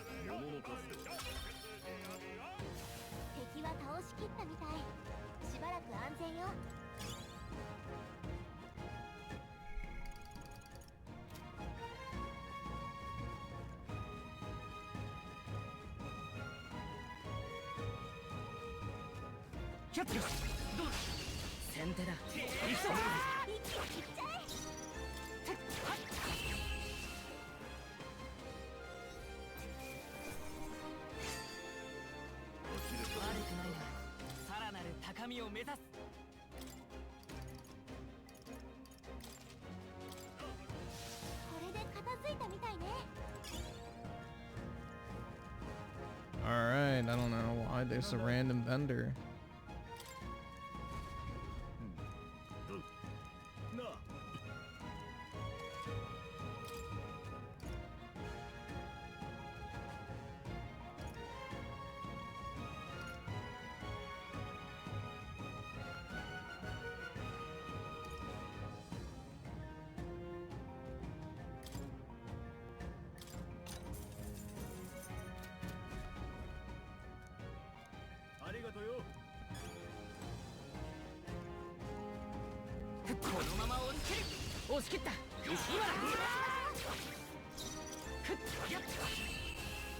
That's just the combat track? Ew.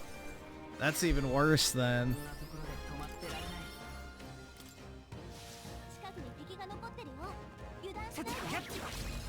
Yeah, I never liked the music in Persona for the combat music personally.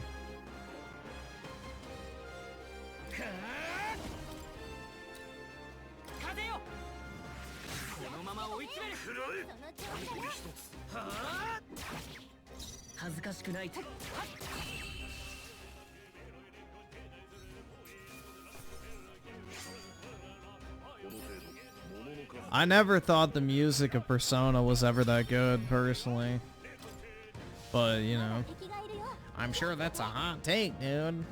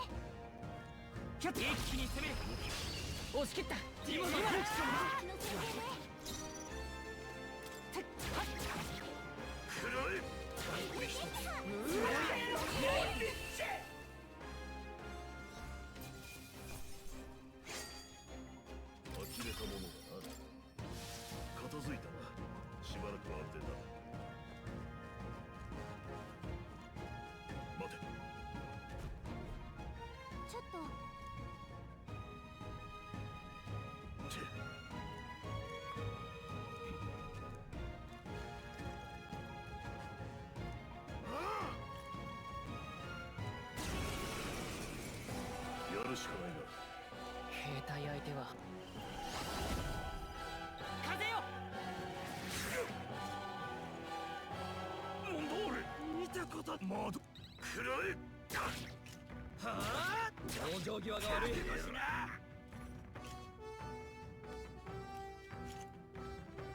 Why are they attacking me?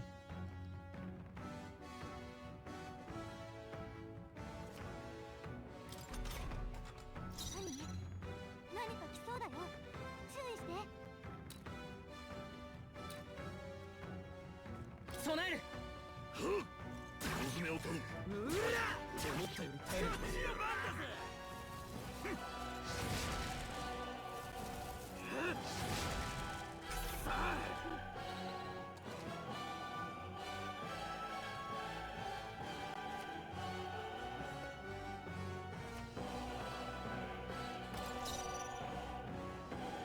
間合いを取る。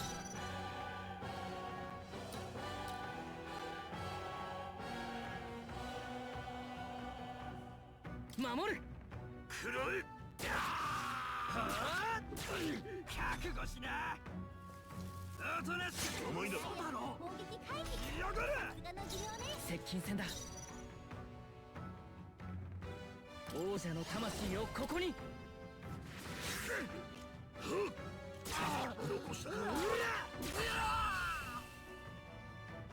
I would rather play this than GTA 6, honestly. Like, I don't know, man. I have zero interest in GTA 6 personally, but hey.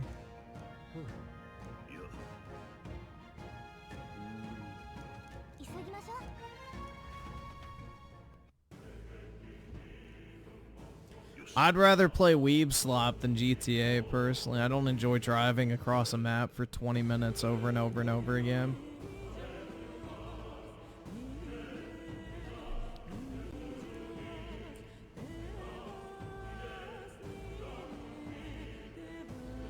Let's see. Brett with the 2. I need mod. I named my account Griffin Gaming. Well, that's too damn bad, Brett. You can use that other account if you need mod.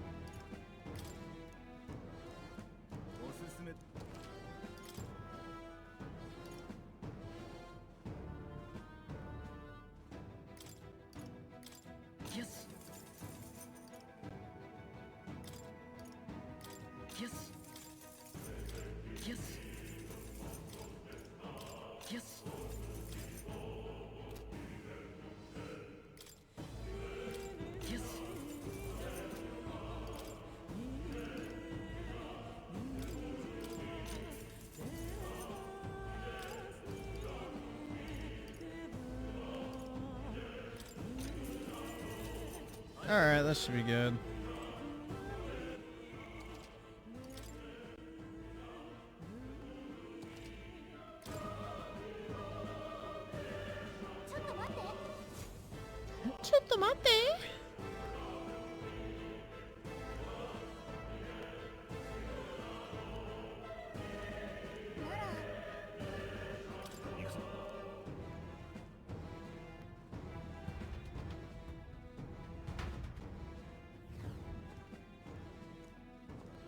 This is a very long demo, though. I have to give him credit, man.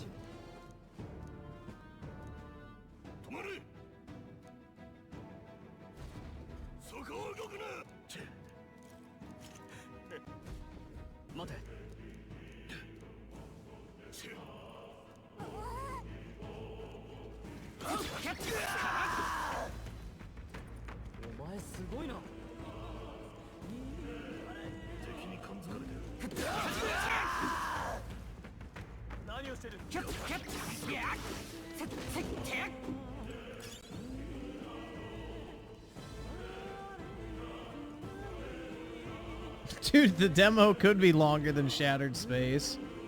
Possibly.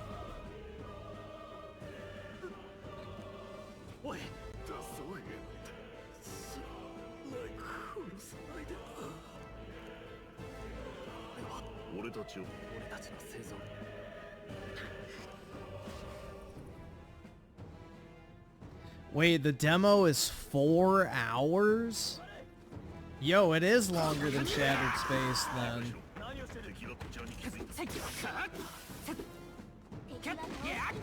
Isn't Shattered Space like 3 hours?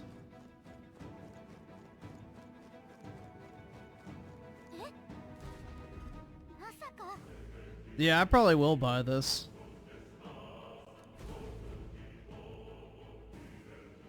I'm invested at this point. やはりあんたか。俺たち以外に生き残りなんて。まさか3人も生き残り。誰も生き残らない予定だったか。前から目撃情報は Oh, I'll get this on PS5. ミスミスし。国軍では人間に勝軍の評判が下がることで。救世主。こいつまさか。 You like the elf women? Nah, I want to fuck that little fairy, bro. That fairy's asking for it, dude. She wants it so bad. 今に始まったことではない。新兵どころか。 Well, yeah, I like this better than Persona because it doesn't have the gay high school dating fucking, you know, classroom bullshit. I don't know. I hate the high school aspect of Persona. Like, I went to high school. I had the high school experience. I played sports. I was in clubs, dude. I had friends. Like, I don't need to relive high school through a fucking video game. Like, I didn't miss out on any of that type of shit back in the day. So it's like, I don't need to live vicariously through a fucking video game to, you know, experience the high school experience I never had as a child, essentially. No, I never had... Dude, honestly, I never had a hot teacher. Kinda sucks. 貴様らは誘い込まれたのだ。検問のない道はここだけ。計算済みよ。 どこまでも腐ってやがる。貴様のようなクズ。命に変えても許さん。 Uh-oh. Triggered! 何時遺恨に焼かれし人、憂いを抱える旅人。あなたもまた道を選ぶときです。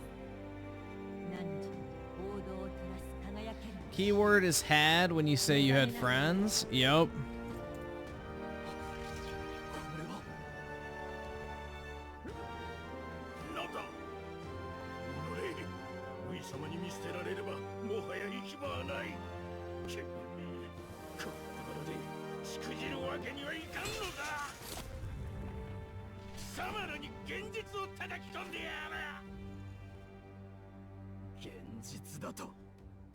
力ある者が義務を果たさず、罪なき者が死んでいく。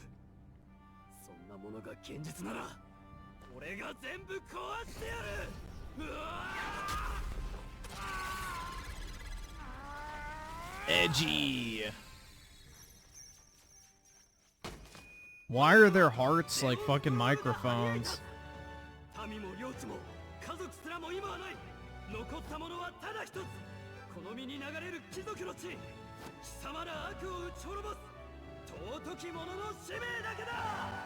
Yeah, I didn't go to prom, man. I didn't want to pay for the tux. I went to homecoming though. But yeah, I skipped prom. I didn't want to have to rent clothing. So yeah, I did not partake in that. Johnny's at the 5. Psych, one more question before I crash. I'm drunk. What's your experience with working fully remote now? I'm finding it has changed up my whole lifestyle. I mean, it's the only way I've worked, so I can't really say if it's that different or not, but I like it, man. You don't have to, like, get up and get ready and commute or anything. You just wake up, open your laptop, and you're at work. It's nice.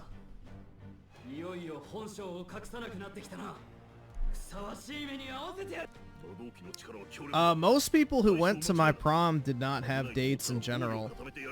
So at my school, it wasn't like a requirement thing or really I would say even that common to ask people to prom. Most people just went with like their girlfriend or boyfriend or whatever the fuck. And then everybody else would just go in like massive friend groups. So it wasn't like a, oh, take this person to prom type thing at my school. So it was pretty relaxed for the most part. Yeah, it literally came down to the fact I did not want to pay for the fucking tux, man. That's it. So I went to like my homecomings and all that type of shit, but I was not paying for clothing.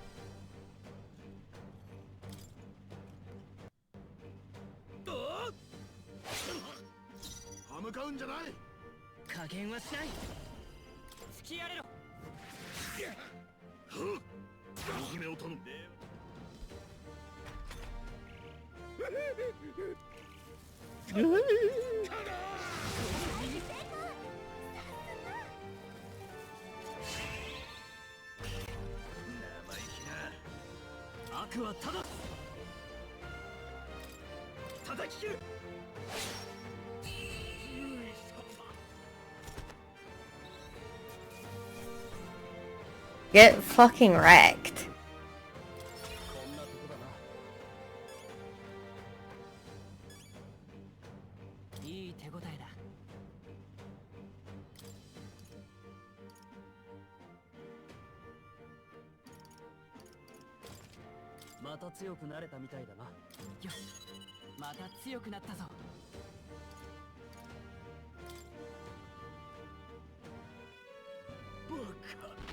I Salari with the 2 switch on dub for a minute. I'm curious. Alright. I can't put it on yet, but yeah, I'll see if I can switch it.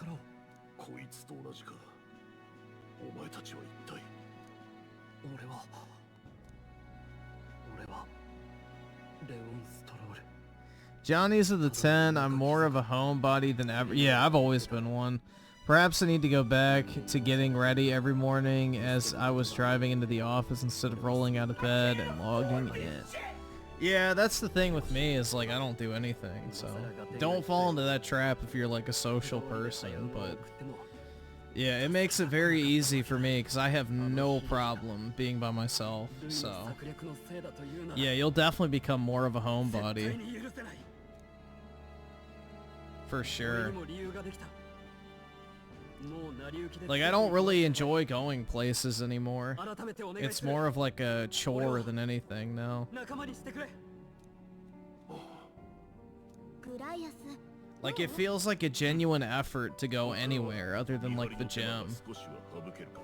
So, because I've like gone there pretty consistently, but yeah, if I have to like go to Best Buy or go like shopping or something like that, it feels like a genuine like chore.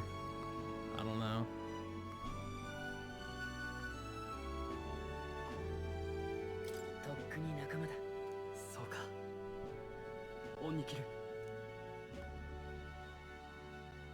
Now kiss.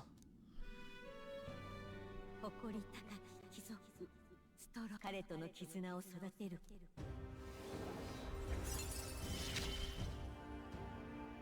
お前と志を共に。 Britt, you can easily get on your other account. I don't need to make your second account a mod. You have an account with mod. Just use that one.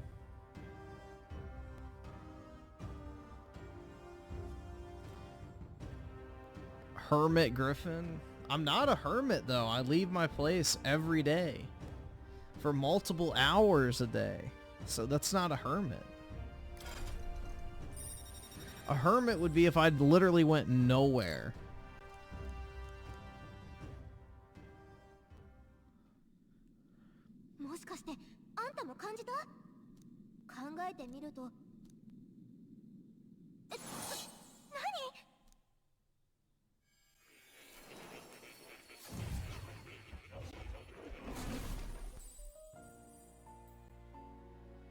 Whoa. The free use ferry. ここへ迷い込んでくるとは妖精か。もはや滅んだと思っていたが、エルダの里ではまだ生きているのか。うわ、何その失礼な言い草。思っていたより早い再会になったね。まさか君以外にまで新たな目覚めが。これは奇跡か。 Yeah, I don't know what it is, but like whenever I have to go run errands or something, it like just makes me physically tired. Like going to the gym or walking my dog doesn't make me tired, but like if I have to go to like a store or something, I honestly don't know why. But it's like if I go to a store or go shopping or whatever, it like physically like drains me in a sense. But I have no clue.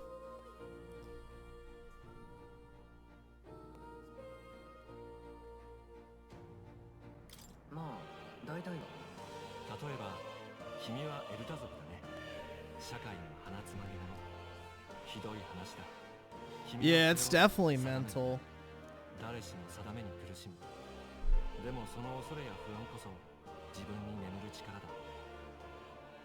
Like, bro, I went to Costco the other night to go like buy paper towels and that type of shit.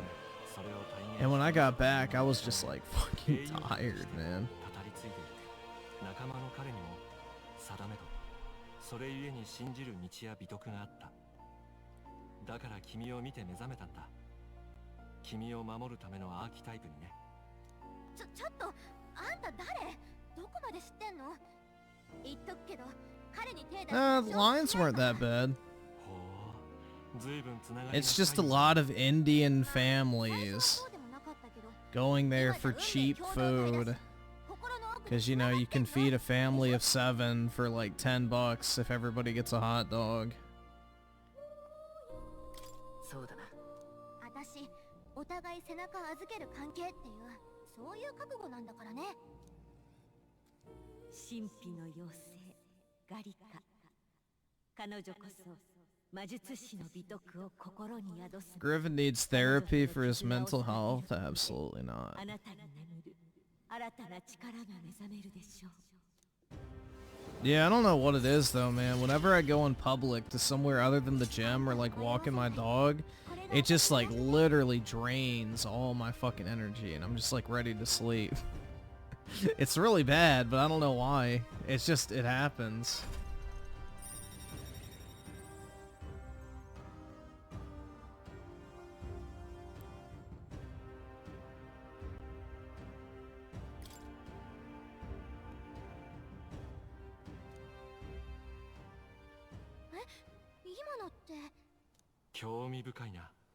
I don't really like the Costco hot dogs that much. The chicken bake's really the only food item they have that I like. I don't really like their pizza that much either. It's way too greasy. The chicken bake is alright though. I don't really think their food's that good, personally. どうやら彼はアーキタイプについて鍛錬した経験があるようだ。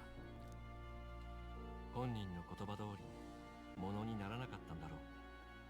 だが君が望むなら正しく Johnny's of the two sounds like you need to recharge your social battery.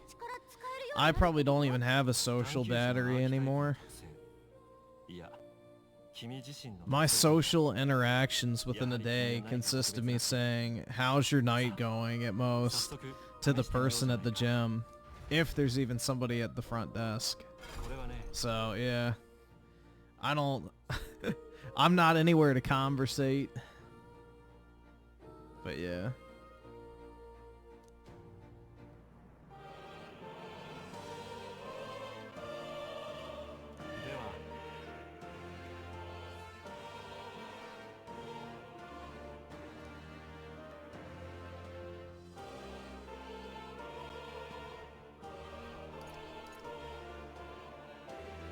So wait. "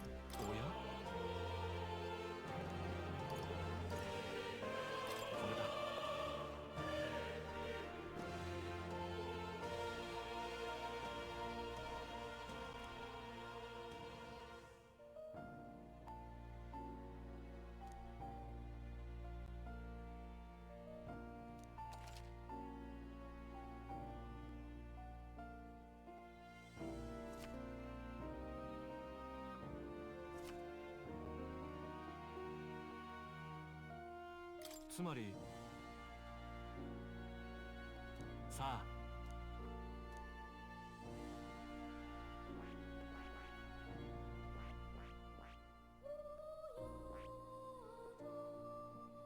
So I guess I want to give him the mage.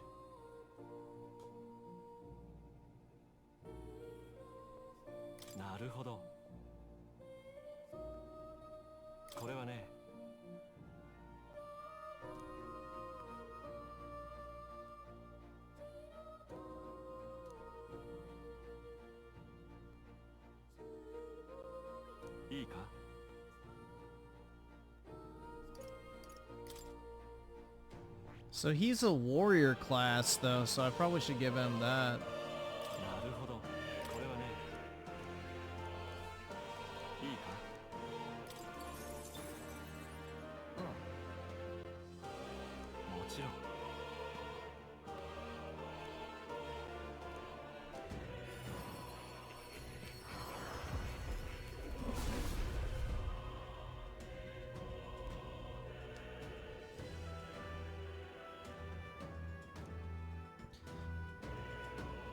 Dude, I don't even wave at anybody at the gym.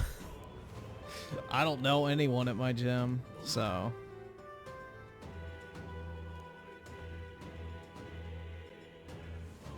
Oh, I definitely prefer summer, man. I'd rather be hot than cold.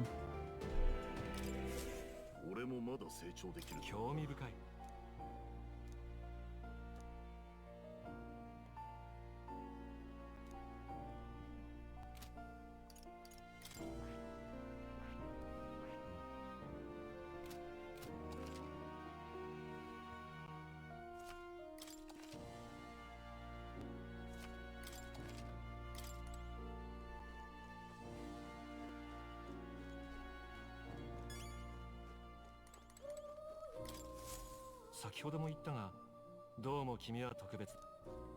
君が力の系譜をはるか頂点まで極めていくためには、より多くのアーキタイプを得て、それらを結集させる必要がある。なぜなら英雄とは孤立していては異端者に過ぎないからだ。多くを救うには多くの人の多くの力とつながらなければならない。人々のために多様な英雄の力を目覚めさせた者だけが真の意味で未来を選べる王者となるだろう。What if, wait, what if a pretty girl at the gym wave at you? Will you wave back? Or are you too scared to wave back? If somebody like waved at me, like sure, I would wave, I guess. I don't know. Sure, why not? I just don't have a reason to talk to anybody at the gym, so.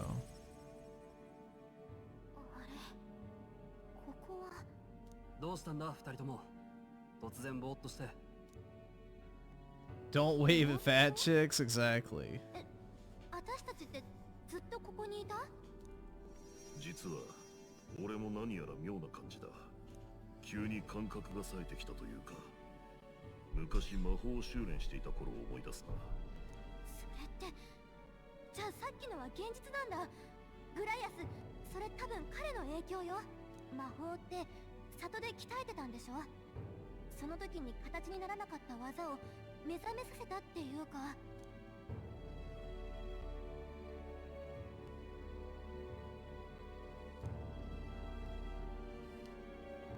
なんだと？にわかには信じられんが、お前たち一体。正直私たちもよく分かってないの。でも多分グライアスも同じ力が使えるようになったと思う。この感じ、確かにそうらしい。一度は諦めた魔法の力が今になってか。Well, Daryl-san, the fat chicks are all yours, bro. You'll have no competition from me. まだ入り口を越えたばかりだ。それと戦闘ではお前に指示を仰ぐとしよう。細かく手ほどきを受けている暇はないのでな。My headcanon is that Griffin was out the past 2 days meeting his future wives. Nope. Dude, I haven't been anywhere other than the gym and then walking the dog. That's about it on stream.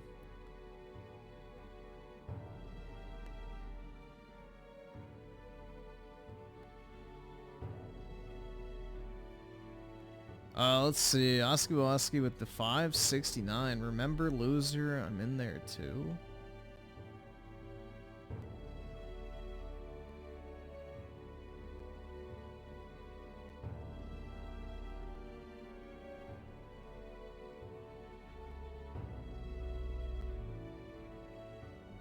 Oh my god. What are these fucking Hold on, let's see.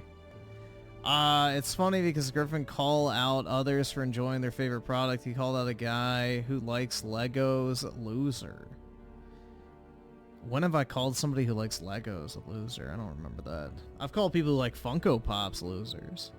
I used to have Legos as a kid, but I guess if you have like a wall of Legos, like the people who build 1 million fucking Lego sets and have them like displayed and shit, yeah, that's kind of gay. Let's see. It says Griffin Gaming makes more money than my parents and teachers. Yeah, I'm your daddy. Show us? Okay. Here, let me switch my screen. Let's see, and then Griffin Gaming, Apple fanboy. I'm a fanboy of everything, I guess, guys. I'm a fanboy of PlayStation. I'm a fanboy of Apple. Oh, now I'm a fanboy of Call of Duty. I'm a Final Fantasy fanboy. I don't know, bro. Oh my god. Yup. Why is that an own that I make more money than a teacher? Remember Griffin shills for COD slop? Well, I guess I'm not a PlayStation fanboy then. Yup, especially COD Vanguard. Bro, these fuckers still rent free, man. Rent fucking free. They're still upset that I liked Vanguard. Oh my god.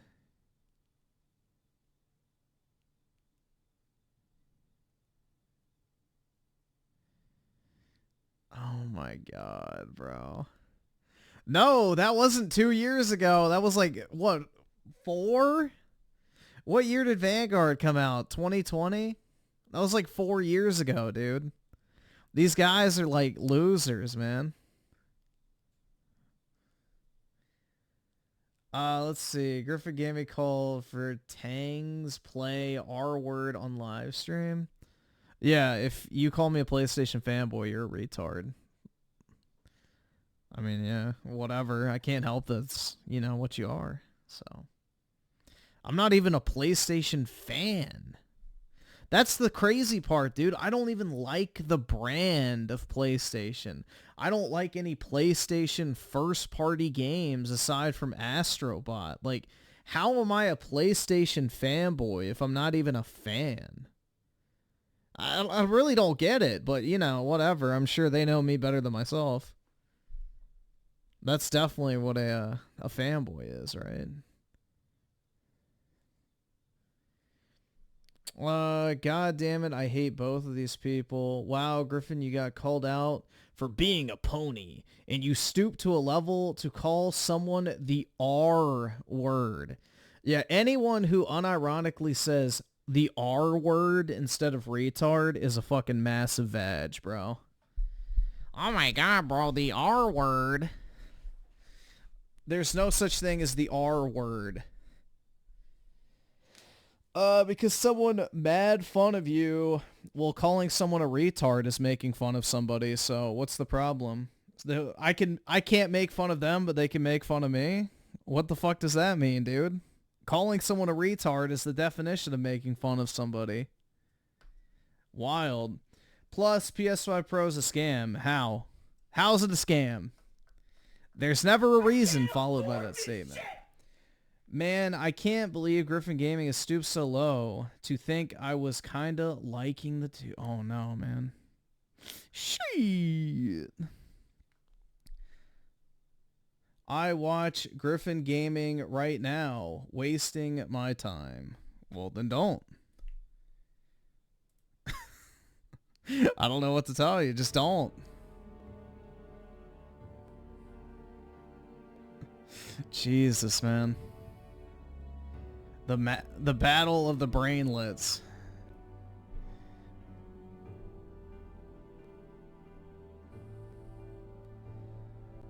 Let's see. Bro with the 2, Griffin, can I donate a BTS song? I don't know what that is.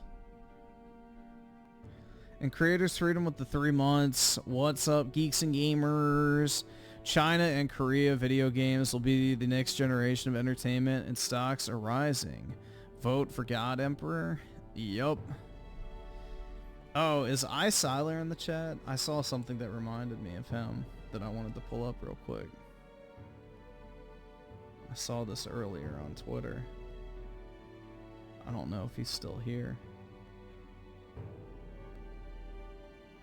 But it reminded me of him. Yeah, there he is. Alright, let me pull it up real quick. I just sent it to myself. This shit was funny.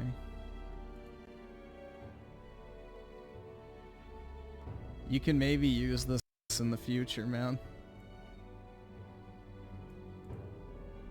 Alright, there we go. Close out of that. There we This reminded me of you, Siler. Are you from Asia? Because I'm China. Get in your Japanese. Yeah, I don't know, man. That just seems like something he would say. That just sounds like something he'd say. Trying to rizz up an Asian chick on the internet.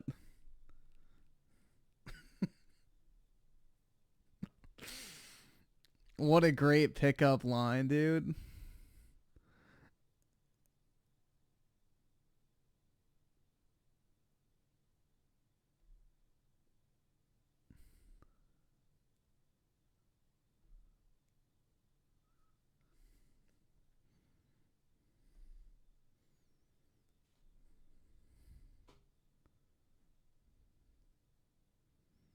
Where did I find that?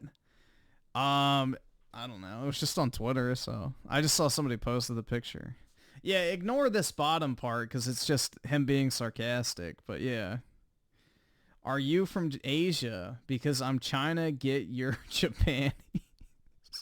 Like, bro. I mean, that's pretty clever. I'm not going to lie, but yeah. I just thought of the pure thirst for Asian chicks. Reminded me of you, Siler. You can use that one when you're trying to rizz up an Asian chick, though. Are you from Asia? Because I'm China getting your or I guess Japanese. There you go. Just make sure you capitalize the Japan part.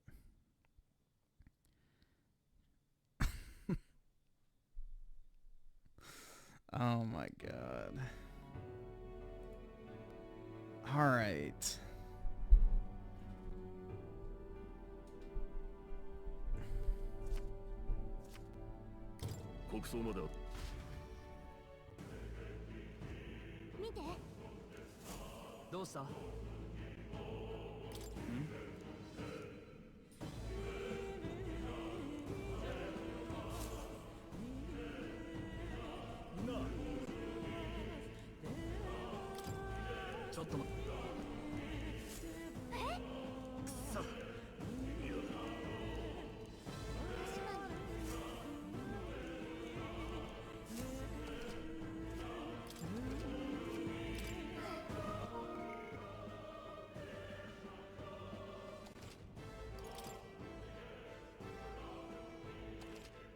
Should play the China song? Oh no. Alright, I'll save. We'll stop here. This demo is like insanely long, bro. I guess props for that. They definitely give you a chance to figure out if you like the game or not.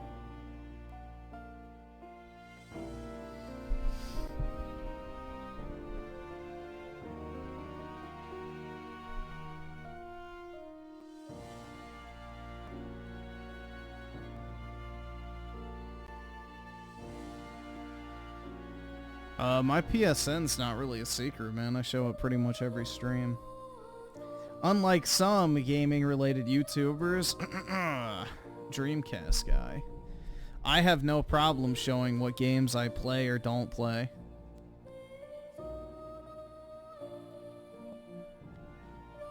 I have nothing to hide in that matter.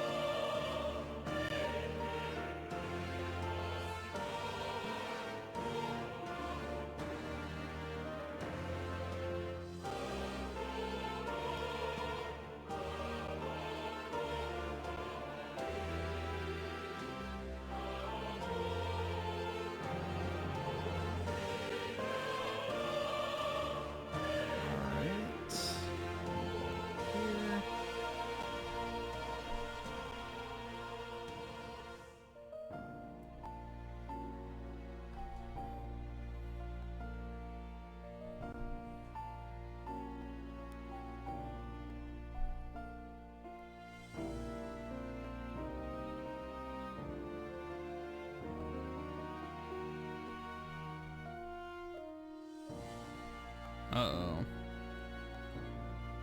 There we go. Johnny's with the 5. That's why I respect you, Griff. You don't pander or capitulate to appease any contrarians. Based. Crashing for real now. Gotta get woke soon. Wish me luck. Good luck, man. Appreciate it. Have a wonderful rest of your night.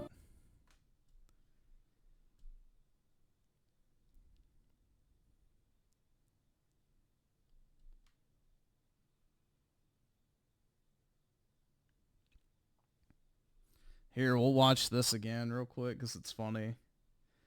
Camel Toes teleprompter briefly went out at the beginning of her speech. You can tell the exact moment it happened. Remember his number? 32. Today we got 32 days until the election. Uh-oh. So 32 days. 32 days. Okay, we got some business to do. Oh, there goes the fucking studio. All right. Jesus 32 Christ. days. So irritating. And we know we will do it.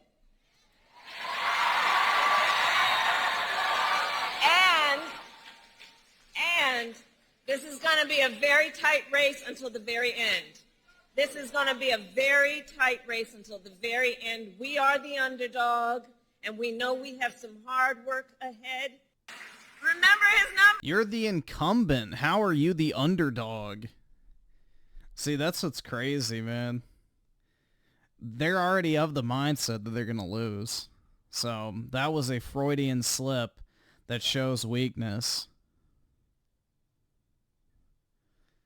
Like, why would you say you're the underdog as the incumbent? If you've done such a great job, if you're not going back, if your record speaks for itself, like, why are you the underdog? You should be, you know, attacking from a place of strength. Yeah. They know that they're going to lose. Their internal polling is supposedly horrible. Public-facing polls are nowhere near as bad for her as the internals, apparently. Which internal polls are usually more accurate because they spend way more money on them. They spend way more money to conduct those polls. So let's see. Xbox freebies must be lovely. Their reviews. Hellblade 2, a 10 out of 10. Starfield, a 9.7 out of 10. And Redfall, an 8.5 out of 10. Their lowest Xbox first-party review is Minecraft Legends, which happens to be an 85, or no, a 75 out of 100. 4 points above average, the lowest possible on Metacritic to hold a green number.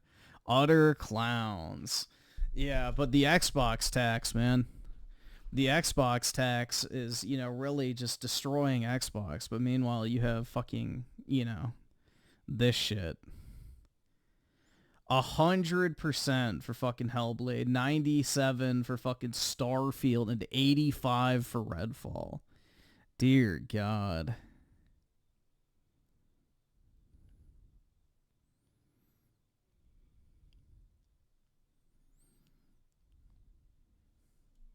Yeah, 10 out of 10 is a sleep aid, maybe.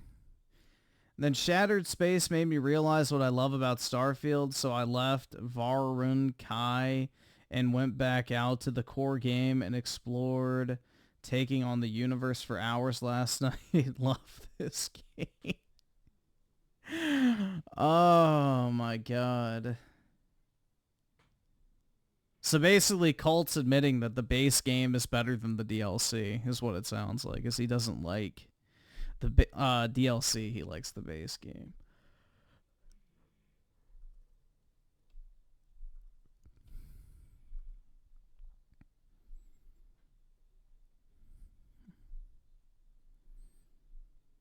Merc with the 2, what do you think happens to the USA if she's... we're fucked, man. The immigrants will continue to pour in, the economy will fucking crash, and when it does crash, because it's not if, but when, with either candidate, when the economy crashes, we'll have an absolute fucking ass clown at the helm. and the same fuck-ups that got us in the shitty situation in the first place. So, yeah, it's going to be nasty, bro. Absolutely fucking nasty. But I don't think she's going to win. I think the Democrats threw her up there. The reason why they didn't pick Shapiro for the vice president is because he has potential to actually run as a Democrat in 2028. And I think this is a throwaway campaign. I think they knew they were going to lose anyway. But we'll see.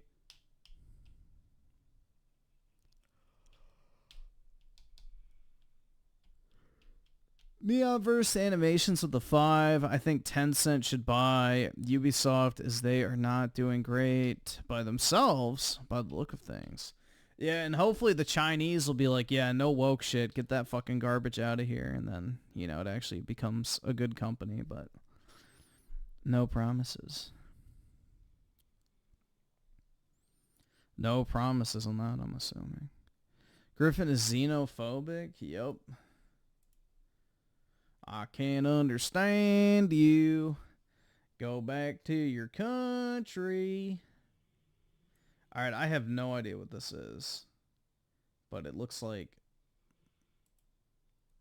some guy who's soyed out. Just from the look of it. Plus, this is from U Generation, so it can't be good. Guess who's having to use a cold pack for a bit because I had a bit of an accident with the camera equipment. That'd be me. My poor fingy. Oh, my little finger hurts. You know what I like? Learning stuff. Like, recently I learned that dogs have wet noses because it helps keep them cool. You know what I don't do often enough? Learn new things. If you're anything like me, and I know I am, sadly, then you might have a hard time learning things on your own. I used to draw a lot when I was younger, and after wanting to get back into it recently, I looked up some tutorials online, but turns out the internet isn't a very well organized place, and if there's one thing that I need when learning something, it's structure. Thankfully, there's something to help with that. Skillshare, who's sponsoring this video. I've been on YouTube for a while now as a video creator and even longer as a viewer. I go through phases when it comes to the kind of content I watch. Sometimes it's video essays, others it's reviews and retrospectives of movies and games, and when I just want some background noise while I'm working or playing, I'll put on some podcast-style content. One of my favorites being the Best of the Worst series by Red Letter Media. YouTube has a huge variety of content. That's what makes it appealing, since there's seemingly something for everyone. Dude, why does he have like a recreation of iDubbbz's old shitty setup? One moment you could be watching a highly produced short film, the next you could be watching a video where a 14-year-old British kid is teaching you how to fix a problem with Windows 11. Regardless of the genre of content that you see on YouTube, it's become abundantly clear that one of the most successful strategies for gaining views and an audience on the platform is to create videos that generate drama and possibly anger their viewers. That anger can then be leveraged into creating a conversation among viewers, who in turn develop some sense of community centered on the subject and compels them to explore related content with a similar tone. It also makes it easier for a creator to continually maintain engagement, where instead of visiting new subjects, they can continue talking about the same thing, since it's something that an audience wants to know about. One thing that I've noticed, though, when it comes to drama, is that it seems people get some perverse thrill from watching it unfold. They rally around it to be a part of something, to theorize what's happening behind the scenes and explore the psychology of it. We've always had this interest, though. I mean, it's why reality TV is so successful, even if most things in it are carefully choreographed by producers and editors. Let's look at the Borderlands movie as an example. Based on a video game series, it was released in theaters very recently, and after its terrible performance at the box office, it was promptly made available through streaming services. The movie was directed by Eli Roth, who was an odd choice since he's known largely for making gory horror movies, and has big names like Oscar winners Cate Blanchett, Jamie Lee Curtis, and comedians Kevin Hart and Jack Black. In the run-up to the movie's release, audiences were already skeptical of its quality and casting decisions. A horrible cast. Why the fuck would you have grannies playing women from Borderlands? Like, dude, I don't know, man. I'd had no interest in a Borderlands movie the second I heard it was announced, but when they showed it off, it looked even worse than I thought it would be. Troubled production cycle, which is often a bad sign for any movie, and in an age where movies based on video games are going through sort of a redemption arc, it reminded people of darker days where practically every adaptation was poorly received, largely because these movies were made by people who simply weren't familiar with the source material. The initial negative reception was all that was needed for people to decide that this movie will and should be a failure, that the film's fate was sealed before the Hag maxing prop. Oh my god. First trailer was released. To be fair, it did look pretty bad. Not as bad as the Minecraft trailer, though. Oof. I am Steve. I'm not even a fan of Minecraft, and I can tell that's not good. What the fuck? I'm not clicking that. In the lead up to the film's release, people basically sat and waited for their expectations to be fulfilled. They'd have discussions on Reddit about why it's going to fail, what they could have done to make it better, and shared memes about why the movie they haven't seen yet is bad. The reviews came out, and it was universally panned for all the reasons audiences said. Bad script, bad casting, bad direction, just bad. It's a bad movie. Shortly after the movie release, there came a deluge of YouTube videos from creators talking about how they can confirm it is indeed a bad movie. And although these creators probably don't call themselves professional critics, people treat them as such. One of the major problems with critique... There's no such thing as a professional critic. Holy shit, man. A critique is literally just someone's glorified opinion. Who fucking cares? This is like people who think game reviewers are some sort of actual authority. It's like, no, it's just some dipshit telling you whether or not they like a game or not. critique on YouTube, and I use that word very loosely, is that it's heavily based on finding the flaws in products, whether that's movies, games, or whatever, really. Audiences seem to have a desire to hear what's bad about something before anything else, and even if something is considered good, people often go out of their way to maintain focus on negatives. Another example being the game Concord, released recently and shut down within 11 days of its launch. It was a pretty solid game. Not perfect, but because it was a multiplayer... pretty solid game, bro. This shit sucked. It was not solid. The game that released for $40 in an overcrowded genre, it ended up being one of the worst failures in gaming history. It had only a peak player count of under 700 players after launch, which, for a game that relies on having other people to play with, is abysmal. It was also an expensive game to produce as well, with estimates being anywhere from about 100 million to 150 million, so not chump change. Once again, though, people expected this game to fail from the get-go, and as the idea grew amongst gamers with people saying that it was doomed, people were less inclined to go anywhere near it. This attitude isn't the sole reason Concord failed, but I imagine it contributed to it heavily. And as I was making this video, new information came out that suggested that the game might have actually cost upwards of $400 million to produce. I don't know if this is confirmed or not, but at the same time, yikes. There was also a segment of gamers who believed that it was a get woke, go broke scenario, simply because the game contained pronouns for characters. It absolutely was. Sorry, I mean... Fucking pronouns! Imagine being this angry over pronouns. Like, calm down, man. Like, you are definitely going to have a stroke if you carry on like this. The bad stuff sells on YouTube. It's just how it is. Take a look at the most popular videos by Skill Up, one of my favorite video game review channels. When you filter it by its most popular videos, it's mostly games that either had overwhelmingly negative reception, like Fallout 76 on release, or games that were mired in controversy, like the day before. Ralph, the channel... What? Bro, his second most viewed video is Nier Automata, the masterpiece you probably won't play. It has the same amount of views as his Fallout 76 review. And his Warframe review has almost just as many. Like, what? Overwhelmingly negative reception, like Fallout 76 on release, or games that were mired in controversy, like the day before. Ralph, the channel's owner, like, literally, his most viewed video is him calling a game a masterpiece. But alright, bro. This trend, and although he has many videos that celebrate games, he doesn't deny that the negative stuff is what gets more clicks. I'm not criticizing him for this, since people have the right to know whether something is bad. It's just YouTube. You've got to play the algorithm game, baby. It happens with my videos too. The subjects with a negative slant or some element of sensationalism do well, while the topics with a neutral or positive tone tend to fall by the wayside, even if I personally really like making them and believe that they're genuinely interesting. I'm not judging you for it, since I get the appeal. Yeah, I mean, negative videos are definitely more appealing, because, like, it's way more, I guess, eye-catching if you see a video where it's like, you know, this game fucking sucks, or some shit like, oh yeah, it's a flaming pile of shit, or, you know, the failure of whatever, or this insert game didn't just die, it was murdered. Whatever happened to Clean? Does he even make content anymore? I think we looked this up a while back. I don't remember, though. Clean Prince Gaming. Y'all remember him? The guy who got busted stealing everybody else's content. Did he delete his channel?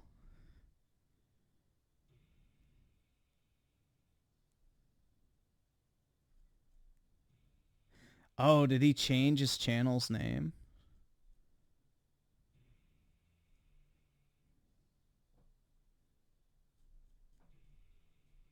Is this him? At one point, fans held Street Fighter Mortal Kombat. Let's see.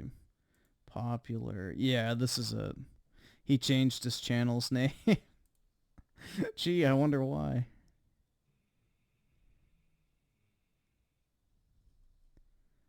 But yeah, where was it?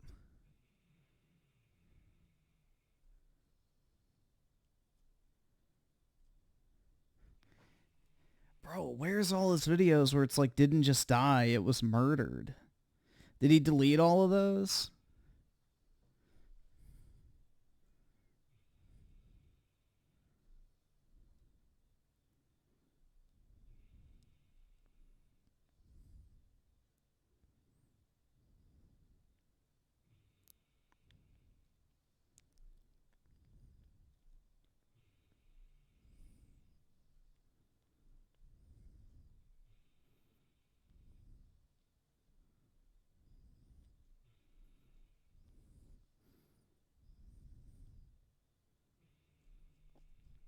Maybe he changed the titles here.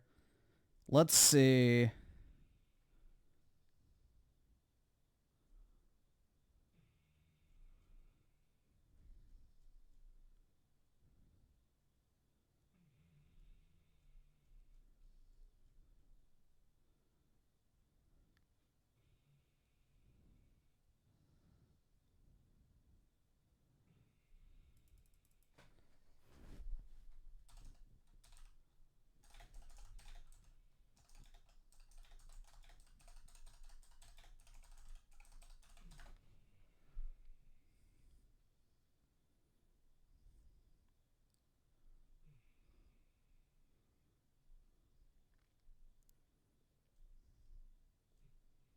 Yeah, that's the thumbnail I made mirroring his old thumbnails. So that's what the thumbnails used to look like. See, he made a parody of it too. Like, it was like a common format he used on every single one of his videos. It was like the murder of whatever.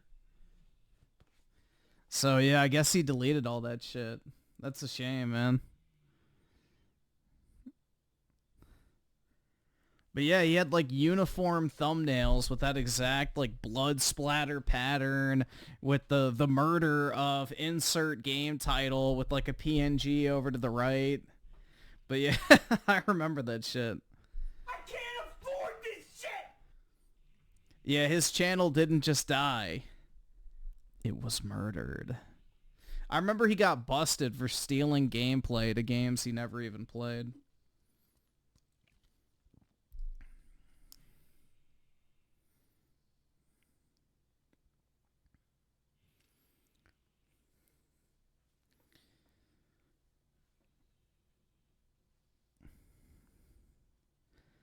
Let's see. So Neonverse Animations with the 2. What kind of American are you? Arizona. Bang?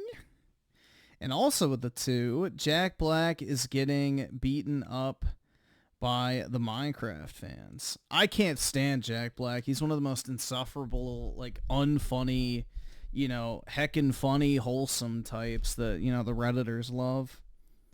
But yeah, I've never been a Jack Black fan.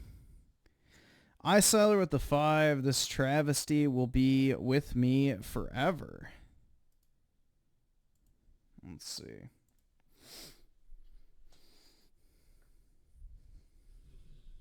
What? Yeah. Jules, can you bring in the spider? Love to. Oh, God. You got it, Dark Star. You got it, man. This one's an absolute bastard. Oh, hell no. All right, let's go. On the count of 3. 1, 2. Don't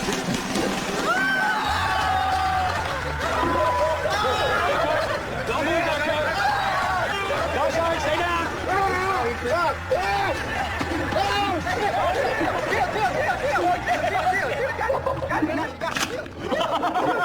It's not gonna touch you.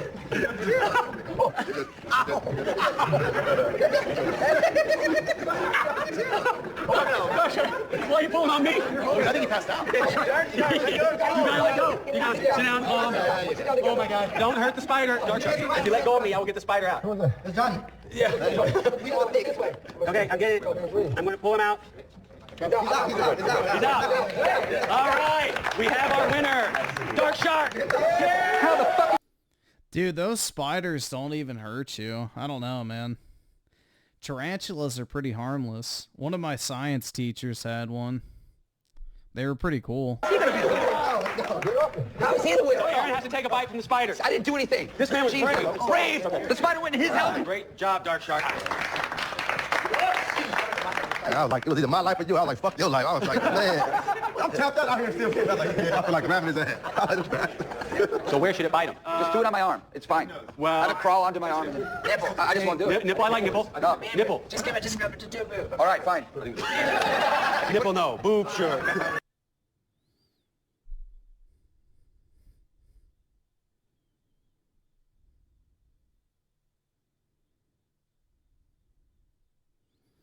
Dude, tarantulas don't do anything to you. I used to hold the tarantula in my fucking science teacher's class. They don't bother you. If you're huge like a human being, they're not going to do anything to you. They'll just crawl on you. So. Yeah, when it comes to spiders, the only ones you have to be afraid of are the little ones, because they're like poisonous. The big ones are basically harmless. I mean, they might bite you and it may hurt a little bit, but it's not like gonna kill you or anything. I don't know. It's like scorpions too. The smaller they are, the more deadly. Oh, shit. Okay. Oh, and by the way, the loser. But yeah, I don't know. I've never understood the fear of spiders personally, especially when you could just stomp on them. and human, after all, but I'd be lying if I said that I wasn't disappointed about more people not giving them a chance. I even have to change the phrasing of some of the titles of some videos just to give them that sensational appeal, and I really don't like doing that. I'd rather be honest.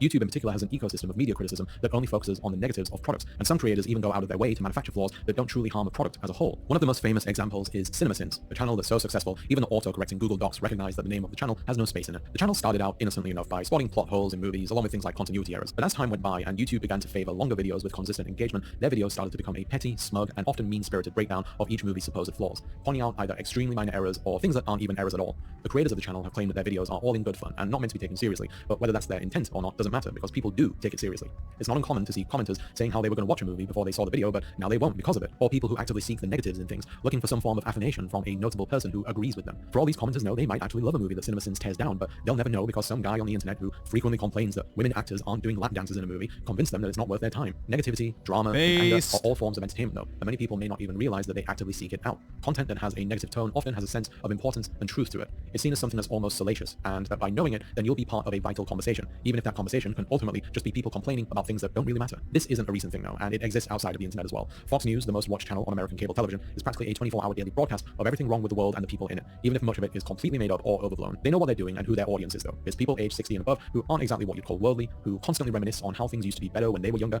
and that all the things done to progress society have ultimately been too drastic and frayed our moral fiber. And yeah, they are true in that aspect. Society was a lot better off like 30, 40 years ago, for sure. things did used to be better if you were white and straight, but they don't see it that way since oh outlets my like Fox News. God, yeah. This is the typical British cuck.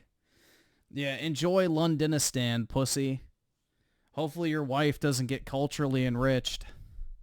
Tell them that their race and orientation now makes them a victim, and that any group attempting to gain equality wants to make straight whites a victim. As we all know, a lot of people tend to lose touch with the world around them as they get older. Not everyone, but a lot of them, Americans especially. Travel is a great way to broaden your horizons and learn about different cultures, but a lot of Americans don't do that. Only 43% of Americans actually have passports, and more younger people on average want to or have traveled more than the elderly. Personally, I don't think this is too surprising though. The more education a person has, the more likely they are to want to travel, and more young people have college-level education compared to the elderly. This is just me theorizing here, but I think attitudes towards the world also play a role here too. All the generations have had it ingrained in them since birth that America is the greatest country in the world. Oh, guess who's having to use a cold pack? Fuck. Well, they're right. America is the greatest country in the world. Your ass wouldn't even have a country if it wasn't for us, so fucking cry us a fucking river, bitch. Though, the more education a person has, the more likely they are to want to travel, and... See, isn't that interesting? The Euro cuck literally loves to say that, oh, America thinks they're the best country in the world. Yeah, you'd be speaking German or Russian right now, you fucking bitch. And you'd probably be better off for it, in all honesty. More young people have college-level education compared to the elderly. This is just me theorizing here, but I think attitudes towards the world... We came in to save your ass, and then you fucked up your own place, so... Yikes. Also play a role here too. All the generations have had it ingrained in them since birth that America is the greatest country in the world, that its faults are far and few between, and everything that it does is better than other countries. Institutions and society at large tries to instill this belief in younger people in the present as well, but because of education and more readily available information, they've become accustomed to being more critical of their country. And because of our greater connectivity with other countries, it's easier to get an insight into how governments outside of America operate. It's made them realize That's right. Reject nationalism, embrace globalism. What a hell, that's a great mentality to have. I mean, bro, these guys like literally revel in the fact that they're falling for fucking Bill Gates brainwashing. Literally, this guy's like, yeah, it's great that I love globalism, dude. Please, Bill Gates, tell me how many times I can open my refrigerator each day. Like, what the fuck, man? Things like higher education loans and private healthcare are completely broken systems, all the while they're hearing excuses from America's defenders about how it has to be this way because it's what makes them the best. People don't like having their truths challenged though, and it doesn't help when other people, news outlets, etc. try to uphold these truths, no matter how damaging they might be. Networks like Fox News, Republican politicians, and online mouthpieces affirm these ideas through the possibility of things getting even worse than... Wait, he showed fucking Piers Morgan as a Republican politician or an example of somebody shilling for America? Oh my god, dude. Piers Morgan is fucking British. He's not American. Than they already are, that it's better to maintain the status quo, which is easier to invest in when you're someone that the status quo favors. There's been multiple occasions where I delicately try to explain to America's defenders how other countries, including my own, do things better, and how no country... Like what? Name one way the UK is better than the US. I'll wait. ...see itself as perfect, and on more than one... Like what? What do you do better? ...on occasion they push back by saying, it's just how we do things here, as though it just... What do you do better? Please. Name one thing. One thing, buddy. Justifies it. I also free elf care. So sometimes you go, well, if you don't like it, then why don't you go back home? Why don't you apply for a passport, bitch? This is their truth, though, and it's an idea that's propped up by the possibility of things being better. But that idea is sold to people through anger and fear. It makes people think... Yeah, get arrested for mean tweets. It's a felony to misgender someone. It's a felony to say that you don't want more rapists being imported into your country. You know, what an absolute utopia. They don't stay angry, and they make themselves vulnerable, since they won't be properly prepared to react. All those people on January 6th, they were a result of this, including Jimmy Pesto. I guess Bob was right all along. He is an asshole. That's the news for you, though. A constant stream of everything bad that's happening everywhere at any given time. People like to say that they wish the news would show good things happening, but we're drawn to the negative like a moth to a flame. We want to be outraged, as much as we don't like to admit it. It doesn't help that most of the news that we consume on TV, online, and elsewhere is funded by advertisers, so there's a financial incentive to keep you looking. News anchors can tell you about a war that's happening and try to sell you prescription drugs between the segments. Social media operates on a similar model. Platforms like Twitter, Facebook, and YouTube use algorithms designed to keep users engaged by steering them towards outrage-inducing content. This often leads to a cycle where users continuously scroll for new posts, updates, and opinions while sharing their own thoughts. The validation they receive through likes and reposts encourages them to stay engaged, creating a dopamine-driven loop fueled by feedback from strangers. People enjoy it when others, even those that they've never met and never will, agree with them, especially when a well-known figure or influencer interacts with their posts. When something goes wrong, people want to be involved in the conversation, and that's because in a twisted way, it gives them a sense of community. They can feel affirmation from the invisible crowd that exists in online spaces. They can feel as though that what they're saying matters in important situations, and that their opinion is valuable, even though it ultimately doesn't change anything. And believe me, I'm really not trying to be cynical here. It's just what it is. If something happens like a shooting and someone makes a post with an emotional appeal to stop them from happening again, which gets thousands of engagements, it feels meaningful to the people involved, but it doesn't change anything. That's just social media for you, though. It makes the things said that exist within a vacuum feel like they have an impact on the real world. So why do we go out of our way to be angry at things? We spend our entire lives pursuing happiness, and we're told that it's the most important thing to have, yet all I don't really spend my entire life pursuing happiness, but, you know, to each their own. of us can't seem to resist the allure of anger and outrage. It's one of the many strange contradictions of the human condition, but it exists for a reason. As you can probably guess, anger is a product of human evolution. It's a response in our brain, specifically our amygdala, that triggers whenever something is seen as unjust or unfavorable compared to a preferred outcome. It's a survival mechanism that helps you react to your environment, and it's the same part of you that just made you open your Discord after hearing that ping. That was me.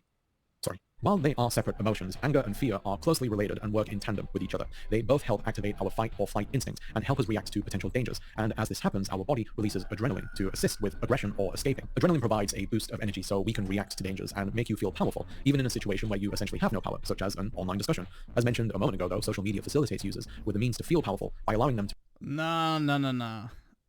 My happiness will finally come when I can sit back and be done forever. That's when I'll actually be happy, is when I'm just done. I'll have enough money, enough resources, everything lined up, and I can just not have to do anything anymore. Then maybe I will have the happiness I seek. But until then, probably not. So now, money doesn't really make me happy in the sense that, you know, it's more of like a step towards what I want.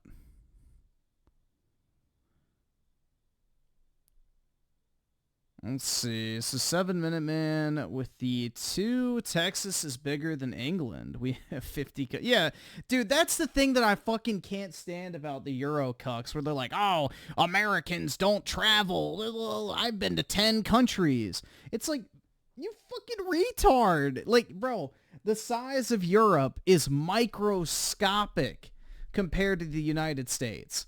Like, the fucking British bragging about the fact that they've been to 10 countries is like someone in the US bragging that we've been to 10 different states. That's how Europe is. Like, literally, you just drive 2 hours and you're in a different country.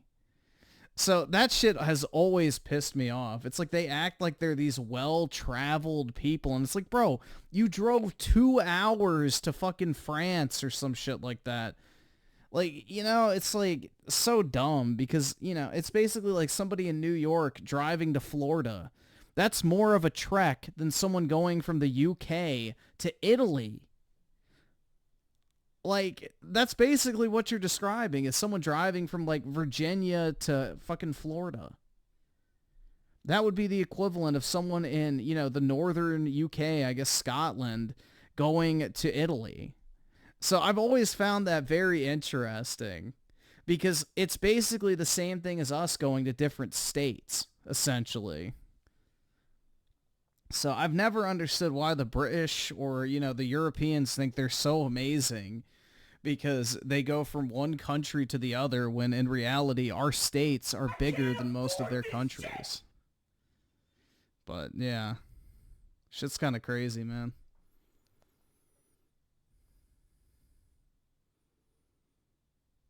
I can't afford this shit!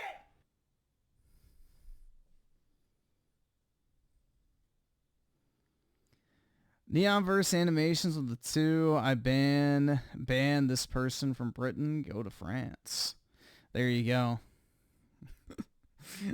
He might like what he finds there. Let's just put it that way. The French might have a opening for him. Funnily enough, with the 5, I can't send it, but check out the Jolly Heretic Filth. I can see what it is. We'll see.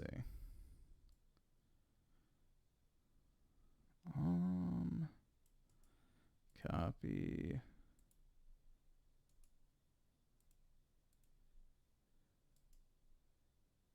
Paste. Yeah, we can check this out.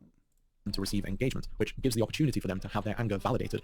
Oh, and then Neonverse animations with the 10. Okay, Griffin, please don't listen to the special person. I'm British. I will say apart for medical stuff and water, UK isn't a great place, and the USA isn't in a great place ever because of Democrats. I don't know, bro. Like, I still feel like the US is a good place overall. There's nowhere else I would move. Like, we have the highest paying jobs in the world. We have the highest likelihood of being able to move up, like, you know, financially. There's the most opportunity still here. You can get cheap land. I don't, like, the US, like, as far as, like, individual freedoms go, we still have that, like, I would say more so than any country at this point.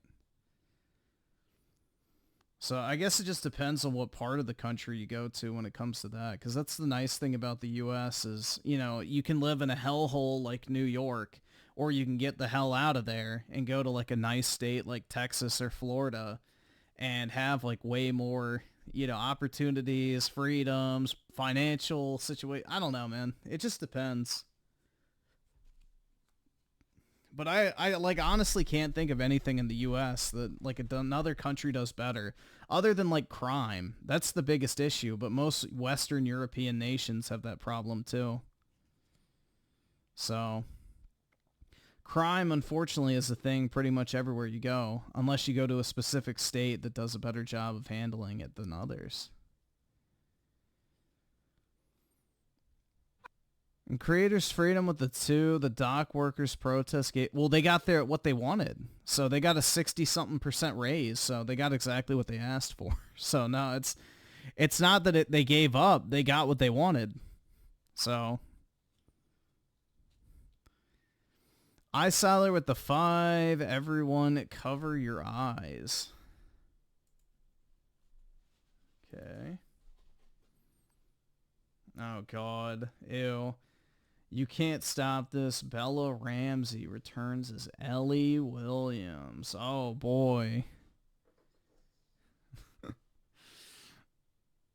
Dude, that is like one of the worst casting decisions ever. Hands down. Reciprocated and even challenged, which can create more anger and more adrenaline. Being angry, or even having your anger recognized, can also be cathartic. Even things like shouting or swearing out of anger can feel good. In fact, there's been studies that show that shouting profanities can increase a person's pain tolerance by up to 33%, since adrenaline has an analgesic effect. Simply having your anger recognized by others can be cathartic too. By being angry and seeing people react to your anger, regardless of the reaction to it, it can make you feel seen. Anger is also a response to a diminishing or absent sense of control over a situation. Control is more important to humans than we like to think. Some of us need too much of it, some of us need a smaller amount to just be comfortable, but we all need some. When we fear that we're losing control, we can respond to it by getting angry, and more commonly among men, it can be responded to with aggression, whether that's verbal or physical. I'm gonna go a bit off track here, but Dude, it takes a lot to get me angry. Anger is something that's seen as a more acceptable response for men to have, since it has a close association with masculinity and a need to domineer over others, a trait related to toxic masculinity. Since we're so used to seeing men get angry, some might conclude that they're more prone to it than women, but that may not be the case. A study by Southwest Missouri State University found that women not only got as angry as men, but acted on it at the same frequency as they do. They identified that when men are forced to contain their anger, they feel less effective. Women, on the other hand, have better control over their impulses induced by anger. There's a couple of possible factors that explain this. One study showed that even though men and women have similarly sized unless they're lesbians, but yeah. amygdalas, women have a much larger orbital frontal cortex, which is the part of the brain that regulates aggressive impulses. The other, and perhaps more likely reason, is that in general, society conditions women to believe that it's important to keep their anger under control, and that expressions of anger are something exclusive to men. They're taught that women need to be calm and collected at all times, and it's something necessary to retain order, whilst men are permitted to sow chaos. In online spaces where people are afforded... Nah, y'all have not seen me, like, genuinely angry. Like, I've gotten close a few times with just, like... Nah, like, when I get angry... it's not even like a verbal thing. I don't know, man. It takes a lot to genuinely make me angry. So it's not like me being pissed off in the moment type thing. For me to be genuinely angry and not just irritated is a completely different thing. At some level of anonymity and able to cultivate an identity. Nah, those fucking retards didn't get me angry. They just were irritating. That was mild irritation. Nah, it takes a lot to get me angry. I'm not really an angry person, generally speaking. Identity from scratch, it's possible to express anger in a wider variety of ways compared to an in-person interaction. It could be video content, pictures, memes, comments, tweets, and so forth, but the restrictions imposed upon us by society are far looser online, which means that we're able to potentially be more aggressive, possibly to an unhealthy degree. In recent years, certain groups, especially right-wing ones... Nah, dude, that's not literally being angry, that's literally Dark Souls. Have become accustomed to complaining about cancel culture. They claim that progressive, left-wing online mobs go out of their way to find character flaws and questionable actions of a person and bring them to light in order to ruin their reputation. It's believed that this is done because the people who are allegedly cancelled stand on the opposing end of the political spectrum, and progressives use the momentum to deplatform people that they don't like and tarnish the reputation of those they're associated with. Now, just to get this out of the way, I don't believe cancel culture is a thing, and I don't think that cancelling is really a thing. When information about a person... You don't think cancel culture is a thing? Yeah, that tells you everything you need to know about this fucking golem. Surfaces and it causes damage to their reputation, it's more often than not the case that it's due to something that matters and has legitimacy. We should be held accountable for our actions, regardless of who we are and how long ago they happened. A lot of people like to complain about cancel culture, claiming that it's a petty sport that people online want to participate in without any regard for the damage. This is literally a golem, bro. He's been completely programmed by the fucking deep state, fucking globalist mind virus. You can tell.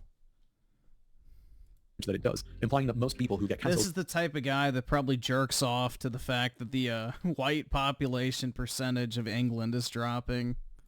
Didn't actually do that. It's like, oh yeah, lower, get rid of all those fucking white people.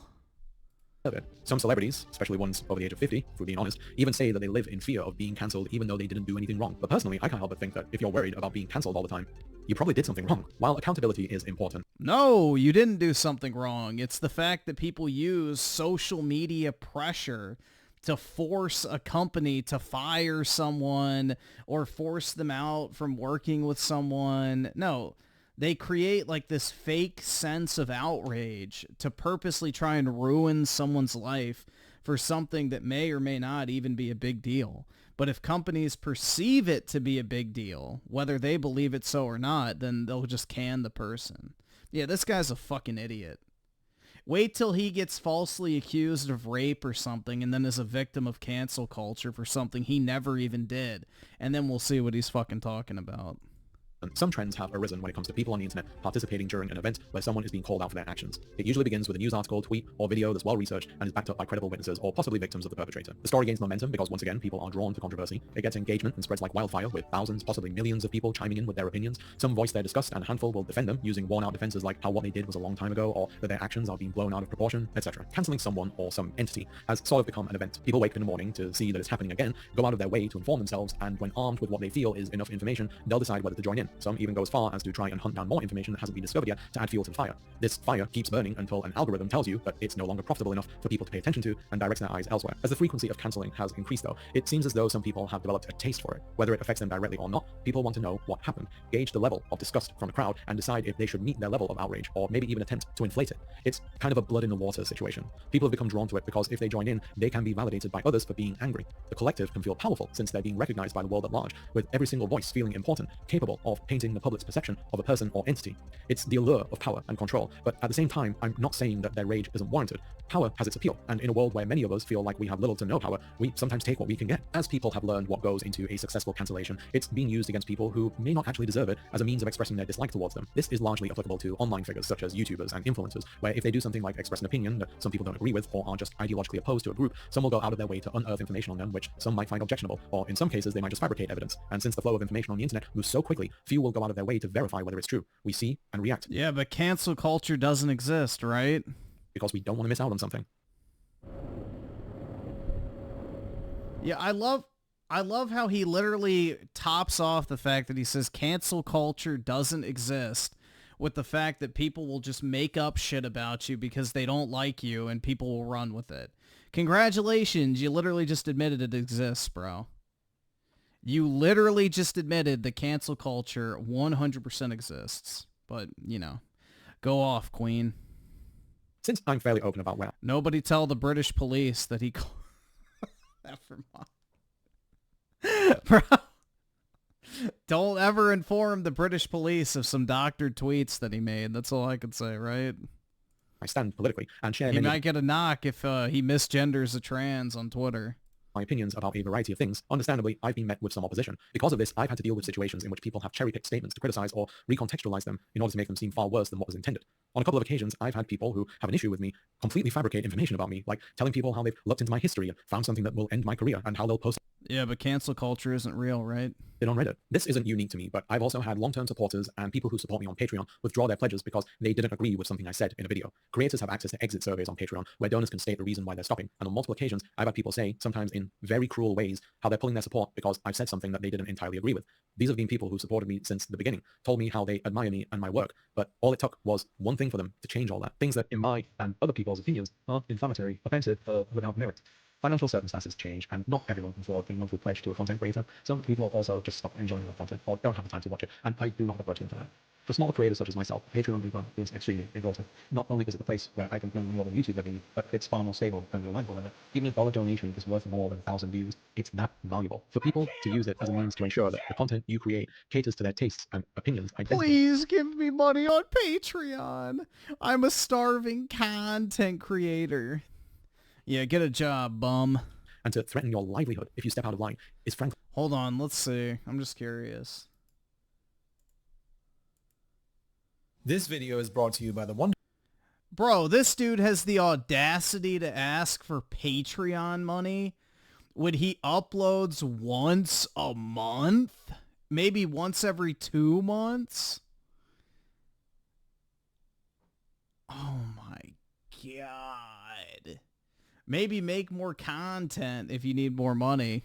Simply appalling. If I'm being more frank, holding someone's income hostage is also a form of financial abuse. So if you're one of the people who use that method on me or any other creator, you should know that when you're being explicit about this behavior, you're causing psychological harm to a... If you guys don't give me super chats, you're causing me psychological harm. Oh my god, I'm gonna fucking kill myself. What a fucking clown, bro. What an absolute fucking clown. Yeah, this guy definitely drops it down fucking low at the gay bars, man. This is some homo-ass shit, man. What in the fuck? A human being. On one occasion, and I won't mention it by name because I don't want to revisit it due to the trauma it caused, and I mean legitimate trauma. Trauma? He withdrew his Patreon. Jesus Christ. I had 20 patrons withdraw their pledge, some who had been there since I began my page, because I asked people to... He has trauma from people removing his Patreon? Holy shit. What a fucking idiot, man. Their relationship with content creators. it turned out that their parasocial connection with some creators was strong enough that what I said angered them, and I lost a not insignificant amount of my monthly income, which I need to live on and pay for production costs at the same time. For a creator... No, you don't have production. Shut the fuck... Bro, you were sitting in front of a fucking... No! You don't have production. I hate when YouTubers say this shit, man. They are lying through their teeth. Oh my god, I need the money every month to make No, you own your camera. You have a microphone. Sit down and fucking talk, bitch. You don't have production costs. What is he talking about? You had to buy a new t-shirt? What? Oh my god, bro. This is wild. Creator with thousands of patrons, that can be an acceptable loss. But for someone like me and other creators like me, who's currently surviving on below poverty wages from YouTube revenue and pledges while being unable... Then go get a job, you bum ass. Holy shit. Quit being a leech on other people and go get a job. Just because you have 100K subs doesn't mean that this is your full-time gig. What a fucking joke, man. ...to work in a regular job at the same time due to PTSD. It was devastating to me. He can't work a regular job because of PTSD. Oh my god. Yeah, this is the new age male that's going to lecture everybody else about how everybody's being just a negative Nancy. What a fucking loser, man. Dear God. Overall, I lost a fifth of my monthly income on Patreon, all because people got mad at me and decided that it was important to punish me. And to be clear, this wasn't just patrons. They should punish you. Also commenters, tweets, DMs, Discord messages, etc. It was from everywhere. I don't know if any of these patrons or commenters still watch my content or maybe even hate watch it, but if you do, and I hope you know who you are, I've wanted to say this for a while now. I'm not angry at you, and I try my best to understand where you were coming from. I really did. This is not satire. What a fucking idiot, man. Dear God. This is why you don't make YouTube your job. What a fucking clown, bro. What you did, and what some of you said, has left some psychological scars on me that will probably never go away. Good. You also hurt my wife, a bystander, who didn't understand why people were so angry because she wasn't involved in this sphere. That morning, I woke up to find her crying as she read your hurtful comments, something I'll never forget and something I'll...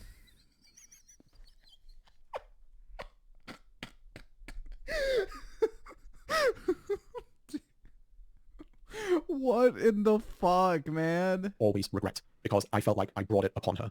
Because of your anger, you... She had to read mean comments. Dear Lord. Made me feel like I was worthless. I felt bad because I couldn't be what you wanted me to be 100% of the time. And ever since then, I've truly never felt confident in my work because I fear that my career could fall apart because people like you are able to exert your power over creators in such cruel ways. This dude lost 1/5 of his revenue on Patreon, and he's acting like these people tied him up in a fucking basement and tortured him for months. You know, he's like one of the fucking Palestine hostages or some shit who was like tortured and raped every day and sodomized and barely, you know, given food and dirty water. But no, dude, 20% of his Patreons unsubscribed. And this is the psychological damage that he's still dealing with to this day. What a fucking joke, man. These new age men are just complete jokes. I also know that there's a chance that you may feel just in your actions, regardless of what I say, and I'm not going to shame you for that, but I will ask you to contemplate why you feel just, and consider why that might be problematic. I wish you the best in life, but you should know that your actions and words caused serious harm that contributed to the deterioration of my mental health and led me to revisiting the lowest point for the second time in my life, a low that was so potent I didn't want to exist anymore. Anger. Well, what changed your mind? Has its costs, but it also has its uses too. That much is obvious, since it's something that's been passed down through human evolution for millennia. It's something that can help us survive, and when utilized properly, it can help us achieve some form of justice. Justice is an abstract concept, though, one that I personally don't believe truly exists, since there's no solid consensus on what justice actually is. Anger is such a gut reaction that it can be difficult for us to not act upon it, and take a moment to verify the... If that happened to me, you'd say this, I don't have a Patreon. information being presented. It doesn't help that many of us look for reasons to be angry, and in some ways, I can't blame them. The world's a bit of a mess, the economy's rigged against average people, many of us will never retire, the planet's on fire, and every single day we learn about how something else is going wrong. It's an endless show, and it helps when we have something concrete to direct our anger. So this guy uploads one video every 2 months, complains that 20% of his Patreons unsub, and then is bitching about the fact that he lives on below minimum wage from his amazing YouTube career because he refuses to get a real job. Yeah, fuck off, bro. No one should feel bad for this fucking loser. Jesus Christ, man. What an absolute joke. Helps even more when the thing... Yeah, this is way worse than DSP. That we're angry at recognizes our anger, which is why if James Corden ever replies to my hate DMs, I can finally die happy. If you find yourself getting angry often, then I encourage you to work on identifying what makes you angry and why. Be conscious of how you behave when you're angry and do your best to control it. It's hard and it requires a lot of practice, but it's possible. Don't look for reasons to be angry, and don't just follow the crowd when they're angry, because when you do that, you make yourself susceptible to accepting misinformation as fact, simply because it aligns with your current feelings. If you don't manage it, you can end up being like that guy who tried to rescue non-existent kids from a non-existent basement under a pizza restaurant. You could also try and look up some anger management courses. There's actually a lot of good information online which provides useful exercises to recognize and deal with anger. One of the most effective ones being to distance yourself from what's causing you to be angry. In other words, stay the hell away from Twitter. Although, I'm baffled as to why anyone's still on there. Like, switch to Blue Sky. It's much nicer. It's not perfect, but it's nicer. And follow me as well. I'm Salari on there. I Oh just my post pictures of my god, cats he's and a stuff massive like that. Food for the leftist. cat. Don't eat the cats, obviously.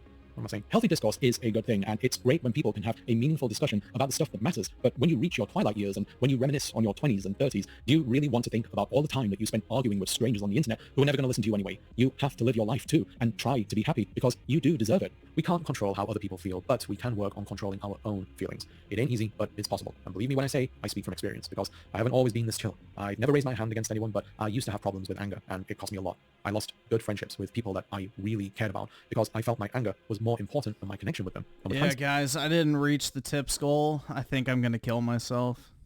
I don't want to be here anymore. Like, I can say that I was wrong. We've all done something like this, and we all regret it in some way. Without a doubt, I'm no exception. So be well, take care, try your best.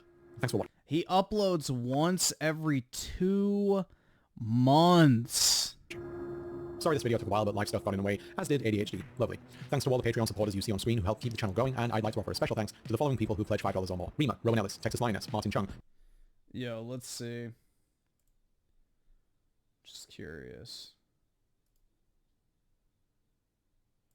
I'm just gonna check it over here. Just in case something pops up. I'm just curious how much money he makes from Patreon a month. Sometimes it shows it on... Yeah, it doesn't say. He has 105... Oh, so he gets...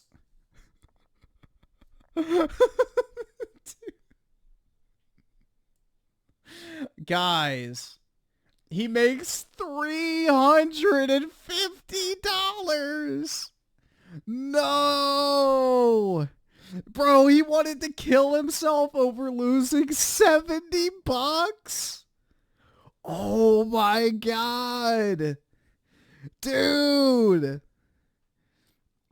Oh my fucking lord, man. He wanted to fucking kill himself over $70.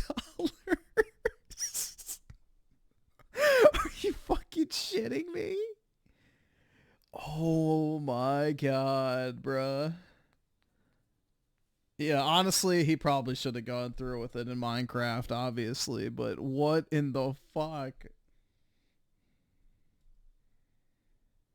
Yeah, all of his comments are going to be dick suckers, because I guarantee you he filters.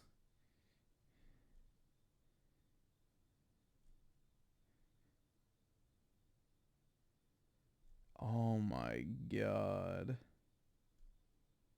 Either subscribe, donate, or get the fuck out.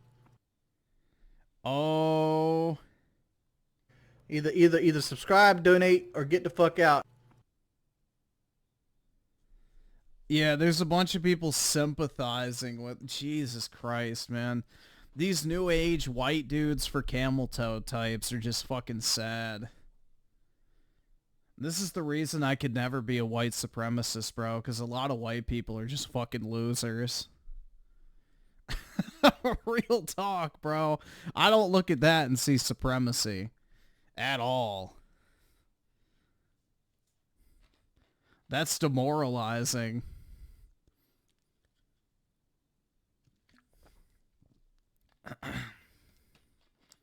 Dear God, man.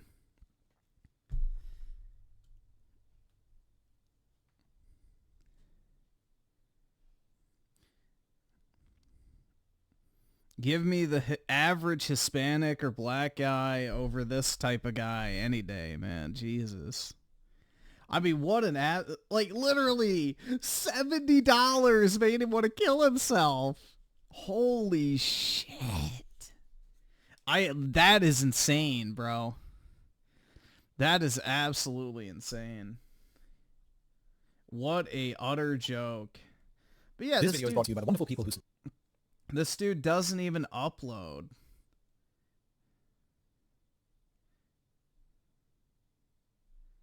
He uploads like once every 2 months.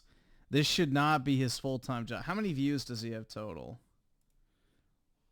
He has 7... Dude. Do you guys know how much money this is? Let's say generously he makes $4 per 1,000 views, okay? This is literally $28,000 total. This should not be his job. That is nothing. How long has he been uploading this content? 4 years. That means on average he's making $7,000 a year over the course of his YouTube career, man.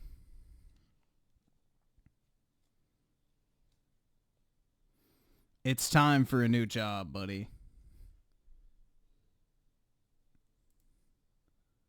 Yeah, I was about to see if he had a second channel, but I don't think so. This video is brought to you by the wonderful people who support the channel. Let's see. Nope. Bro, this should not be your job. Oh my God. Well, dude, his Patreon money's what? $350 a month? So that means basically what? 36, $4,200 a year. So $11,000 a year is what he makes from YouTube. Oh my God. Bro. Yeah, he probably mooches off his wife. His wife probably makes all the money. What a fucking joke, man. What a joke. I want to kill myself. I only made $300 instead of $370. Oh my God.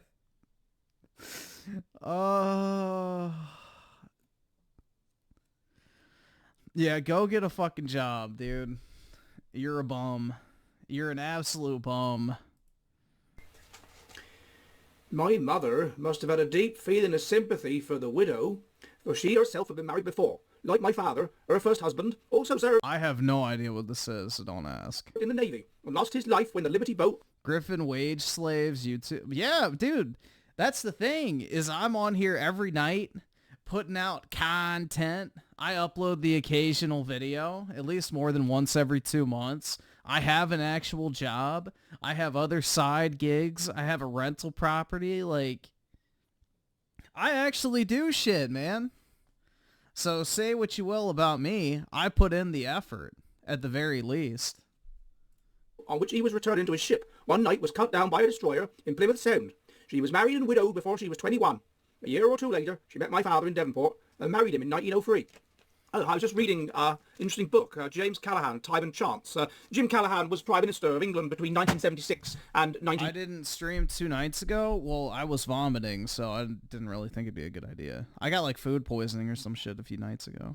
79, and... What's a real job? I don't know. He was really the last socialist Labour Prime Minister, the kind of person that would have supported the socialism in Poland and that sort of thing. But he's gone now. And now we have a Labour government in the UK that despises the working class, that hates the native working class, that calls the native working class far-right thugs if they dare to express their unhappiness with the regime's policies on immigration and the obvious two-tier policing of people of different races. And what I want to understand today is why is it, in light of the riots that are happening in the UK at the moment by far-right thugs, i.e. white working class people, why is it that the Labour Party despises the white working class so? Because they can't control them. They want a bunch of illiterate retards that'll just vote for them infinitely. Much. Before I do that, could you please subscribe? It helps me most vitally. It's the same reason why Hitler wanted to replace the native Germans eventually with, you know, his brainwashed Aryan race as well as a slave race of Muslims, because they're easy to control. You know, so he would have his Aryan, you know, master race that was taken at birth and basically trained to be exactly what he wanted them to be. And then he also wanted to enlist Arabs because they were easily controlled and fooled through Islam. But, yeah. Can you subscribe here on YouTube, and can you subscribe on my on the Jolly Heretic, that's my Substack, where there's spicy content I can't. So basically, Hitler's goal was to create like the ruling class of Aryans, and then after that would be to like import a bunch of Islam, you know, practicers to work as like the slave serf class. Like back in the day of old fucking ancient Rome and things like that. But yeah. YouTube, in-person interviews, films, and where if you like what I do, you can support me for the cost of a pint of beer a month. Okay, back to the video. So why do they hate the working class? You know, there's a number of reasons. Firstly, the original Labour Party, to some extent, was a party of the working class. It was a coalition of two groups. It was people from the upper class. I would be friends with Hitler. Fuck no. Dude, Hitler's a fucking flaming socialist. I'm good, bro. And middle class, who realised they could gain power over the upper class and thus over the society. Yeah, plus he was a meth addict. Yeah, I'm good, bro. I don't really need to be friends with a meth head. Creating a coalition with the working class. And as I've looked at in other videos, that's what leftists do. The moral circle. Rome didn't have race-based... Yes, they did. They absolutely did. They absolutely did have race-based slavery, but not in the sense that we view race. If you were a Roman, that was a race. If you were a Celt, that was a race. If you were a German, that was a race.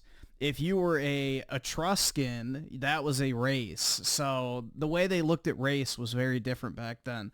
But also, I mean, yes and no, but they did. But, you know, it wasn't like, oh, white people good, black people slave type shit.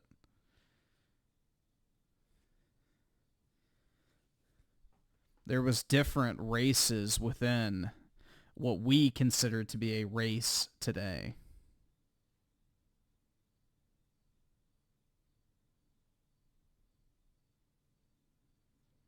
Yes, but Celts would be... Yeah, well, that was before Caesar, but... Caesar's the one that changed all that. Which is partially why they killed him, is because he expanded the Senate. But yeah.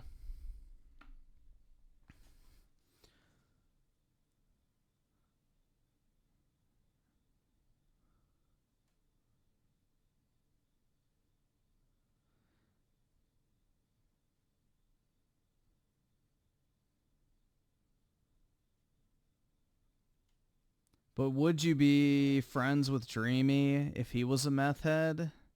No, I would not. I'm not friends with druggies. I've been down that road before, man. It's sad. It's sad to watch people throw away their lives. So, yeah, I had a few friends from high school that just became massive fucking stoner losers, and I just couldn't stand to talk to them anymore because they were irritating. So, yeah, no. I'm not going to be around losers that just fucking smoke their days away. Or, you know, light up a pipe or whatever the fuck it might be, man. Snort some fucking coke. I am good. Or like alcoholics either, so no thank you.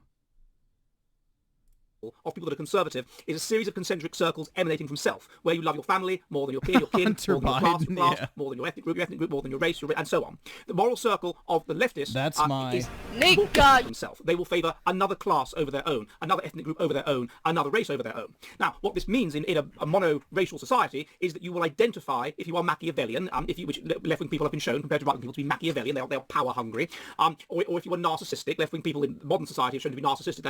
Yeah, everybody should read The Prince by Machiavelli. It's a great book. It's very short, too. It's like 100 pages. You can read it in a night. But yeah, that's a really insightful book. You should definitely read it. Well worth, like, the hour or two it'll take, but yeah.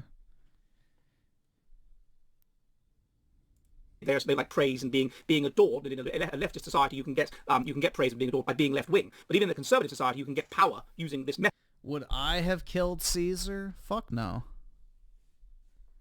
Caesar was based, man. He's a man of action. I appreciate that.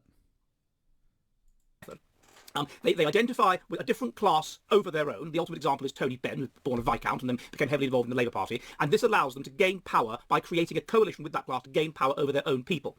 And you see again and again that left-wing movements are always dominated by people of a different social class or a different ethnic group. For example, in Finland, the Finnish nationalist movement, the national awakening of the Finnish peasants, of the Finnish lower class, who spoke Finnish rather than Swedish, was directed by Swedish-speaking Finns, i.e. the upper class, who basically betrayed the interests of their own class. So I'm Machiavellian?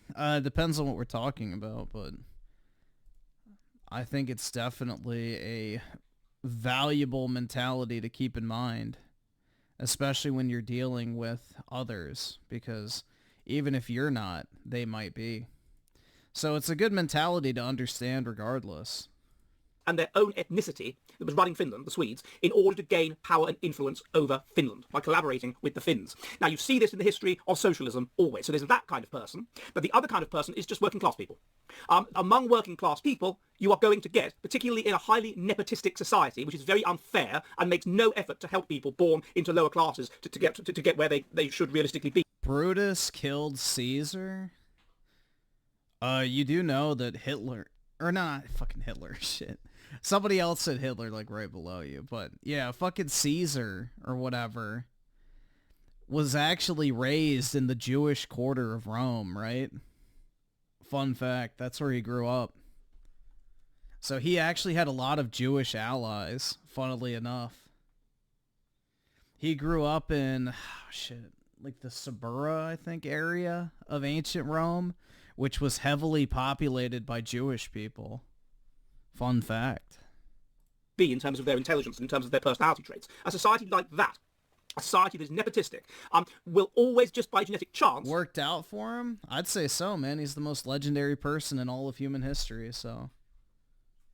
Obviously, he learned something.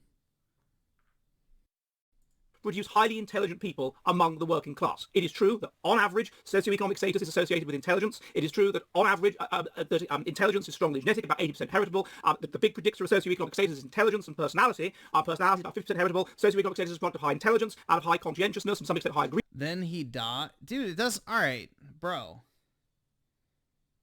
I don't know. I mean, how old was Caesar when he died? Like 70 or something? He was old. Like, he wasn't young. So... The thing is like, what a life, though, man. Hold on, what's that? Let me see if I can find it.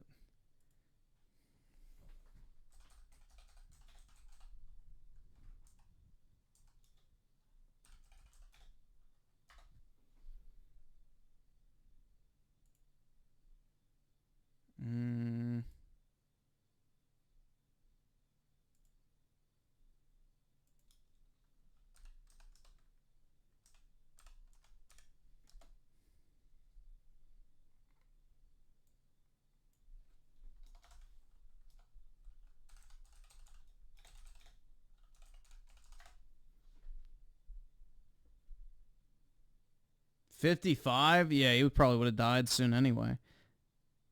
Let's see. I'm trying to see if I can find this book. It was actually pretty good. I read it a while back. Well, not really a while, but recently-ish. If I can find it.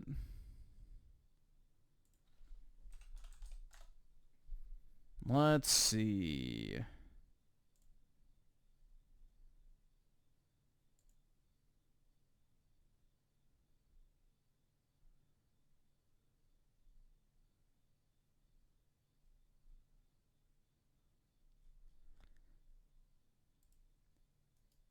This one.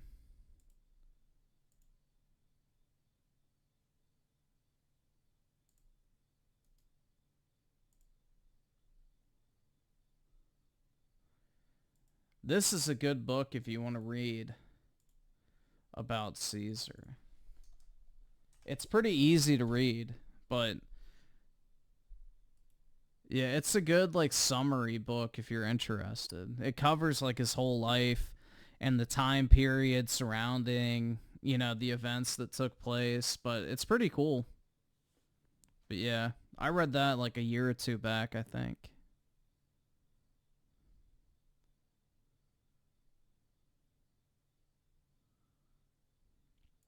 Agreeableness, so that is true, but there is a heritability across time of socioeconomic status of about 0.75. And this reflects the fact that sometimes just by genetic chance, intelligent people will be born into the working class and move up, or stupid people born into the upper class and move down. Now, what you had in the original Labour Party was people who were working class.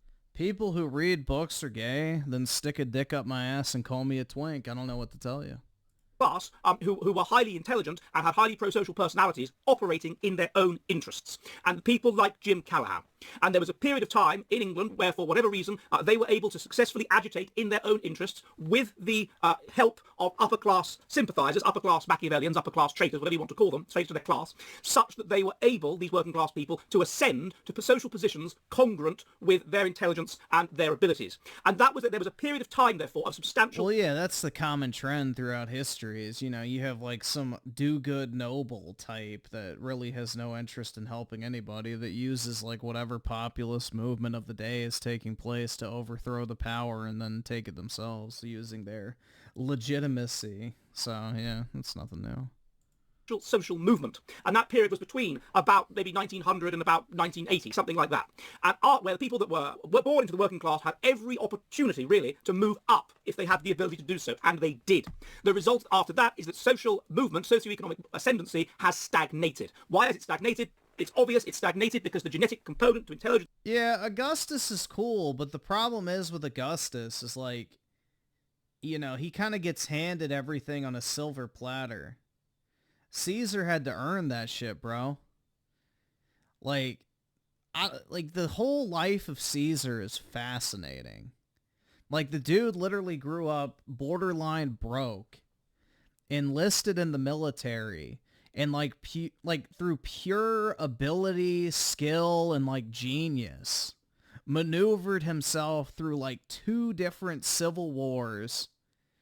You know, became one of the highest elected officials in Rome twice, conquered an entire country, then came back and fought another civil war against Rome itself, and then, you know, did all sorts of other shit in between. Also conquered Egypt.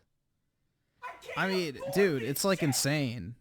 So, nobody else has ever done that much in so little time, with so little advantage. Like, he truly got everything by his own fucking skill, essentially. But I don't really think many people can say that. Because, like, even Alexander the Great was born a king, essentially. Like, he became king. So, Caesar was born as a broke noble who had no money.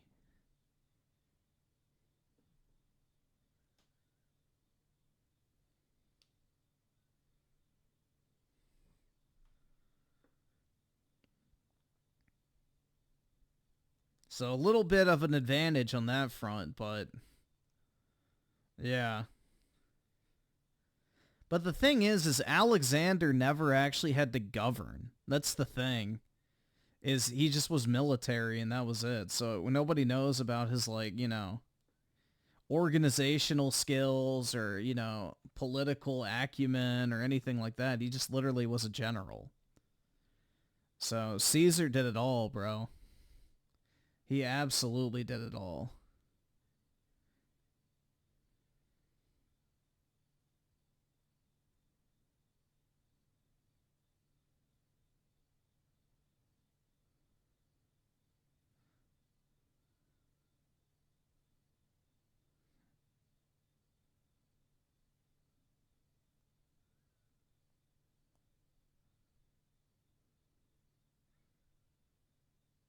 Caesar did 4D chess on the hose and soy cooks. Yeah, I don't know, man.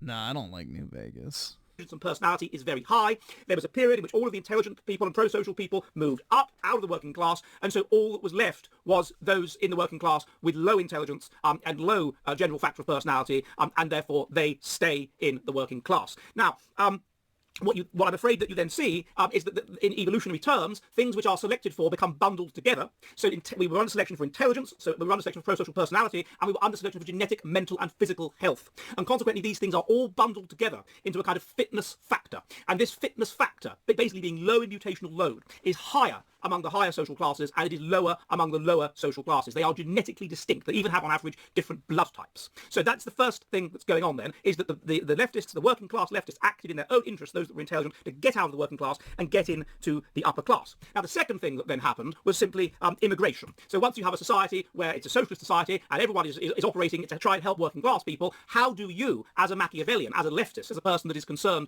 with power and is high in mental instability and therefore is concerned with people having power over you and therefore wants to have power, as studies indicate, and also is neurotic, is a frightened person, how do you gain power? Well, of course, you do so covertly via virtue signalling about equality, everyone being equal and whatever, and harm avoidance and concern about harm. But once everyone's looking after the working class, because you've created a semi-socialist state, as you did after World War II, how can you stand out from the crowd? Well, it's obvious. You start signalling about foreigners. And you start looking at, you're more moral than those that care about the working class because you care about foreigners. And then once that happens, then you start looking for other people who will sort of victim signal and argue that they are victims and the gay mafia. And they're not treated equally and that they're treated badly, i.e. sexual minorities and whatever. And so therefore those that are leftists, those whose raison d'etre is to gain power by virtue signalling, it's no good anymore virtue signalling about the working class and trying to help them, because everyone does that. There's policies and it's to help them. No, you've got to virtue signal about foreigners and so on. So that's what the left move over to doing, and they cease to be concerned about the white working class. The next thing then is you've got to remember that these leftists, people that are associated with leftism, they are high in mental instability. There's many studies that have shown this. The people that are left wing are higher in mental instability compared to people that are right wing. People that are left wing are lower in agreeableness, that they're not very nice people, and that's why they're obsessed with their individual status rather than the good of their group. They're low in conscientiousness, i.e. impulse control. So that's the kind of people you're dealing with, Machiavellian, sort of narcissistic people. Narcissistic people, they think they're special, they think they're important. If they're mentally unstable, then one of the things that you can do to deal with that, if you feel bad about yourself and you feel that you're dreadful and awful, is you can tell yourself that you are perfect, and indeed that you are morally perfect, which is what you do. And then you can virtue signal competitively about how morally wonderful you are, and then as society tips over towards leftism. Yeah, here's some numbers for you guys real quick. So compared to 2020, mail-in ballots for the election are plus 7.4% Republican, and so that's for Pennsylvania, and plus 17% for North Carolina. So if that gives you a good idea of how the voting demographics are changing for early voting, is pretty good. So, yeah. 7% more people this time around are voting early in Pennsylvania for Republicans, which means there's high, excitement and motivation. And then 17% more in North Carolina. So it's looking pretty good, man. We shall see.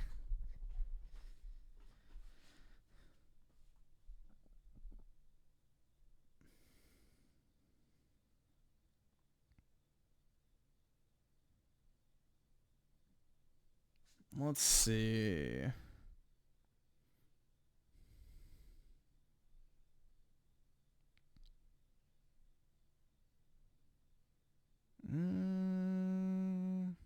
There we go. So Ferris of the two, this guy is as soft as a pancake. Yep, the other dude, I'm assuming.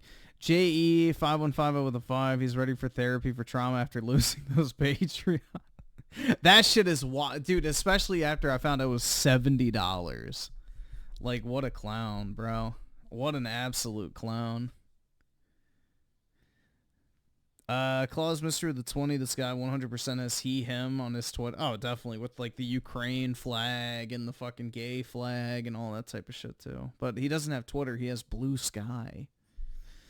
Salari with a 5, dog, is Rich just gone? Those views, and what's with the hat? I was going to watch the debate tonight. I really want... Alright, we'll watch it in a minute. Let's see. Claus Mystery with the 20. This guy has T levels of a menopausal woman. Tony Esquire with the 5. Yo, this dude's just sitting there talking. I can do this and work my military job. Only 100k subs, fam. Camel Toe can have this liberal clown's vote. Well, luckily he's not here to vote for Camel Toe. Thank God. And Chronicle with the 2 gifted memberships. Appreciate it, man. Salari with the 5. Let's see. Jimmy Carter excited as hell to vote for Kamala. Yeah. He's cooked, bro. That is a man who's literally just hanging on for dear fucking life for no reason. They're just keeping him alive for the shits and giggles, I guess. Dude, I'd rather just be dead than get to that state.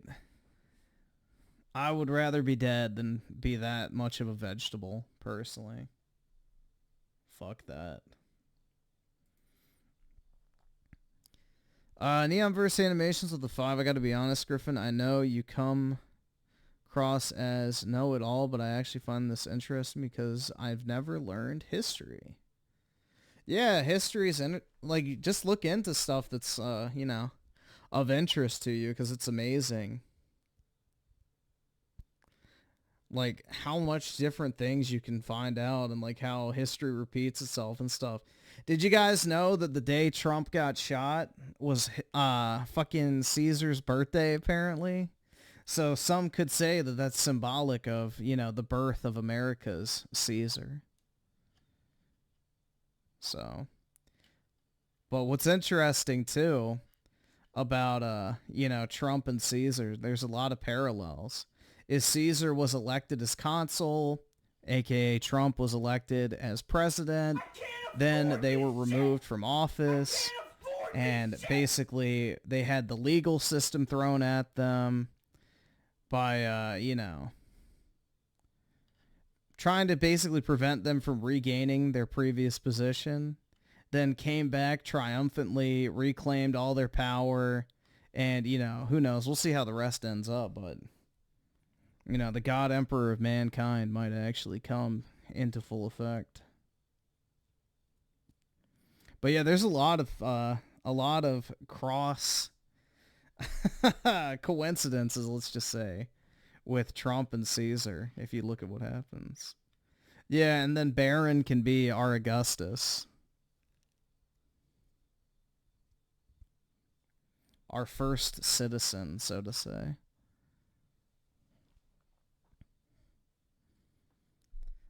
Claus Mystery with the 20. Reading books is gay, which means I am uneducated. Pretty much, man.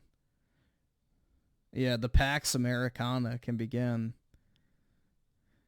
Claus Mystery with the 20. I read all 7 Narnia books, for example, as a teen. I never read the Narnia books, but I did watch, like, the really old movies of it.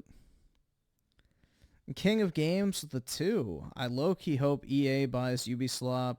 I don't think they want to touch it, man. I think Tencent's going to pick it up.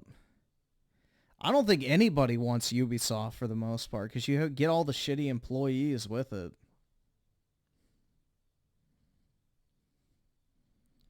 And let's see, Fancy Leo with the 6. Orange Man versus Camel Toe again. I don't think they're doing another debate.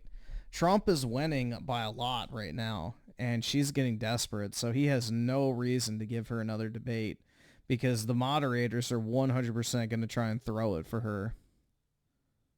So...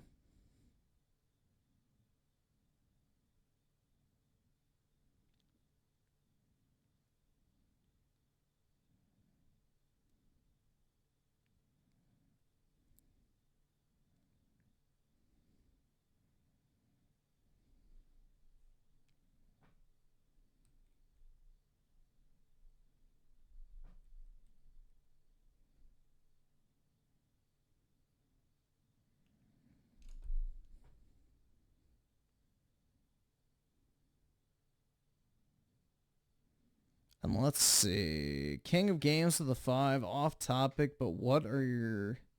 Your thoughts on, of Kanzuk? The reuniting of Canada, Australia, New Zealand, and the UK with stronger economic, military, and geopolitics.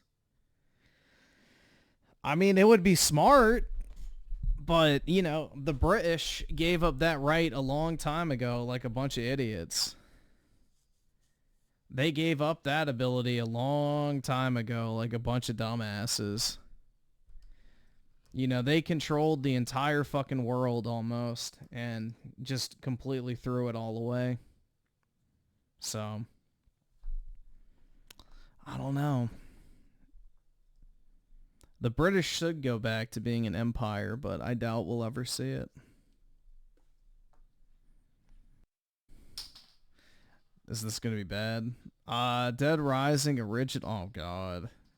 For 1 hour, it's on PSN for $10. Let me actually, I may have that on Xbox. Let me see. I think that was like a free game with gold at some point. Let me check.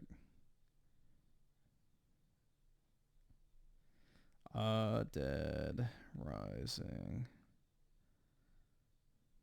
games. Yeah, I do have it.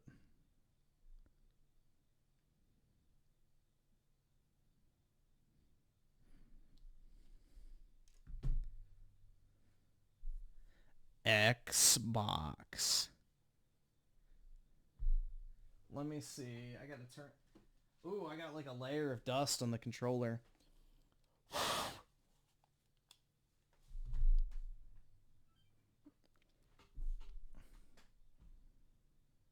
No, he didn't say the remaster. He said the original version.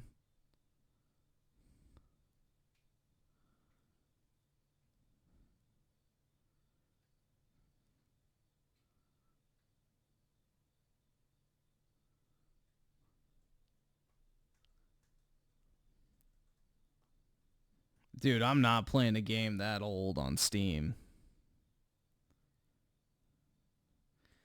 Games that old on PC just don't fucking work half the time.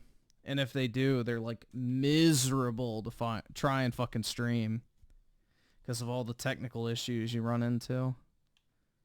Let me see. My games and apps.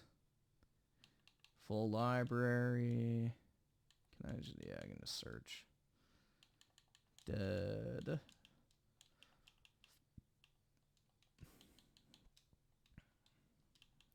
Rising. There it is. Show in store. Oh, I don't have it on Xbox. Huh. I thought I did. Alright, well, I'll get it on PlayStation. Fuck Microsoft.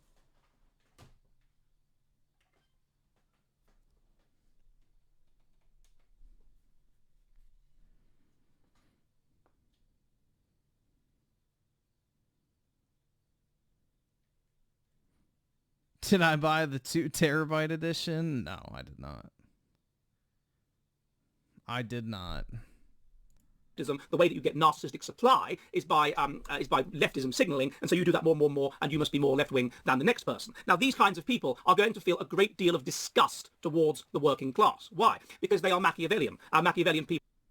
Wait, does that mean I'm Machiavellian? Uh-oh. People want power, and the working class... Because you guys know me, I hate the poors, dude. ...are low in power, so the working class disgust them. They are narcissistic. They think they should be around special, important people. And so people that aren't important and aren't special, aren't helpful to them. They disgust them. And most importantly of all... Shit, man. It's like I'm being diagnosed. As we have already discussed, there is a relationship, a pleiotropic relationship, a genetic bundling together of the traits that cause you to be working class in a society that is relatively meritocratic. Those traits are low intelligence, low general factor of personality, i.e. low willfulness, low conscientiousness, whatever, and genetic sickness, high mutational load, illness. And we know even now that intelligence is genetically correlated with being well, whereas a low intelligence is genetically correlated with illness. I don't feel attacked, man. It's just like my eyes are being opened. Of various kinds. So I need to become a leftist. You've got a people then that are going to induce disgust. Now, under previous... Are you ready for the future of the West? I have to become a leftist is my takeaway.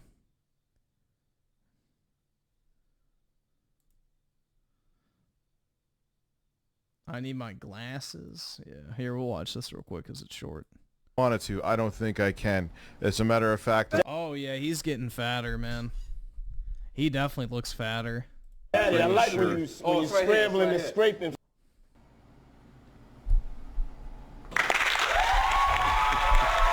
Hello, Juicy Boots.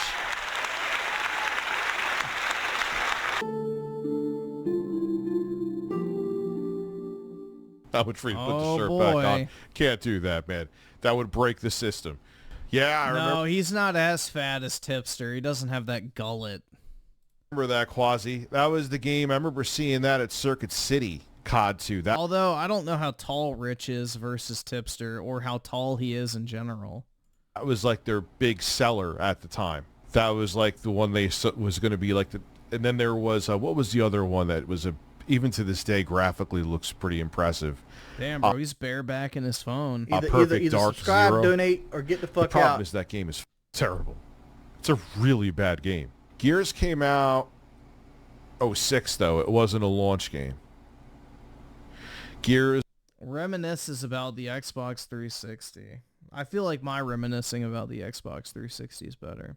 He's 5'9". Ha! I tower over him. This was like the true killer app, many say. I remember that being the game that I was like, all right, I remember I get my tax return back in 07. I just started a job too, and I'm like, getting refunds. I miss those days. So I'm like, I'm going to buy a 360. And I bought a 360, and I bought it along with a copy of Gears. And I was out of gaming, mostly like... I'm 5'11", bro. 1 inch from greatness. That's the reason why I'm single. I always tell the stories. I played a little bit of PS2, but really didn't. Played a little bit of the Xbox, really didn't. And then I didn't. I would like play him for like a month, and then I would sell him because I was a fucking idiot. Just being honest. The only time I really gamed, there was a period where I was playing Killzone. I don't understand why this is a clip. This is like so boring.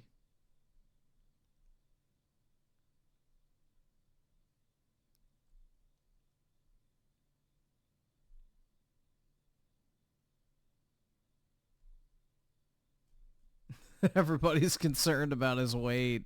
Online, and I was playing SOCOM online. That was like for a month. Good memories, man. I remember it just being so mind-blowing. Like, wait, I'm playing with other people like all over the world? Now it's like, who gives a shit? Yeah, that's gaming online. But back then it was mind-blowing. Yeah, if God forbid I ever decide to, make a dating profile, don't hold your breath.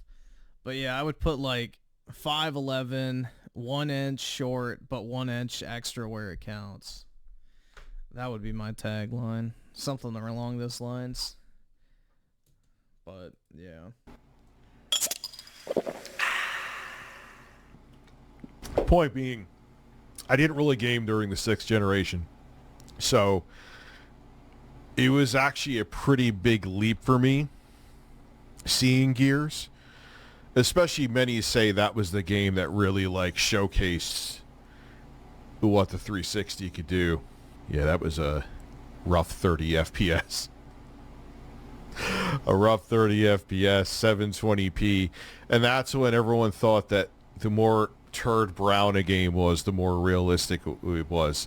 That's not. No, people like color. We see color for a reason. Technically, it's not wrong. I mean, turd brown was pretty accurate, to be fair. But, yeah. I remember when Bulletstorm, that's the name of it, came out, and everyone's like, whoa, Unreal Engine can do, like, have vibrant colors. Like, yeah, there's more than 80 shades of brown. Listen, I bought my 360 at Circuit City with Project Gotham Racing 3 at the time, and spam WoW for the I bought my GameCube at Circuit City for I think like $70 or something like that. I went with my mom and my dad, and we got the Got the GameCube for like $70 or something, which is like wild to think about. Traffic. Yeah, all right. Yeah, that game was actually pretty good, so I'll give you the Hanson wow. Wow, wow, wow, wow, wow, wow, wow, wow. Spread your cheeks and just... Wow. What a dude, literally I could have made a 3-minute video talking about why the 360 is my favorite console or whatever and uploaded it and it would have been more high effort. Like, I don't get that shit, man. Why would you not just put in like a little effort and make like an actual like 3 to 4 minute video at that point, like talking about the 360? Do you know how hard that is? Like, literally, it would take 10 minutes, if even that.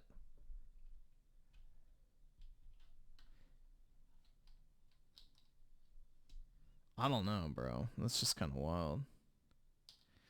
Tidia TDA with the 3 months. I've been harassed on Steam for playing Final Fantasy 16 as if I'm offing their pets by playing.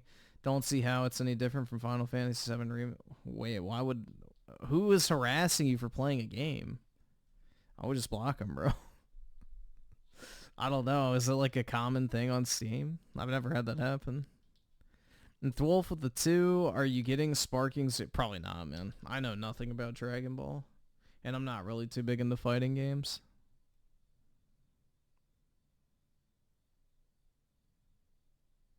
So most likely not.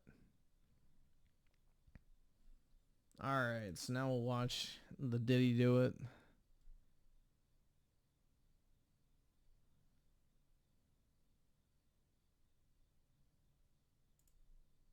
Has finally uncovered just how dark and twisted those in control of our culture really are. From some of the most disturbing sex parties ever recorded, sleepovers with a teenage Justin Bieber, funding and controlling your favorite celebrities, hosting his own Love Island where he took people off the radar. I got an island called Love Island. When you going off the grid with me, you gotta go to sleep for a week. Freak-off parties, whilst also allegedly taking down some of the most iconic musicians in the industry. The P. Diddy situation is truly disturbing, and now that he's in custody, only time will tell what's going to happen next. But the fact that this has been going on secretly behind the closed doors of the Hollywood elite for decades shows just how well covered this truly was. But now finally, the truth is unraveling in front of our very eyes.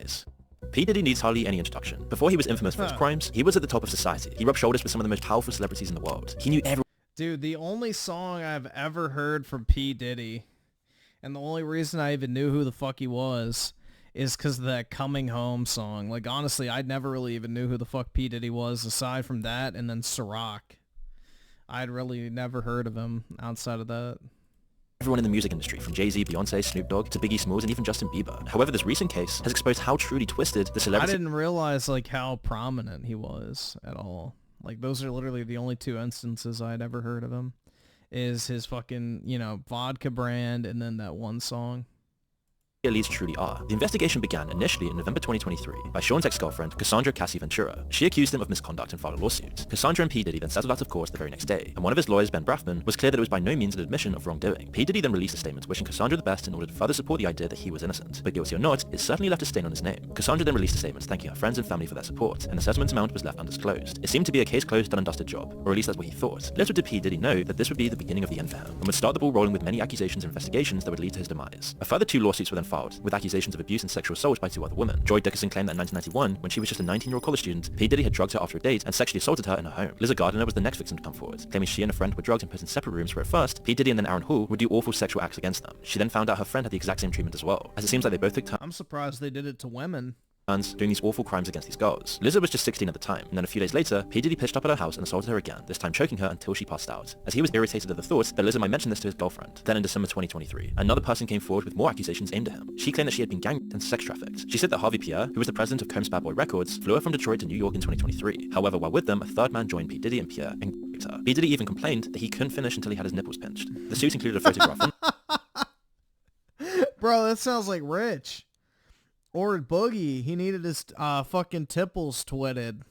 The night in question of her sitting on Sheen's lap. She was only 17. They love to talk about their tipples, so then, and was now the 4th woman to come forward in just a matter of weeks. This time P. Diddy did not settle out of court. In fact, he issued a statement on his Instagram saying, quote, "Enough is enough. For the last couple of weeks, I have sat silently and watched people try to assassinate my character, destroy my reputation, and my legacy. Sickening allegations have been made against me by individuals looking for a quick payday. Let me be absolutely clear. I did not do any of these awful things being alleged. I will fight for my name, my family, and for the truth." But there were several red flags hinted by friends of P. Diddy, particularly in Usher's interview with Howard Stern, where subtle suggestions indicate that these new allegations were possibly founded as far back as 2016, back when the interview took place, as Usher described his experiences when he lived with Sheen-kun for a year, and said he was exposed to some very curious things, but at that age he didn't understand it. I moved to New York City, and I lived with Sean Puffy Combs for a year. We're sending you over to something called Puffy Flavor Camp. There you go. To learn Flavor some... Camp? Yeah, Flavor that's what it Camp. was called. Puffy's place was like just filled with chicks and orgying like nonstop, right? No, not really. I mean, but hey, it was curious. I got a chance to see some things. Yeah, but you were 13. What were you I seeing? went there to see... Yeah, I got to see some things. Yeah, P. Diddy's fucking, you know, Diddler, I guess. lifestyle. I don't know if I could indulge and understand what I was even looking at. It was pretty wild. What I did say is that there were very curious things taking place, and I didn't necessarily understand it. It's only now that it stands out because it further supports the allegations. When Howard asked Usher if he would allow his own son to participate in the Puffy Flavor Camp, as P. Diddy would call it, Usher didn't hesitate to say no. 14 years old. You're a dad now. Would you ever send your kid to Puffy Camp? Hell no. In a Rolling Stone interview with Usher in 2004, he elaborated on his experiences with living with P. Diddy. He said there was always girls around. You'd open a door and see somebody doing it, or several people in a room having an orgy. You never knew what was going to happen. With this in mind, it wasn't that surprising that by February 27, 2024, the producer of P. Diddy's album The Love Album sued P. Diddy for $30 million for sexual assault. He claimed that he was also drugged and woke up in a bed with 2 male sex workers and Mr. P. Diddy himself. His lawsuit included P. Diddy's son Justin, who he claimed would bring underage girls home and then drug them, while his dad secretly filmed these sexual acts. Although an adult film actor called D'Angelo Knockout Marquise claimed that one of the photos used in the lawsuit was actually a still from one of his films. Although perhaps discredited, where there's smoke, there's fire, and P. Diddy was now desperately trying to... Alright, I'm gonna be honest, if you're a sex worker and you're complaining about having sex with somebody, I don't really care. You shouldn't be a whore in the first place. But the fires out as more and more took to flame. P. Diddy actually admits that he did document everything in his life, so any sexual male acts could have easily been caught on tape. And the fear of that exposure I feel no sympathy for a hooker. Sorry. You knew what you were getting into. will keep some from coming forward as well. Gene Deal, P. Diddy's former bodyguard, said in an interview that the freak-off included P. Diddy having sex with male escorts that his then-girlfriend was forced to find. Looking at this lawsuit, she alleges that, Diddy, he'll make her look online for BBCs for their freak-off sessions. And she say that, in this lawsuit that, Diddy, he enjoyed watching her get smashed by BBCs. And she was searching for the big black, not only for herself, but for somebody else who we all know that was in the room with her. They had to be for both of them, they was in the room. P. Diddy would make them wear masks to keep their identity from Casey. She also alleges that, while she was having sex with these male prostitutes, the male prostitutes, and Diddy, they all wore masquerade masks. He didn't want her to know who they were. Which is why on March 25th, 2024, P. Diddy's homes in both LA and Miami were raided by the Department of Homeland Security Investigations in New York. The raid was part of the investigation of sex trafficking led by the Southern District of New York, perhaps prompted by the now 5 victims who had come forward, one of which was a male who also chose to remain anonymous. Because of this, the investigators seized guns and P. Diddy's phone on the day of the raid. It was reported that over 1,000 bottles of baby oil and lubricant were found on the property. This unusual... How many dildos did they find? That's what I want to know. Would be laughable. Not because I want to bid on them when they go to auction inevitably, but because, just pure curiosity. The one so incriminating to the horrific charges. It only supported flying rumors of sex parties that would go on for days with drugged up women and male escorts, all performing sexual acts in the quote freak-off to satisfy P. Diddy's endless need for lust. In the Los Angeles home, P. Diddy's sons were also put in handcuffs during the raid. It was reported by their mother that the federal agents used excessive unnecessary force and that it was just racially motivated. But it couldn't be any further from the truth. Everyone allegedly involved... Of course it was racially motivated, bro, because he didn't do nothing. Was being taken down, and over the coming months the truth will unravel about how truly disturbing this Hollywood celebrity culture truly was. Now, P. Diddy's parties are known to be insane, as you can probably tell by the 1,000 bottles of baby oil. At these parties, it was reported that the drugs offered were all designed so that party participants could go on for hours having sex. There was a drink called the Tusi, which was dosed with a bunch of drugs. Jaguar Wright explained this in an interview, as she said that P. Diddy would put in special K, also known as ketamine, to relax your muscles. Now, if you don't know what ketamine is what they call on the street special K. Dog, who the fuck wants to have sex with that? It's a veterinary drug. It's a horse tranquilizer. This was then mixed with cocaine and Viagra to counteract the negative side effect of limp noodle, as Jaguar described it, creating the perfect mix to I would definitely have a limp noodle. Relax you while still keeping you completely energized for sex. The cocaine keep you up all night, but unfortunately it gives you limp noodle because of what the blood flow is. So you want to with a half hard all night. So that's why you have the Viagra, to make sure that the involuntarily stays hard while you're numbing yourself with the coke. Jamie Foxx even said that he'd been to one of these parties, and it's very likely that most people in the celebrity LA Hollywood culture would be partaking in this stuff, especially with the recent allegations coming forward in the last couple of weeks. And it's truly disturbing to think what was happening there. Recently a video was shown by CNN of P. Diddy assaulting Casey, which further supported her claims. The video shows her trying to leave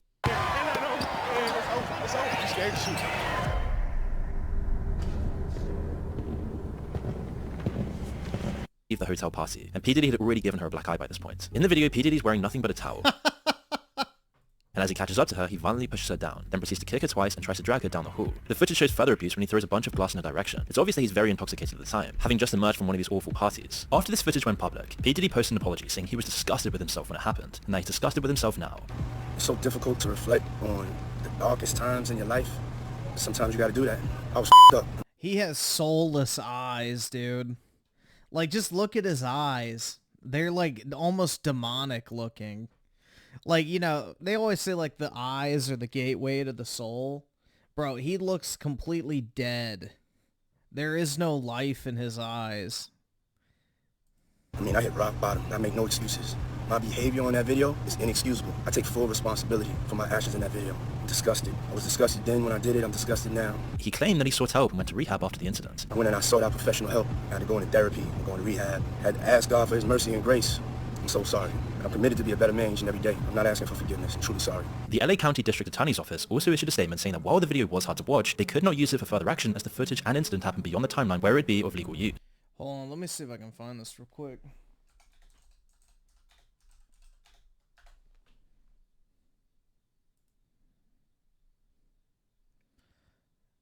Yeah, like, look at this shit that P. Diddy has on his back, man.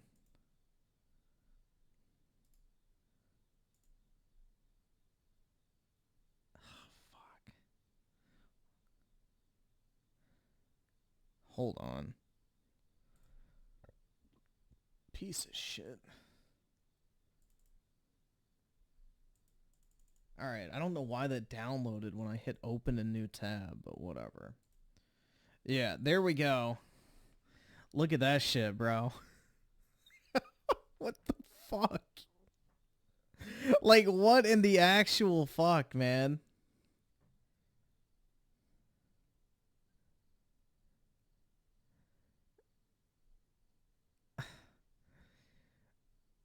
Like, I'm sure this is like some satanic shit or who fucking knows, man.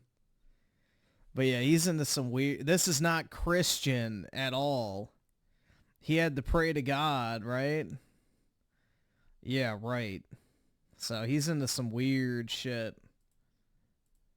However, they encouraged others to come forward. It was explained that P. Diddy paid the hotel $50,000 for the footage so that it would not be leaked to the public. The sad reality is that this is the only incident caught in surveillance and actually exposed to the public. However, Casey's lawsuit was riddled with far more horrific accusations. That girl went through some tumultuous shit that she never thought that she would ever have to go through being in the music business.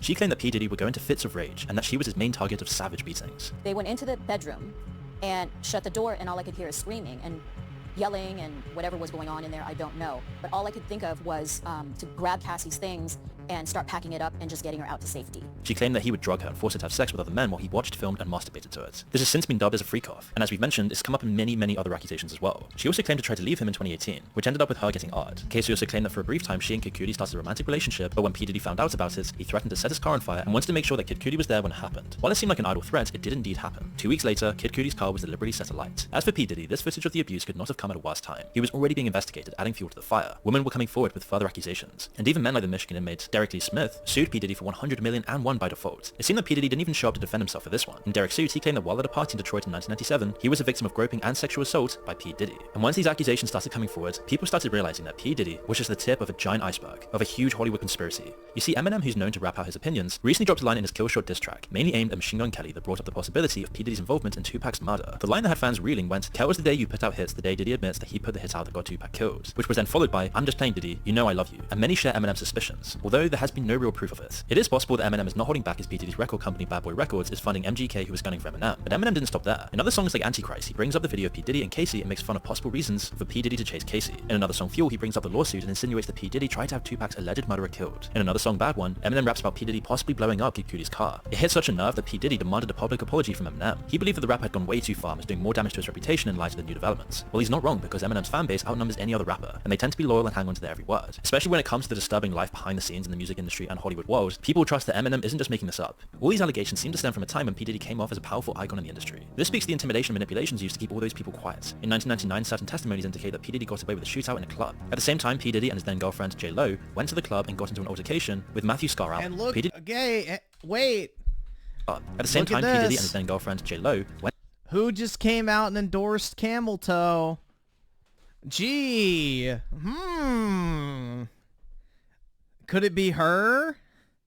See, this is the thing, is now the FBI has all the tapes, so they can blackmail all these celebrities who did a bunch of fucked up shit into, you know, being the Democrat talking, you know, talking heads for the upcoming election.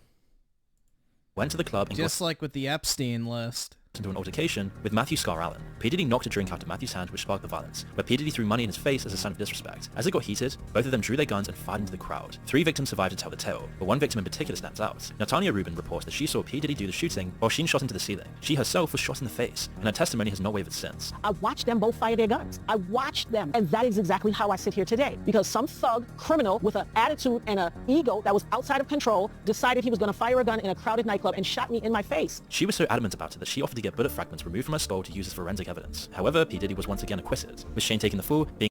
Can this #1 solar gadget save your life in a crisis?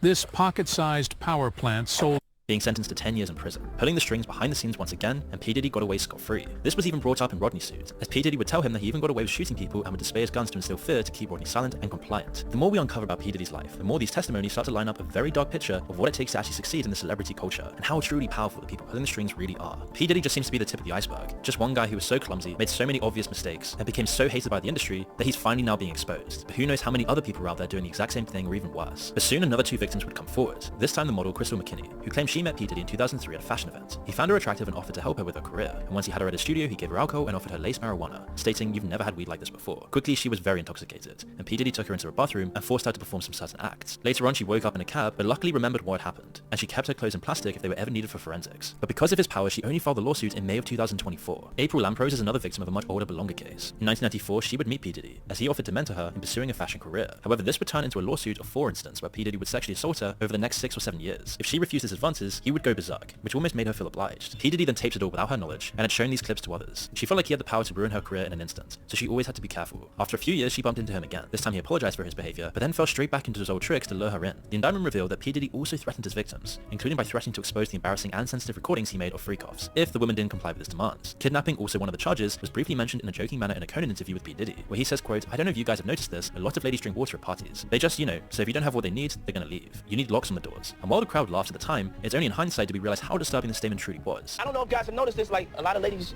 drink water at parties. They just, you know, so if you don't have what they need, they're gonna leave. Right. Gotta keep them there. Right. You need locks on the doors.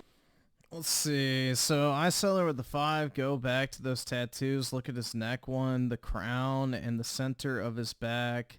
The serpent swallows the remaining. Trust me, I know. I think this was it. Yeah. Yeah, the crown. Yeah, this shit's weird, bro.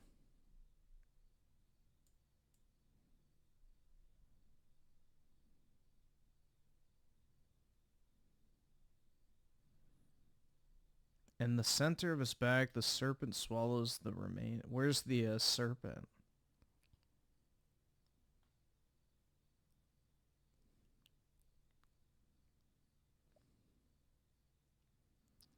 Who's the lady on his back? I have no idea.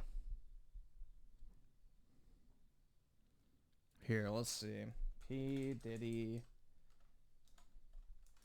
back tattoo.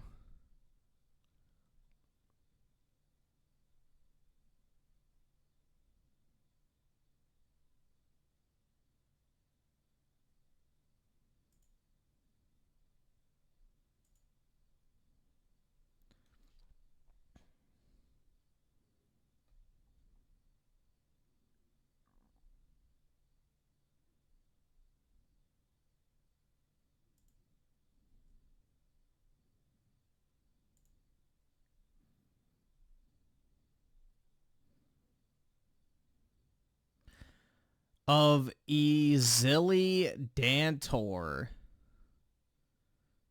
Dantor, known as Izuli Dantor, and the Black Madonna of Shizesto Chawa, is a prominent leader in Haitian voodoo and is associated with womanhood, protection, and motherhood.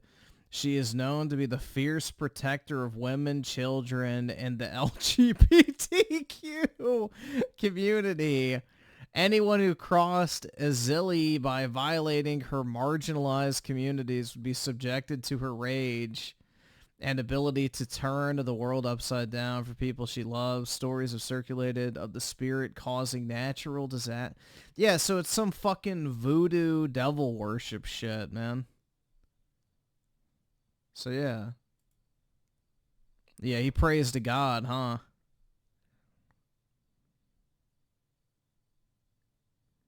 Look under the crown. Like right here?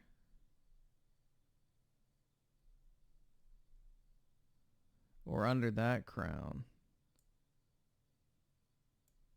I don't know. It's kind of hard to tell on this one.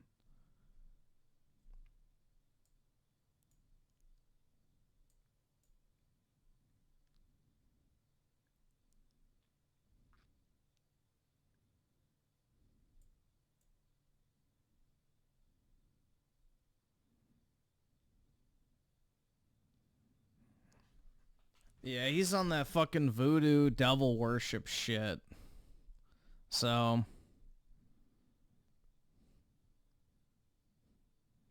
he's a heretic. Burn him.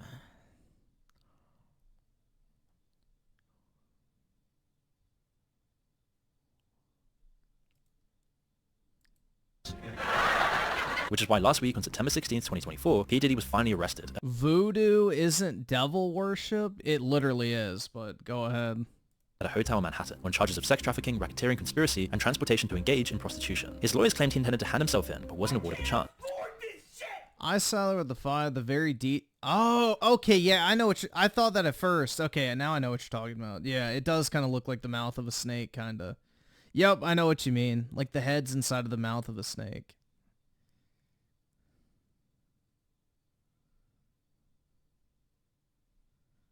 Voodoo is 100% devil worship, bro. Any spiritual power outside of the realm of God or magic or whatever is considered mysticism, is considered devil worship. He also claimed that he hate to break it to you. handed over his passport, but it was cleverly worded as he had only handed it over to his lawyer, not the federal government. The reason this is important is because he was trying to show that he was not a flight risk, and therefore able to be released on bail. If P. Diddy did try to leave the country, it would turn into a nightmare of trying to get him back. However, his lawyer would have discouraged this. Still, it didn't matter because the judge denied his bail. His lawyer then appealed bail on the 18th of September, offering $50 million, which was again denied, and P. Diddy is now facing up to life in prison should he be convicted of a long list of charges, including forced labor, kidnapping, arson, bribery, and obstruction of justice. P. Diddy and his team tried to silence many witnesses with bribes, but while his life went from expensive cars and parties with some of the most rich and famous pop stars and mansions and hotels, he's now confined to 4 walls of a prison cell, waking people up to how disturbing this Hollywood industry truly is. It's also known that the Metropolitan Detention Center in Brooklyn, where he's currently being detained, is known to be hell on earth. It's the same prison that housed R. Kelly, who faced very similar charges, and Mr. Jeffrey was also a former inmate before he was found dead. Since the second appeal of bail was denied, P. Diddy has been put on an S-watch. His lawyers have said that they'll fight this with all they have, as they believe he's innocent. But it's believed that the defense attorneys have an airtight case, and are very confident that their investigation findings will secure a guilty verdict. Regardless of the outcome, his career is completely over. He's been exposed for all the vile stuff, and now the truth just seems to keep on unraveling. All his business colleagues and former friends have done everything they can to distance themselves from him. It appears that Usher's deleted a bunch of tweets to get some distance, and even though he claims he didn't do this, it does seem very suspicious, and nobody really believes. In Christianity and other Abraham religions, but who cares about them? What? The concept of devil worship is literally founded in Christianity and the Abrahamic religion, so I don't know what you're trying to say by that. Like, that is the definition of devil worship. Like, I don't know. You obviously wouldn't believe in the devil if you weren't religious, so I don't know what to tell you. Obviously. It's devil worship. Believes him. But many celebrities are too scared to even speak out against P. Diddy, and some might fear the footage the feds have that could implicate them. It's been reported that Justin Bieber is so shocked by the crimes of P. Diddy that he's unwilling to talk about it. And after all the videos of him and Justin Bieber have surfaced back online, it's said that Justin's completely shut down. And you can only imagine some awful things have happened behind the scenes that we'll never truly know about. Justin, who once looked up to and admired the music mogul, now regrets collaborating with P. Diddy on his latest album, and there's probably way more to it than just that. More information has also been leaked about how P. Diddy funded Bad Boy Records by drugging his guests with food and drinks and then filming orgies to blackmail the elite high-profile guests. Castle Black made the claim and said he had been waiting to come out with the truth about his knowledge of the matter. But no matter what, this entire scandal should really highlight highlights how disturbing the celebrity world really is, how there's power brokers pulling strings behind the scenes, controlling everyone in the industry, and if you don't fall in line, you can easily be blackmailed, which makes it so that it's almost impossible to know what's really going on. But with more clues like this, people are starting to wake up. Did he do it? I have a feeling he did, man. 100%. To how truly awful the celebrity industry truly is. We all know that words have power. They set things in motion. And make us happy or sad. But there's one word that stands out because when people say it, lives are changed. It's not a big word. It's itsy bitsy. It's only Skip it 3 about little you letters. fucking loser faggot. But when you say it... That's perfect. The life of a kid like me can be changed. So, what is this special word? It may surprise you. You fucking loser faggot. Yes. Yes. Yes. Oh my god.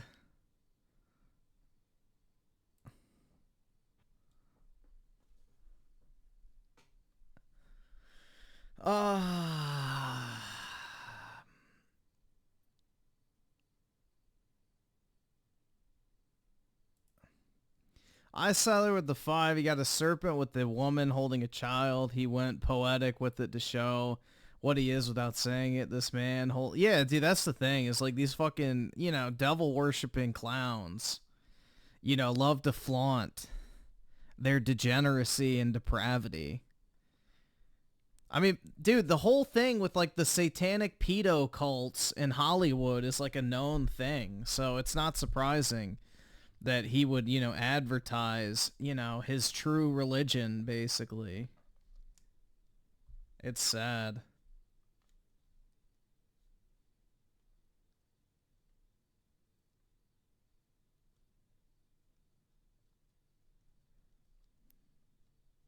Bro, any worship of a god, spirit, or mysticism outside of the confines of Christianity or Judaism or Islam, if you want to go from those routes, is considered devil worship.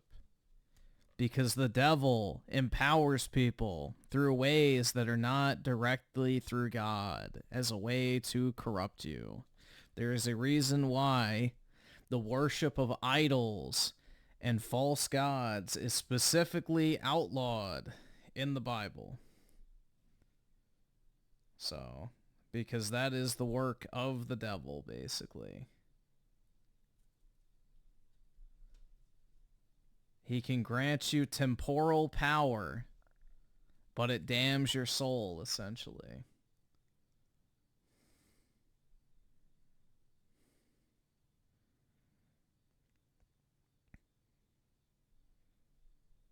Like P. Diddy, you know, he became rich, famous, had the world at his fingertips, but he had to live a depraved and evil lifestyle and sell his soul, basically. Shit's kind of sad, man.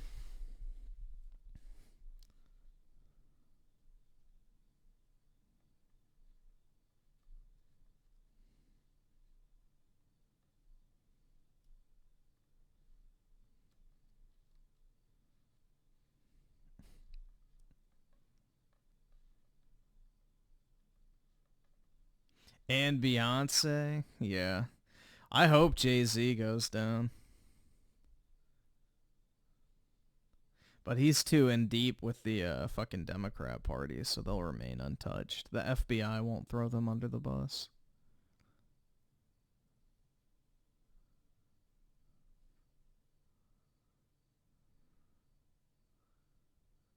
Well, yeah, dude, Kanye was out there saying that P. Diddy was a fucking Fed.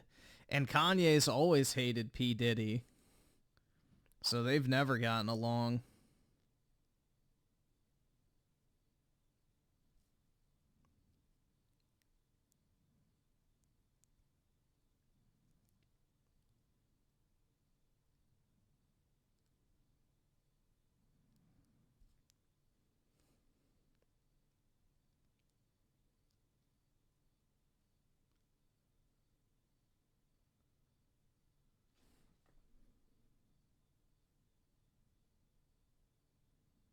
Drake only has eyes for DJ Akadem. That's right.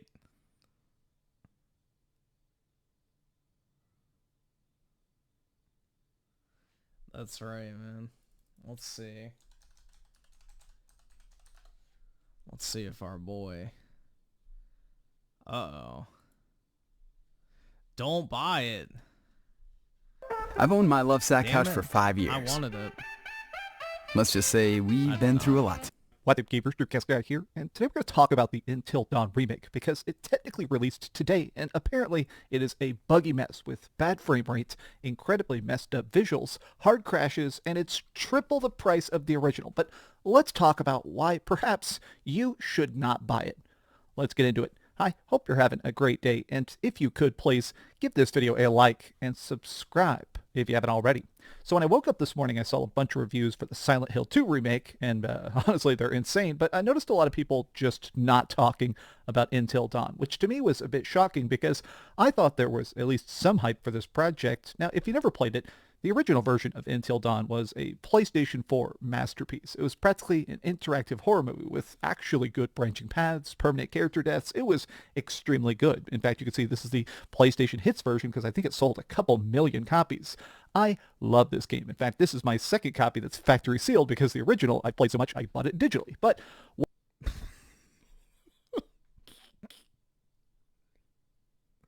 you bought the worst version to keep sealed, too. Oh my god. Dude, if you're gonna buy video games to keep sealed, guys, here is a little pro tip. Never buy the greatest hits versions. No one likes to collect those. I mean, there's some people that do, but very few. If you're gonna buy a game and keep it sealed, buy the actual real version of the game in the blue case. Otherwise, you're like literally gonna get a fraction of the value. what I noticed is a lot of people who have had early access to it are kind of saying that in some places it's actually unplayable. So the weirdest part about this remake is that it is just the original game, but instead of being 60 FPS, it's 30 FPS, and they completely redid the lighting engine. Now, let me be clear, the game is supposed to be dark and spooky. I mean, not only is it a horror game, but a lot of people actually say that the weird color palette to it, the blueness of it and stuff, that was a purposeful decision. But let's go through some... See, the Wolf of the Two medicine is technically double. I don't really think so. I mean, if you're doing like fucking magical rituals and shit like that with it, like maybe, but nah, not really. I wouldn't go that far. The thing is back in the day when you would go to get medicine, it was like from a witch doctor or something like that who would like, you know, add their own like mysticism aspect to it. So a little bit different. I mean, you could say, like, the shit that Bill Gates does is devil worship.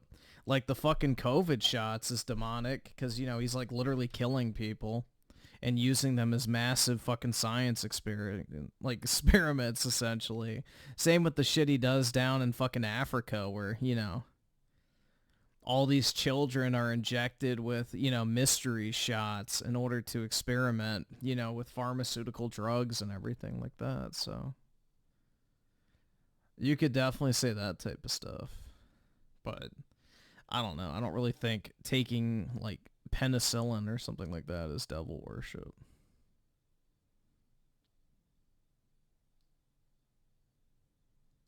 But yeah, anything with an added level of mysticism or worship of spirits or calling upon spirits or things like that, that is devil worship, which is what voodoo is. So, yeah.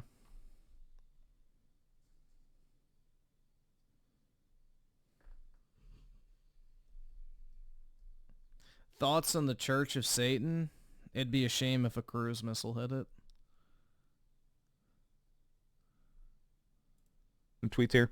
The Until Dawn remake runs worse than the original, has a lot more bugs, and crashes. It also costs $60 for some reason. I cannot recommend you buy it at release. It's worse than the original in the current state. I think part of the reason I'm so annoyed by these constant remakes and remasters that PlayStation specifically has been doing this more than anybody else, which is funny because I feel like we used to make fun of Nintendo for remastering games over and over again, but this entire project feels so bizarre because the original game already was just a really unique experience. If anything, it feels like they could have just done a cheap remaster or something. How big was the budget on this? That's what I always think about when I see remakes that are just this identical to the original. Here we go. Watching streamers try to play the Until Dawn remake is incredible. Just an endless stream of, why is the 30 FPS? The original was 60, and it crashed again. Do I have to redo that whole section? Garbage. How do you even make Unreal Engine 5 break that bad? Now, I have heard that UE5 is a really good engine that's really easy to work with, and it's very optimized. So whenever you see a game that crashes just constantly on Unreal 5, it's impressively bad. Now, I was actually looking at a lot of the comments. I did see Susie Hunter here talking about the fact that why the heck does this even exist? But I did also notice this, which is that people are saying the game runs at 60 FPS now. And this is a good point that I actually look. Look, dude. Dreamcast guy's trying to move on from his single mom to hit the trans woman of his dreams. Uh-oh. He's trying to rizz up Sphere Hunter with the constant likes on Twitter. Forgot about. This is one of the guys that works at Digital Foundry, which is that the original version ran at about 25 FPS if you were playing it on a standard PlayStation 4. It ran a bit better on a Pro, and now if you play the original version on a PlayStation 5, it's a rock solid 60 FPS. Now, a lot of people are also pointing out the fact that the original version is not just dirt cheap, like literally $10 on eBay, but even if you do buy it digitally, like I did, where I have my digital version and my physical version, it's $20. It's also on PlayStation Plus, so paying $60 is so bizarre. Yeah, bro, I could just see Dreamcast guy trying to justify it by like saying shooting thick milky ropes. He's probably the type of dude to be like, yeah, you get 2 times the cum shots. It's great. Should have done like a $10 digital upgrade or something. I hate when they call a game a remake. Maybe that's just a personal gripe of mine, but when you make a game that is identical to the original, but you call it a remake, I feel like it implies something bigger and extra. Now, they did technically add 2 extra lines of dialogue. If you survive as the main character, or, I'm trying to be vague, they did add in a new ending that kind of hints at maybe getting an Until Dawn 2 at some point, since not a lot of people lived through the original version of the You get an extra fucking 2 lines of dialogue. Game, but like when I think of remake, I think of something like this, where you have completely recreated the game to be bigger, better, different, great. You know, the Until Dawn remake does not compare to any other horror remakes, and I feel like that's part of what irks me. But here's the other aspect of it, which is the lack of flair. Like, the original game has this blue tint to it, this blue filter. That is a purposeful choice. That's not a glitch. That's not an accident. The original directors, the original creators wanted it to have this, like, creepy glow to everything. They weren't going for hyperrealism. They were going for a stylistic decision. Now, I'm super obsessed with horror. I guarantee you they were going for realism back in the day. Specifically horror movies, horror games, horror books, just anything, the spookiness. But I like when a game does something different, when it tries to not just play different or be different, but when it actually even looks different. This was a decision. So the fact that they decided to remove it to go for more hyper-realism, like when I look at these 2 screenshots, they look like different decisions were made, but they don't. Not really. Look better. In fact, look, even in the comments, people are saying, I like the original. The orange light of the PS5 comes off as too warm. The original feels more spooky. I find it interesting that everybody's pointing out the fact that the graphics are barely better. Hold on, what is the... I don't even remember what the original Silent Hill looks like, because I didn't really play it. Let's see. Silent Hill 2. Just curious what it looks like. We'll watch the review after this, but... If you shave your head every 1 to 3 days, you need this. Look at that line. Wow, clean shave. Damn, bro, are they throwing shade? I'm not balding, I swear, guys. Hey folks, this is a graphics comparison of the Oh my god, they were absolutely going for photorealism. original Silent Hill 2 paired right next to its 2024 remake. On the left, you'll see the They absolutely were going for photorealism back in the day. Original game being played on a PlayStation 2 and then upscaled with a RetroTink 5X.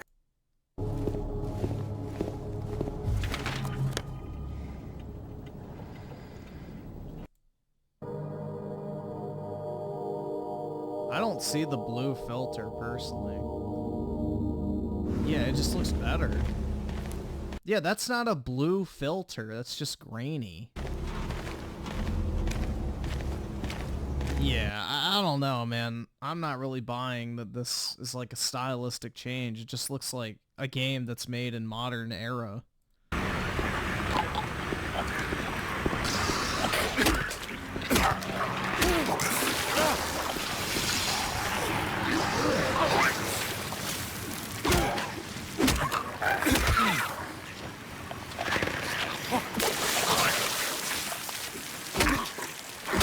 Yeah, I don't know, man. This is just like comparing a game that was made 25 years later. Like, come on, of course it's gonna look better.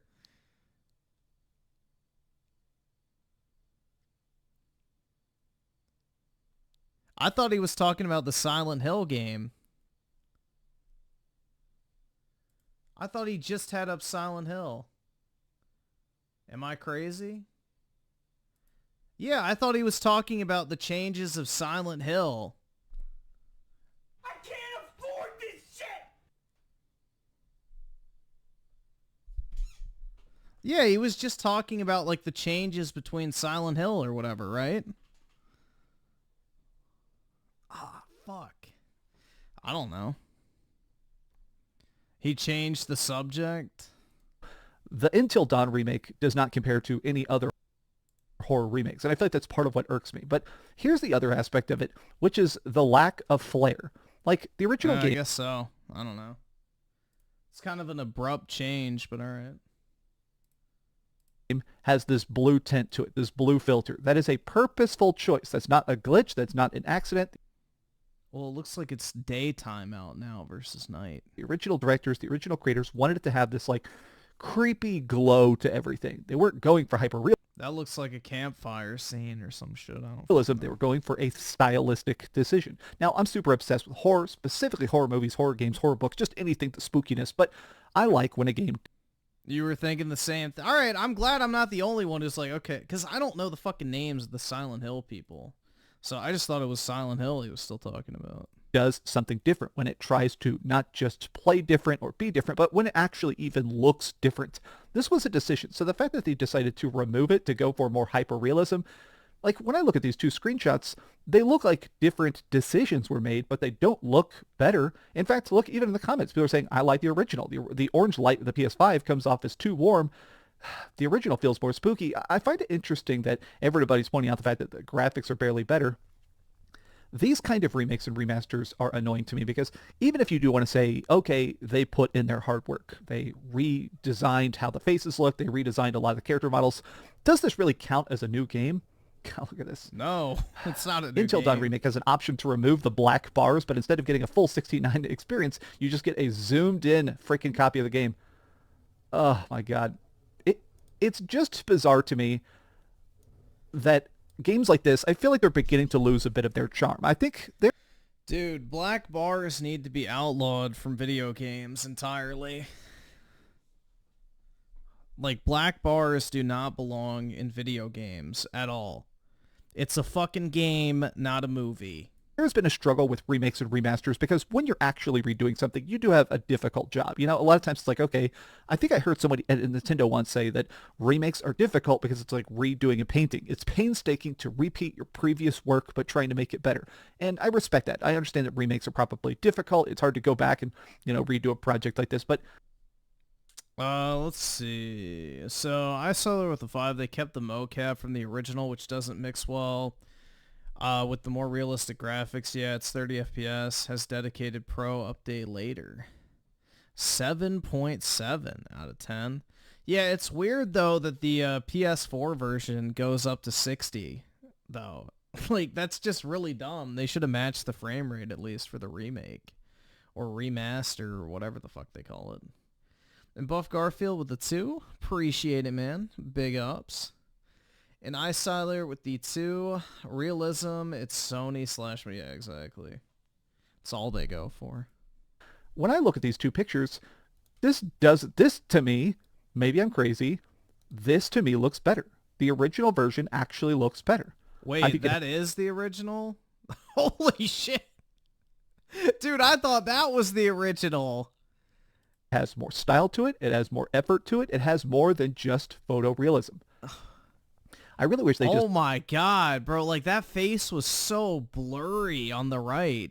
...ported Until Dawn instead of outright remaking it on a completely new engine, because this new pause screen just looks worse. The lack of moody blue colors is so bizarre. Why does her hair look so big and unnatural in the remake as well? It all comes down to personal Hopefully they make her bazooms even bigger in the remake. Taste, but I think I'm going to call this video Do Not Buy the Until Dawn remake, because I honestly do think it's not as good as it could have been.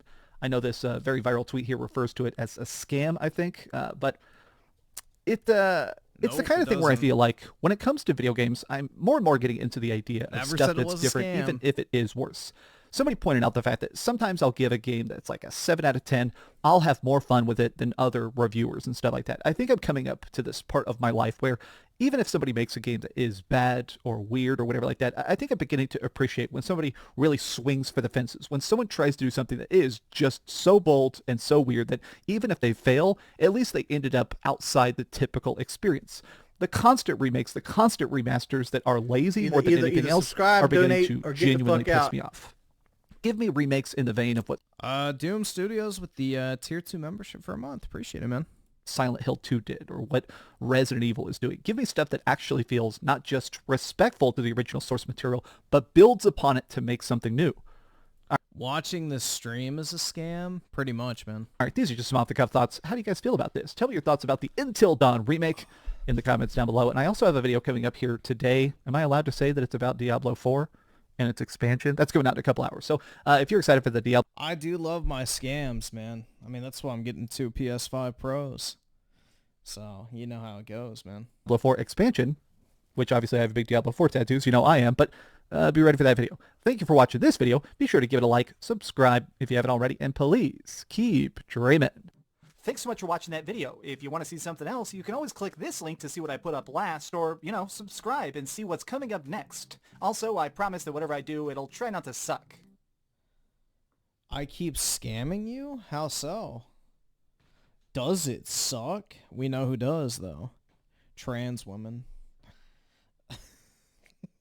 Sorry, I guess Dreamcast guy would be doing the sucking. Oh my god. I don't know. Do y'all want to watch a Diablo review? I don't really know if that's worth it or not.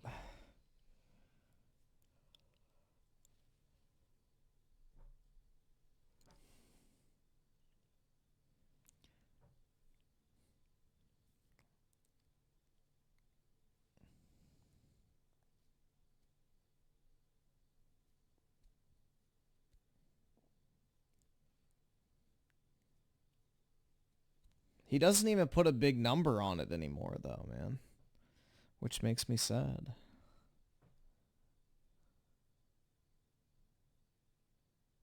Synthetic Man is losing his Fuda lover to this ginger. I know, man. It's sad. Poor guy. I feel bad for Synthetic Man, bro. It's hard to find good women these days. Thulv with the 5. Well, I found out Jehovah's Witnesses are the only denomination that thinks medicine is devil work. Yeah. Typically, it's not. Jehovah's Witnesses are fucking crazy. That is a legitimate cult. And Salari with the 5. I would do this. Is it an Asian woman? Guess we'll find out.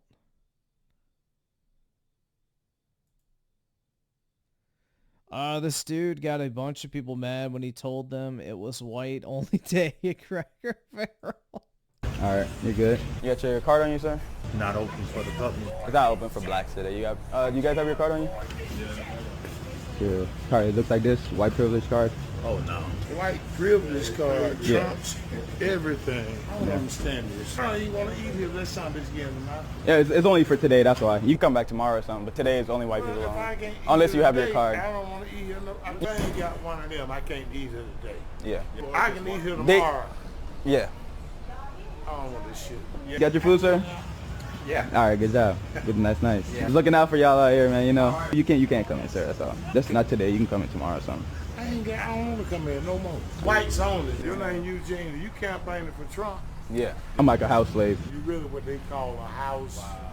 A house N-word. Today is whites only. Are you serious? So why in the fuck did you, when you out here before I came, I wouldn't have been in this video? Oh, I didn't see you. I would have stopped you. So what you saying? White only, I need to kick somebody black ass. Not me. I'm just doing my job. Yeah, that's gonna be part of your job. Get your ass whooped. I'm a young man. I don't give a fuck. I can go to my car, get my gun and blow your goddamn brains out. Take a video and a picture, please, because he's going to hell. Don't ever come here again. Why are they doing this? We're trying to bring back segregation because Cracker Barrel. Bring back segregation. Trying to bring back segregation. Well, the servers will have one of their highest tip to bill ratios of the season that day.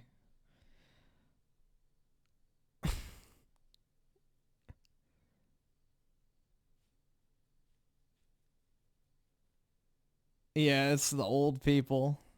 I mean, it's Cracker Barrel, so yeah, mostly old people go there anyway.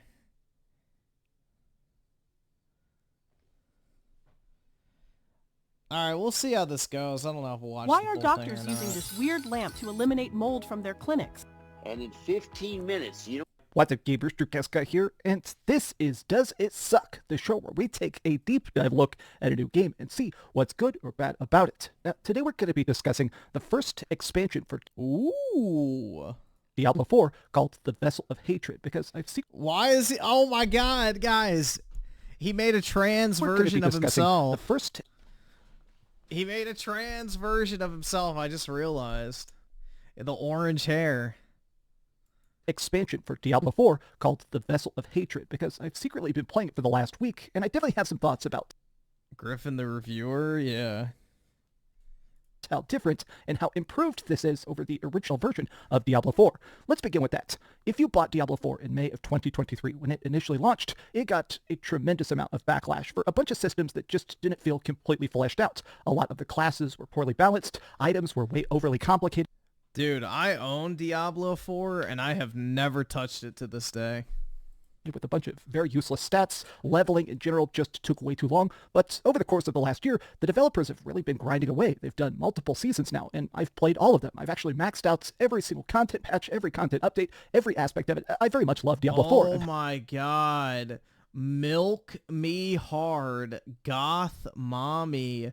Max Pew Pew. Dreamcast guy. I don't know what that says down I there. put over 600 hours into it, but oh my god. with Vessel of Hatred, this is 2.0. They're completely reinventing the game, and I think that most of these changes are better, but some of them I kinda don't like. So let's break it down. Hi, hope you're having a great day, and if you could, please give this video a like and subscribe if you haven't already.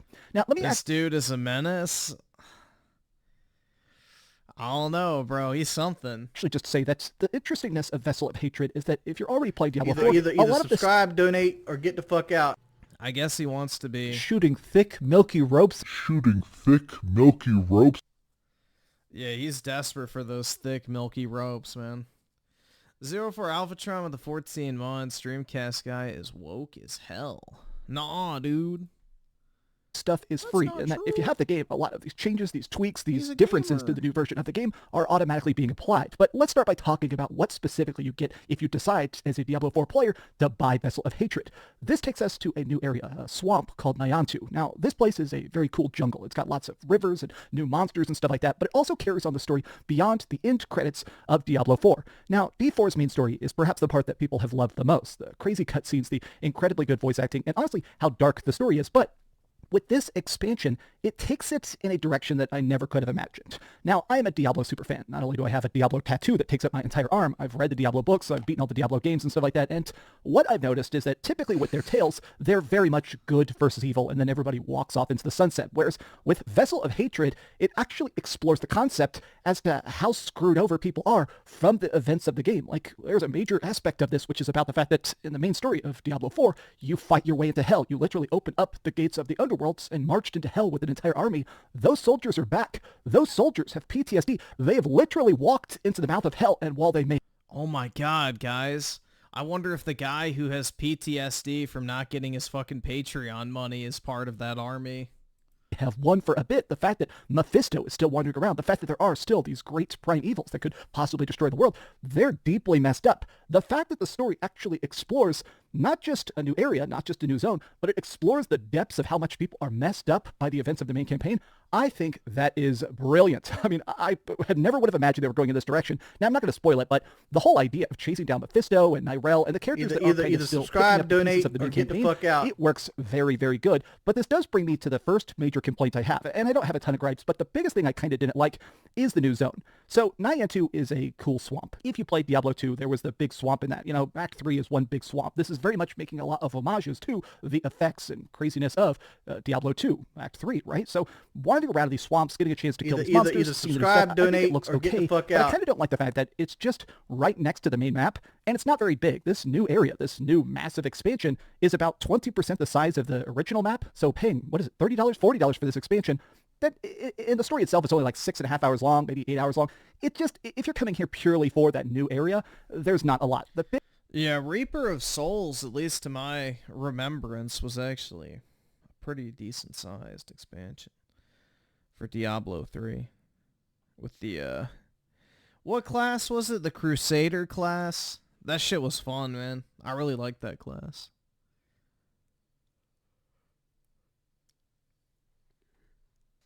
And let's see, Ascendant with a, what is that? 5 months. Oh yeah, a fan. Meanwhile, this t-shirt that I bought, yeah, I guess he didn't want to rip his books or video games, so I guess there's limits to his rage. And Thwolf with the 20 months. Horny cast guy. Yeah. He's gotten a lot more sexual lately, for sure. Biggest thing is the completely new invented class. Should I play play Remake and then Crisis Core and then Rebirth? I would do that order. That would be the order I would go.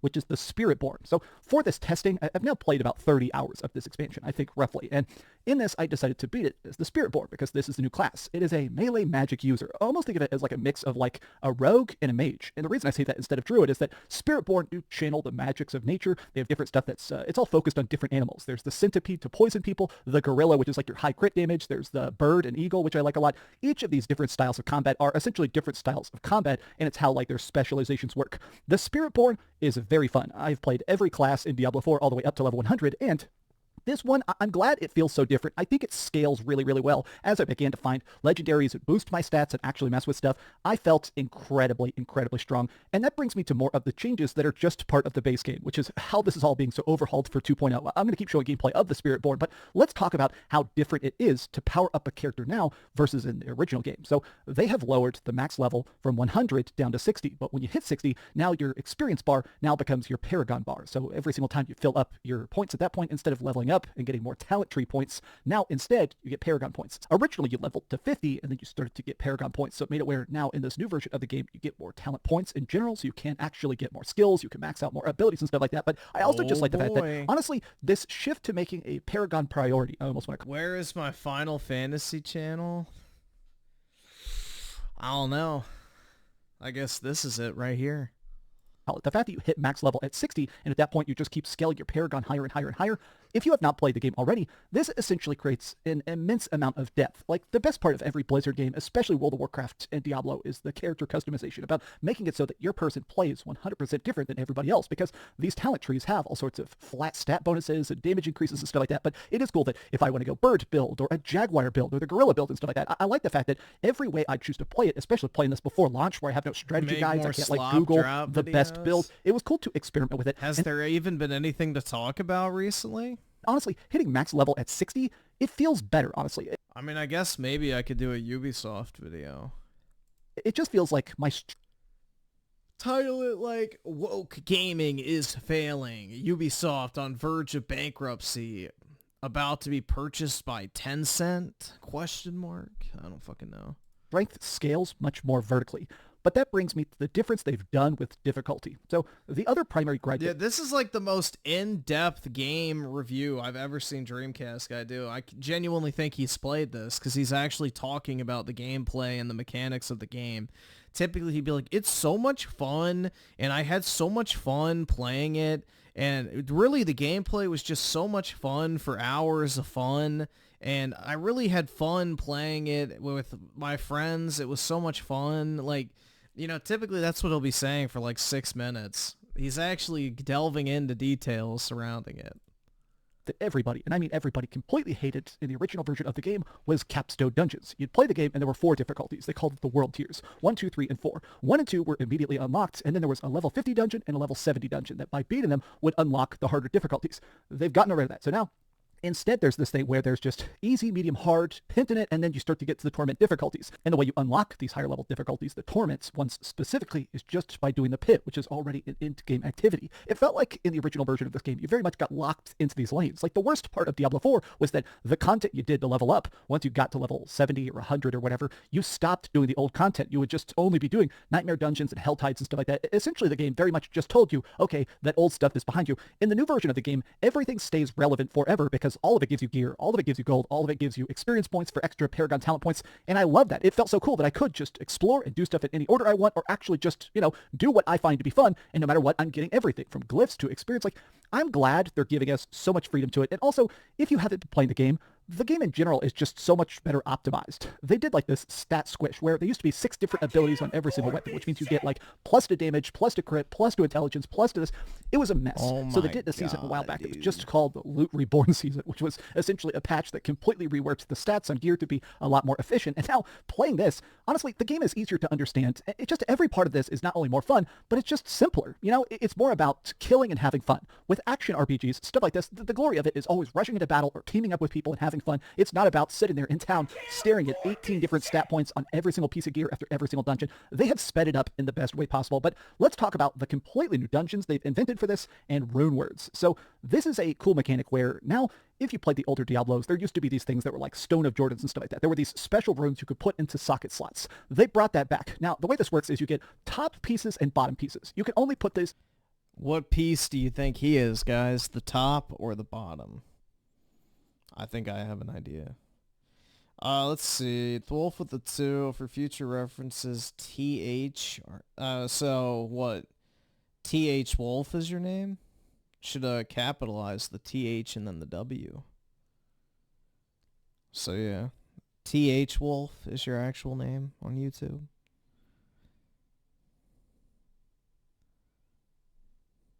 I'll try to remember that. Fancy Leo with the 15. Yo, Griff, I flipped a pre-order of the Pokemon Surging Spark set for $80 profit before the set came out. Nice, man. Congratulations, man. That's nice. It's a good feeling when you can flip something without even having to do anything. So all you'll have to do is get it, slap a new shipping label on it, and money is to be made and spent. Pieces of gear that are actually 2-slotted, double slot pieces of gear, and it's essentially you're choosing what the effect of the rune would be and what triggers it. So like at one point I made it so that every time I crit, I get extra mana. So if I was really blowing people up, if I was really landing a lot of Great Eagle crits, I would get pretty much infinite casting ability. So I like this kind of thing because it does feel good, but I really don't fully understand rune words yet. With a lot of stuff in Diablo 4, there's always like that optimal route. There is always that thing of like, here's the correct way to play. And I like rune words, but it definitely seems like there is some stuff that is drastically better than others. We'll see how it actually tunes out. I think rune words are interesting, but I guess I don't fully grasp it yet. I mean, standard gems are already so strong because those will give you extra vulnerable damage or more stat and stuff like that, extra health. It doesn't really feel like rune words are that valuable yet, but maybe once I start to grind more, it'll start to click together. So they also added a party finder. They did some stat where they found out that like 85% of people in Diablo 4 were playing it completely by themselves. They never teamed up, they never did anything, they never saw anybody, they never joined a clan, and the developers were like, okay, that's not really the point. This is supposed to be basically an MMORPG light. It is supposed to be a game that has big, crazy, epic world bosses and stuff like that, but you're also supposed to make friends and log in and see other people in town. So they added in a party finder. I haven't been able to test this because obviously I'm playing it before the game is out, and the other journalists, I think, just don't party up very often, but it essentially lets you find people to play with for activities. You can say what you're looking for, whether it is a quest or dungeoning or just power leveling, and I think that is a very good mechanic. Now, they added in 2 dungeons, which you can also search in the party finder. So if you want to actually do these, one of them requires a party. I did not get a chance to test it. So the one you can do completely by yourself is called the Kurost Undercity, and it's pretty cool. Oh boy. Dreamcast guy doesn't know how to pause his speaking, lol. Yeah. It's like a timed dungeon where they give you a very, very short amount of time, like 60 seconds. But well, I have him sped up, to be fair, but yeah, he's just cranking off, man. Every time you kill monsters, your time goes up. If you manage to survive through all of it, you get some crazy bonuses. Even if you don't finish it, they actually give you a huge, huge payload of gear. It's a really cool system in general. I actually think Kurost Undercity is the one I really want to mess with a lot, but the one I didn't get a chance to test at all is the Dark Citadel. I mean, I'll be honest, I'm not sure it's even in this preview build. I couldn't even find out where it was, but obviously I didn't see everything. I saw a lot, but I didn't see everything. This is a group required dungeon. You cannot do it by yourself. I am super curious.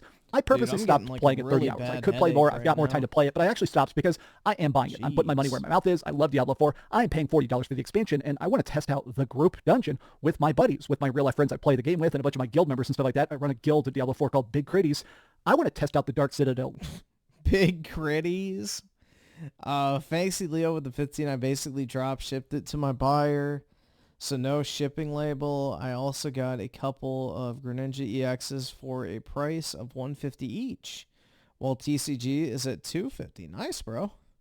Yeah, that Greninja, I don't personally really like it, but yeah, that'll be worth a lot. People like Greninja a lot, so it'll be a desirable card. So congrats, man. That's awesome. With my squad, with my buddies in voice chat, and see how good or bad it goes. I think this expansion is good. I still feel like it does seem a little bit expensive for how tiny the Solar Flare Storm till Saturday? No, I think it's the fact that I've been awake since like 7 a.m. and it's almost 6 a.m. right now. Onto map is. I'm just tired. I like the nostalgic music. I like the fact that we have mercenaries now. You can actually get these like NPC helpers. So if you're playing solo, if you join a party, you can't have mercenaries. I don't think, at least obviously I didn't party up, so I'm not sure. But mercenaries are like recruitable. Yeah, it probably is my massive brain just beating against my skull right now. Most likely. NPCs that have specific abilities and talent trees, and the more you play with them, the more they can be customized. That's cool, but all of this still feels a little bit smaller than I probably hoped. I was personally hoping that this new expansion would take us someplace else, someplace far away, someplace different. The fact that it does feel like we're just going to this like tiny swamp that's been next to the map all along, it definitely doesn't feel that impressive. Maybe that's just me. I'm just saying that as a person that is not only beating it, not only playing it, not only loving it, it does feel tiny. I'm beating it too. And I feel like tiny is not a good feeling in an MMO. But maybe my mind will change after I put another 100 hours into it. But what do you guys think about this? Maybe my mind. There you go. That's the young spirit. Don't judge the game until you put 100 hours into it. Vessel of Hatred, are you excited for it? Are you buying it? Or does this seem like a big old nothing burger? Tell me your thoughts in the comments down below. And if you could, please give this video a like and subscribe if you haven't already. And please keep dreaming. Thanks so much for watching. Yo, that's a good question. Let's see what Dreamcast guy's longest video What is. to keep? Oh wait, can you not do my longest? Shit. Bro, YouTube got rid of all their good search like features. Let's see. Dreamcast guy.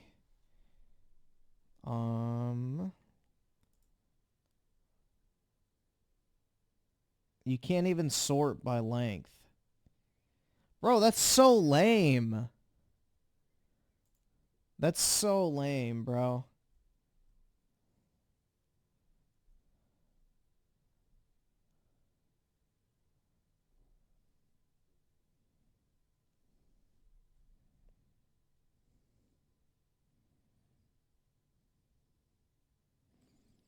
Yeah, that's Google for you. Removing features that you obviously would probably want to use. What's his most popular video? Top 10 must-play games on the PSP. Where did Pyramid Head come from? Silent Hill Theory. Last of Us. Must-play PS3 games. Let's see this. Hi, we're Visible. We offer one-line wireless plans with no hidden fees for just $25 a month on Verizon's 5G network. One flat rate every single month. Number 10. Uncharted 2. Nathan Drake is a man willing to go to the ends of the earth for a nice piece of treasure, and in Uncharted 2, that's exactly what he's got to do. It's Yeah, and that treasure was Chloe's ass before it got nerfed. rare that a game can actually surprise me, but this game left me stunned many times over. With an opening scene of our hero waking up in a train dangling over the edge of a cliff, a shootout against an army in a Tibetan village being blown apart brick by brick, or insanely climbing in a secret lost city. Uncharted 2 is quite possibly one of the best adventure games ever made. Number 9. South Park: The Stick of Truth. Humor in video games is a complicated art. You want to make things funny, but not flood the... I don't know if I would put this in my top 10, but it's definitely good. Especially with that DSP laughing scene, bro. That shit's fucking hilarious. With constant jokes or else they'll grow bored. Somehow, the geniuses behind South Park managed to make an RPG that's not only fun to play, but seriously leaves tears rolling down your face from laughter. When the kids accidentally get caught up in a war between aliens, Nazi zombies, and some jerky 6th graders, ridiculousness ensues. Just as an example, you can summon Jesus to attack the enemy team with machine guns. Even if you haven't watched the show, this absurd tale is too good to resist. Number 8. God of War 3. Wait! The ultimate... I thought he wasn't a fan of the old God of War games.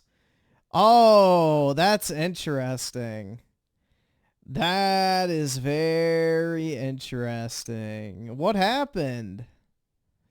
Quest for vengeance. That's essentially what this 10-hour murder spree amounts to. Kratos is completely driven by his mission to kill Zeus, king of all gods, and to hopefully make the world a better place in the process. This, of course, leads to all sorts of insanely epic fights. During his travels, he must climb from the highest peaks of Mount Olympus to the very depths of the underworld, and no matter where he ends up, everybody wants him dead. I had to add this game to the list just because of its sheer sense of size. The massive boss battles are truly something to behold. I'll never forget crawling up the arm of Kronos, diving down his throat, and slaying the mightiest titan of all from the inside. Number 7. Ni no Kuni: Wrath of the White Witch. Classic turn-based RPGs have become incredibly rare lately. While they still have plenty of fans begging for them, companies don't put them out very much. Thankfully, Ni no Kuni is here to create a perfect blend of old-school level-building fun and modern charm. Our story is centered on a young boy named Oliver who stumbles upon a secret that lets him go back and forth between a land of magic and his rather troubled real life. In this alternate reality, he's a wizard tasked with the hazardous job of rescuing the world from darkness. The people you save and the changes you make affect the real world as well, so bouncing back and forth between dimensions has an odd sense of importance that I really enjoyed. It's like a complex fairy tale with a lot more whimsy thrown in. Number 6.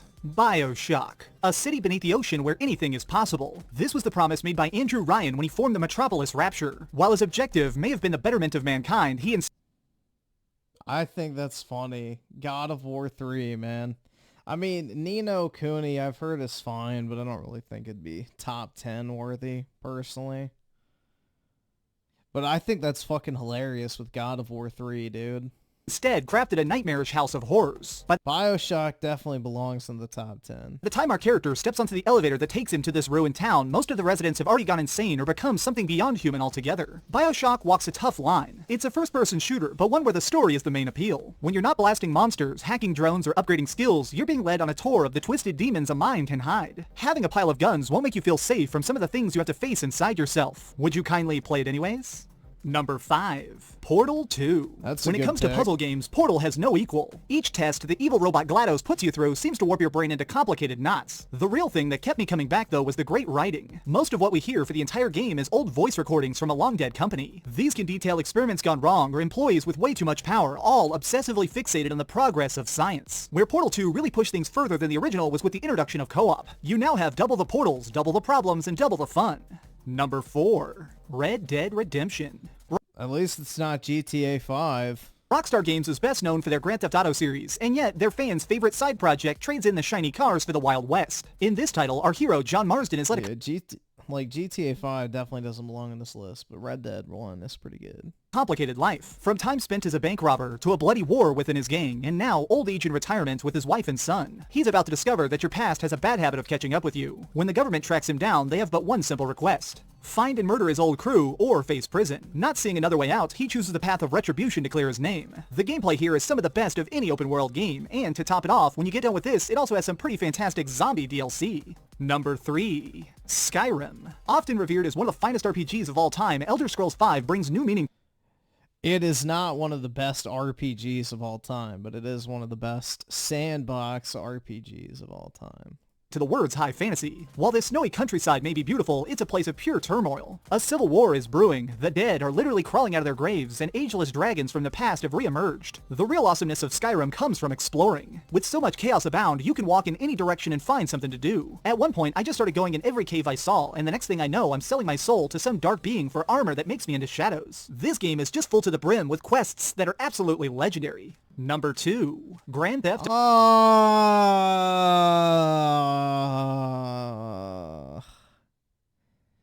And number 1 will be The Last of Us. Wow, what a normie list, bro. Auto 5. I have the excuse of my video being super fucking normie tier because I made it based off of Metacritic primarily. But yeah, nah, if I was actually to rank the top 10 games of the 360 era, it would be very different than that video. Here we have a title that somehow manages to combine all the cool... The one I made was literally just some shit I threw together in one of my English classes, so I didn't put any thought to it at all. I was just like, I'm kind of bored, I'll make this. So yeah.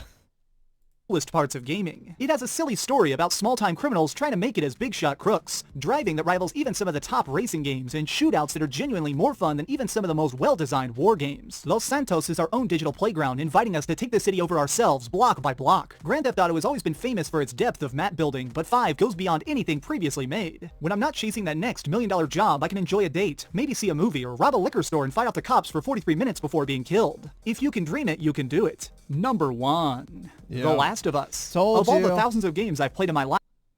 I knew it. I knew it. I could have bet money that's what it was going to be.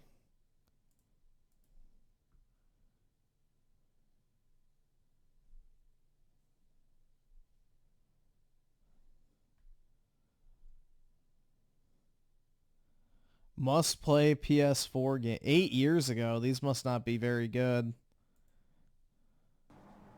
Hey, single people. Is this you? Nope. No. Nope. Ew. Nope. Then why are you still swiping? Ruined. She has a tattoo on her wrist. Number 10. Wait. 10 games. What 10 should they be? So this is my definitive list of the top 10 must-play PlayStation 4 games. Number 10, Rocket League. Yeah, gross. This is probably one of the biggest surprise hits of the year. Imagine trying to play soccer in a race car, Rocket except League, this fuck time. off. Until Dawn. This game essentially lets you play through an old-school slasher flick, taking turns playing as each of the main characters. The story follows a group of teenagers who are having a crazy party at a mansion up in the mountains. Each chapter of the game lets you play as another one of these spoiled brats, and slowly watch them get killed off one by one because of your choices. It's full of so much dark humor and has so many branching paths that even on my second and third playthrough, it was still hilarious. Number 8. Diablo 3 Ultimate Evil Edition. Couch co-op is becoming more and more rare these days. Sometimes Isn't that fucking sad? What year was this made in? Yeah, 2015. The PS4 generation was so bad early on that a fucking remaster is in his top 10 must-play games. The best thing to do is have some friends over, share a screen, and spend hours killing hideous monsters. In Diablo 3, the devil is trying to destroy the world for his own entertainment, so you're gonna need to... Ryan Miller with the 5. Hi, Griffin. I was completely disgusted. By the way they handled the hurricane incident, and I think it's going to be the final nail in the coffin for Camelton. Yeah, that shit's wild, man. Especially with the news coming out that they wasted over $1 billion on migrants. Like, that shit's pretty crazy. They wasted $1 billion of relief money on housing illegal immigrants versus actually saving it for real emergencies. So, yep. It is definitely not... I don't think North Carolina and Georgia are swing states anymore at this point. I don't think they're swing states at all anymore. So, yeah, I agree. This is probably it. To slay some demons, gain some levels, and find piles of epic loot. Even 7. Infamous Second Son. Alright, I support this choice. Infamous Second Son was fun. Chicago is normally a beautiful city, but if you have superpowers, you might have a little bit of trouble sightseeing. A special army has set up shop, and they're attempting to capture anybody with mutant abilities. The bad news is that you're one of the people they're looking for, but the good news is, well, you have freaking superpowers. Our character Delson has a very unique talent. Instead of being born with his own abilities, he can steal the abilities of any mutant he comes in contact with. These amazing new powers evolve gameplay so much as you're playing through the story, truly making you feel like a force to be reckoned with. Number 6. Alien Isolation. In space, nobody can hear you scream, but they might hear you cry if you run out of flamethrower fuel. We're playing as Amanda Ripley, a mechanic having the worst day of her life. After receiving orders to head to a far-off space station, she arrives only to find the ship having some major problems. The communications have been cut, all the helper robots have been set to kill, and a huge alien is snacking on the crew. Unfortunately for Ripley, it looks like she's next on the menu. Isolation stays true to its name by locking you in tight corridors and never giving you enough supplies to feel safe. At any moment, the deadly xenomorph can pop out of a vent and rip you to shreds. Your only defenses are a little bit of fire and a clean pair of pants for when you pee yourself. Number 5. Bloodborne. A good challenge makes a game... Number 5 is Bloodborne back in 2015? Bro, what? This should be like in the top 3 for back then at the very least. There was nothing on the PS5 back in these days. Or not PS5, PS4 back in these days. The PS4 was so fucking dry for the first 3 years. So much more enjoyable when you finally beat it. There's no way. It reminds you that victory is earned and not given. Bloodborne should be like 1 or 2 compared to all the other shit that was out. Bloodborne is made by the guys who brought us Dark Souls, so believe me when I say that it can be extremely tough. In the Gothic city of Yharnam, the citizens have been afflicted with an abnormal disease that drives them all mad. When you aren't combating the population, you must hunt down giant beasts in order to find some way to end this hell. Patience is your greatest tool when going against these adversaries, because even one small misstep can lead to an agonizing death. In one hand, you wield your trusty blade, the other a powerful gun. But even with these weapons, you're going to need to be quick, dodge properly, and be ready to see the game over screen a lot. Number 4. Last of Us Remastered. Zombie games are pretty played out in modern gaming, but this title's unique for its astonishing storytelling. It's been 20 years since civilization fell to the infection, and in that time, humans have had to resort to some pretty hard living conditions. Some dream of a day when life can return to normal, when mankind can just go back to a simpler time without constant fear. Meet our 2 protagonists, Joel, a smuggler who's lost hope in life, and Ellie, a young girl who's seemingly immune to the zombie virus. The 2 must now join forces and travel across the United States to a lab that might possibly find a cure with Ellie's blood. Her genetics could be the key to saving everyone, if they can survive the trip. Number 3. Metal Gear Solid 5: The Phantom Pain. Even if you haven't dug into the past Metal Gear titles, Phantom Pain... I mean, bro, that's sad. He put The Last of Us Remastered over Bloodborne. I mean, I guess Metal Gear at least is a new game. Pain is worth picking up. Missions are all about choosing your own But I would still say Bloodborne's better than Metal Gear Solid. path. I mean, sure, you have a set objective, but how you accomplish these objectives is completely up to you. Want to be stealthy and stick to the shadows? You can. Want to ride in on a horse, guns blazing? You can. When you aren't working on your revenge-filled blood feud, you can build up a base full of nuclear annihilation. Dog, there's no way! He put Fallout 4 over fucking Bloodborne? Oh my god! Holy shit! Wow! Alright, I was not expecting that. Holy fuck. Wow. Isn't normally a happy topic. In Fallout, I mean, I like Fallout 4, Fallout it almost 4, seems like a joyous vacation. but dude, it is not that good. It's not that good at all, man. Oh my god, man. Jesus. I saw there with the 10.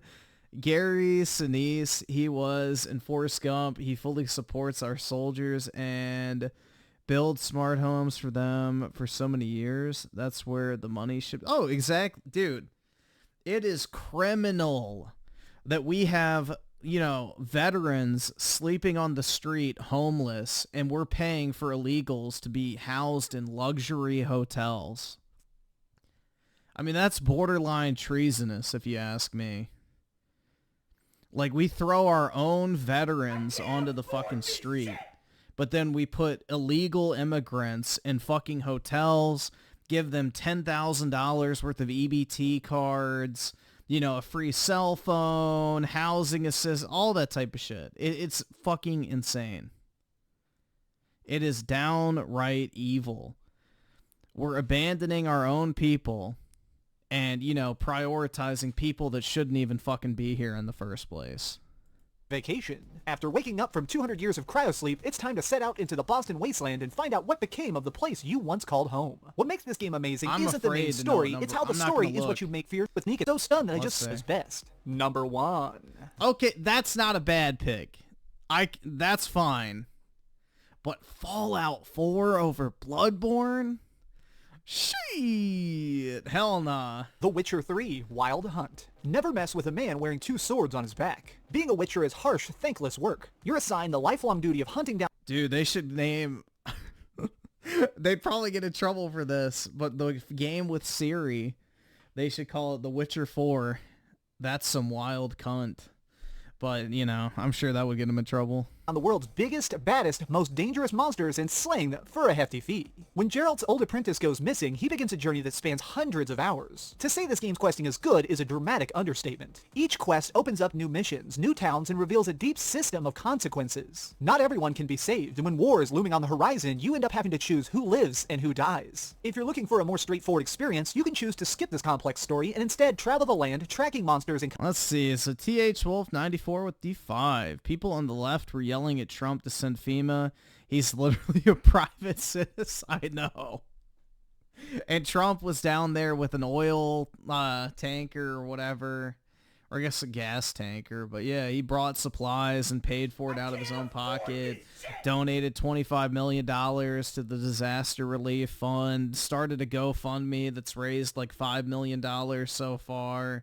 Like, Trump's actually out there doing shit. You know, he got Elon to deliver Starlink to all the affected areas. Like, you know, Trump's actually out there working, trying to help people. Meanwhile, Camel Toe and, you know, Brandino don't even know where the storm is, apparently, because Joe didn't remember what the press were talking about when they asked him about the storm.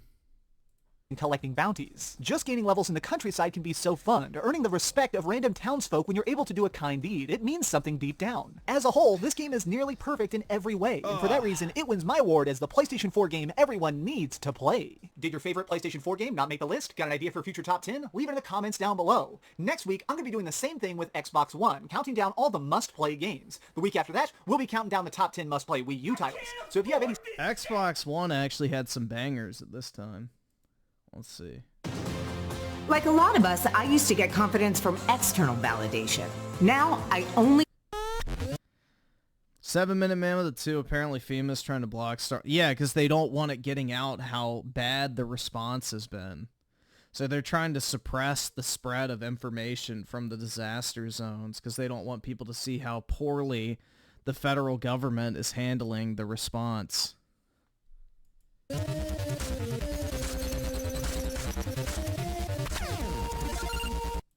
Number 10, Dead Rising 3. It's not every day that you get to drive a steamroller over hundreds of zombies, but sometimes it's your only option. Dead Rising has always been a series that celebrates the goofy side of the apocalypse. Even though the whole world is dying, our hero Nick still takes the time to somehow build this giant shock weapon out of a stoplight and a car battery. This game shows us that even when things are thrown into chaos, there's always something fun to do. Number 9, Assassin's Creed 4 Black Flag. Sailing in the massive Caribbean Sea, stopping to explore hundreds of unique islands, or just raiding other ships for booty to trade later. Black Flag is all about the freedom of the open ocean, but when you aren't taking over the waters, you can dominate the land as well. Using your brutal swashbuckling combat, you can take out all the evil leaders in the country, despite the fact that you're kind of evil as a pirate yourself. Any guy who walks into town wearing 6 pistols is probably up to no good. Number 8. Just look how much better that combat is than the slop we get today.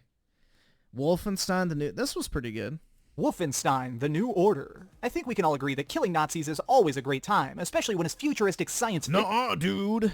Nazis. In this alternate timeline story, America lost in World War II. Jewish propaganda, bro. 2, and now the bad guys rule the world with evil robots. Things may sound hopeless, but BJ Blazkowicz is armed and ready to save the day. For every situation, you get 2 options. You can run in guns blazing and hope the enemy runs out of health before you do, or you can take the sneaky approach, silently wiping out this scum once and for all. Does that not sound cool enough? Well then how about this? I have just 2 words. Moonbase. There's a real mission in this game that takes the action to the frigid reaches of space. Number 7. The Evil Within. No. Mind-bending doesn't even begin to describe this game. While investigating a mass murder at a local mental hospital, we're suddenly transported into a strange world of grotesque monsters and mayhem. During each chapter, you need to find a way to escape the creatures that hunt you, while also searching for answers about where you are. From villages lit by lamplight to a grand mansion filled with bizarre art, the game is built around classic horror elements. Nothing gave me worse nightmares, though, than these weird masked enemies. The way that they just silently follow you around the levels, they almost seem like these heartless dolls that just seek only to hurt people. Number 6. Rise of the Tomb Raider. That's a Lara good Croft pick. has seen her fair share of troubles. In her quest... Bruh. This version of Lara Croft, no one can convince me otherwise, is the best version. To uncover lost artifacts of the ancient past, she always seems to end up having to break some necks in the process. In her latest adventure, Laura is traveling deep into the Frosty Mountains. Like, this version of Lara Croft is like the ideal woman, guys.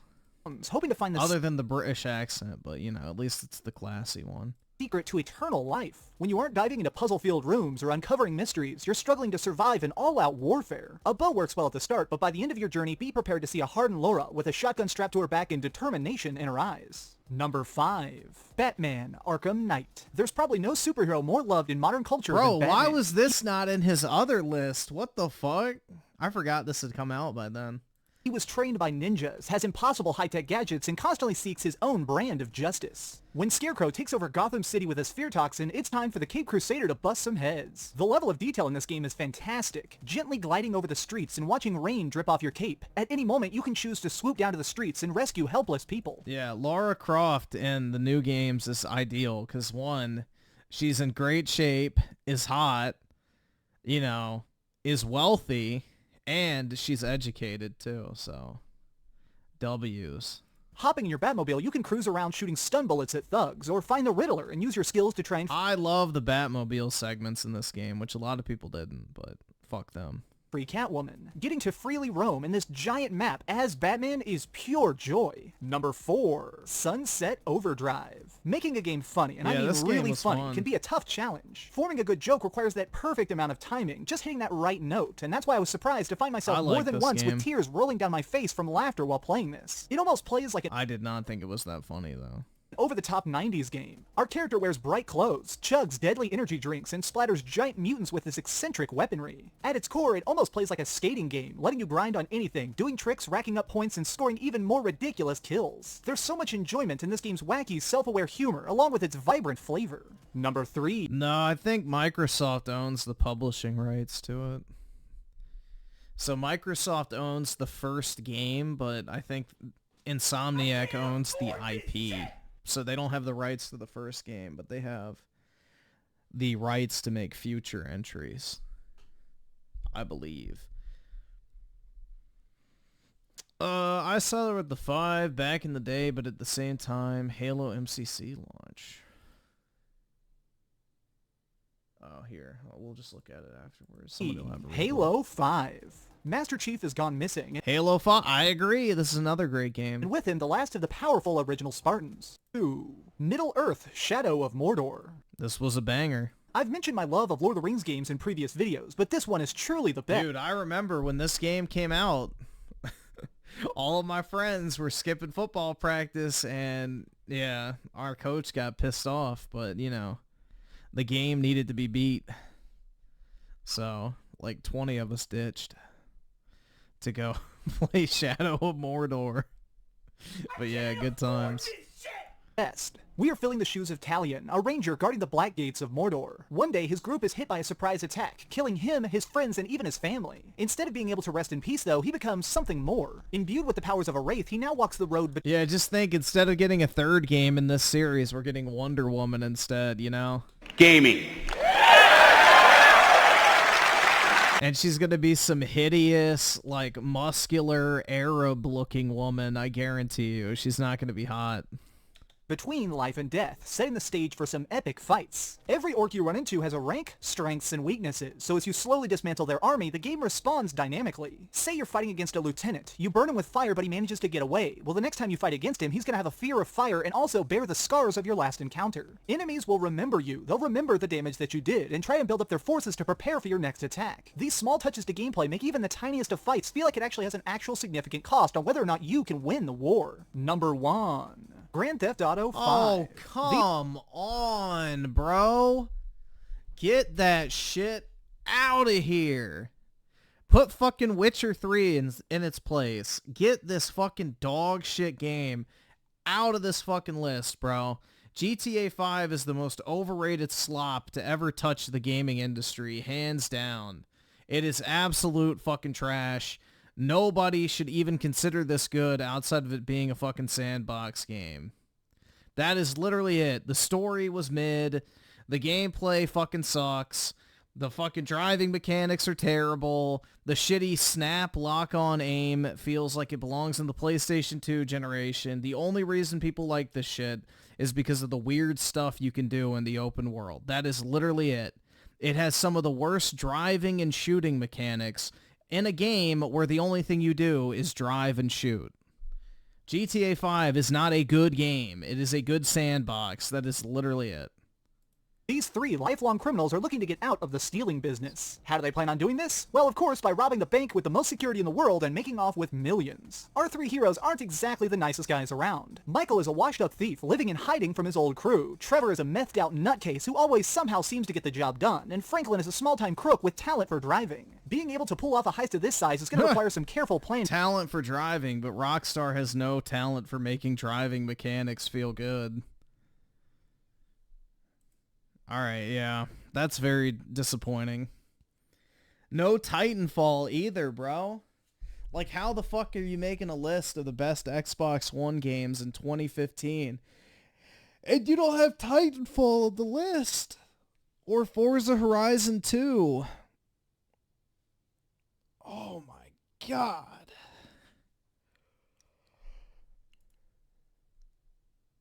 That shit's sad, man. Somebody will definitely have a re-upload of that. Yep.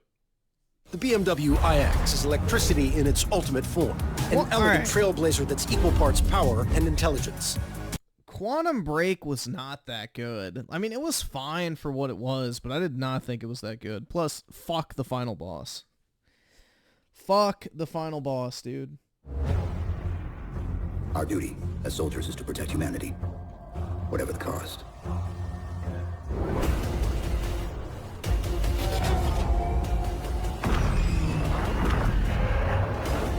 We're going in. Get tactical, Marines!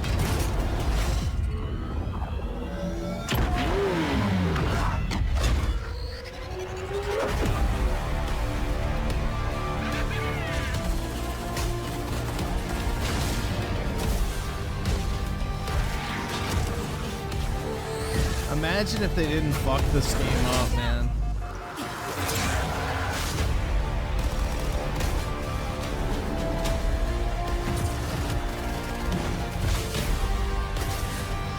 How many years did it take for MCC to get good? Like 3 years, right? Like, it took forever. But once they fixed it, it was actually really good. But the problem is everybody had moved on.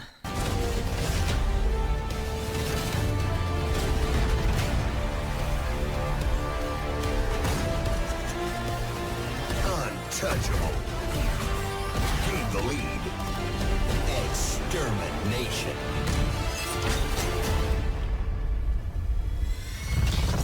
Dude, I just want a modern port of Halo 5. Like, is that too much to ask?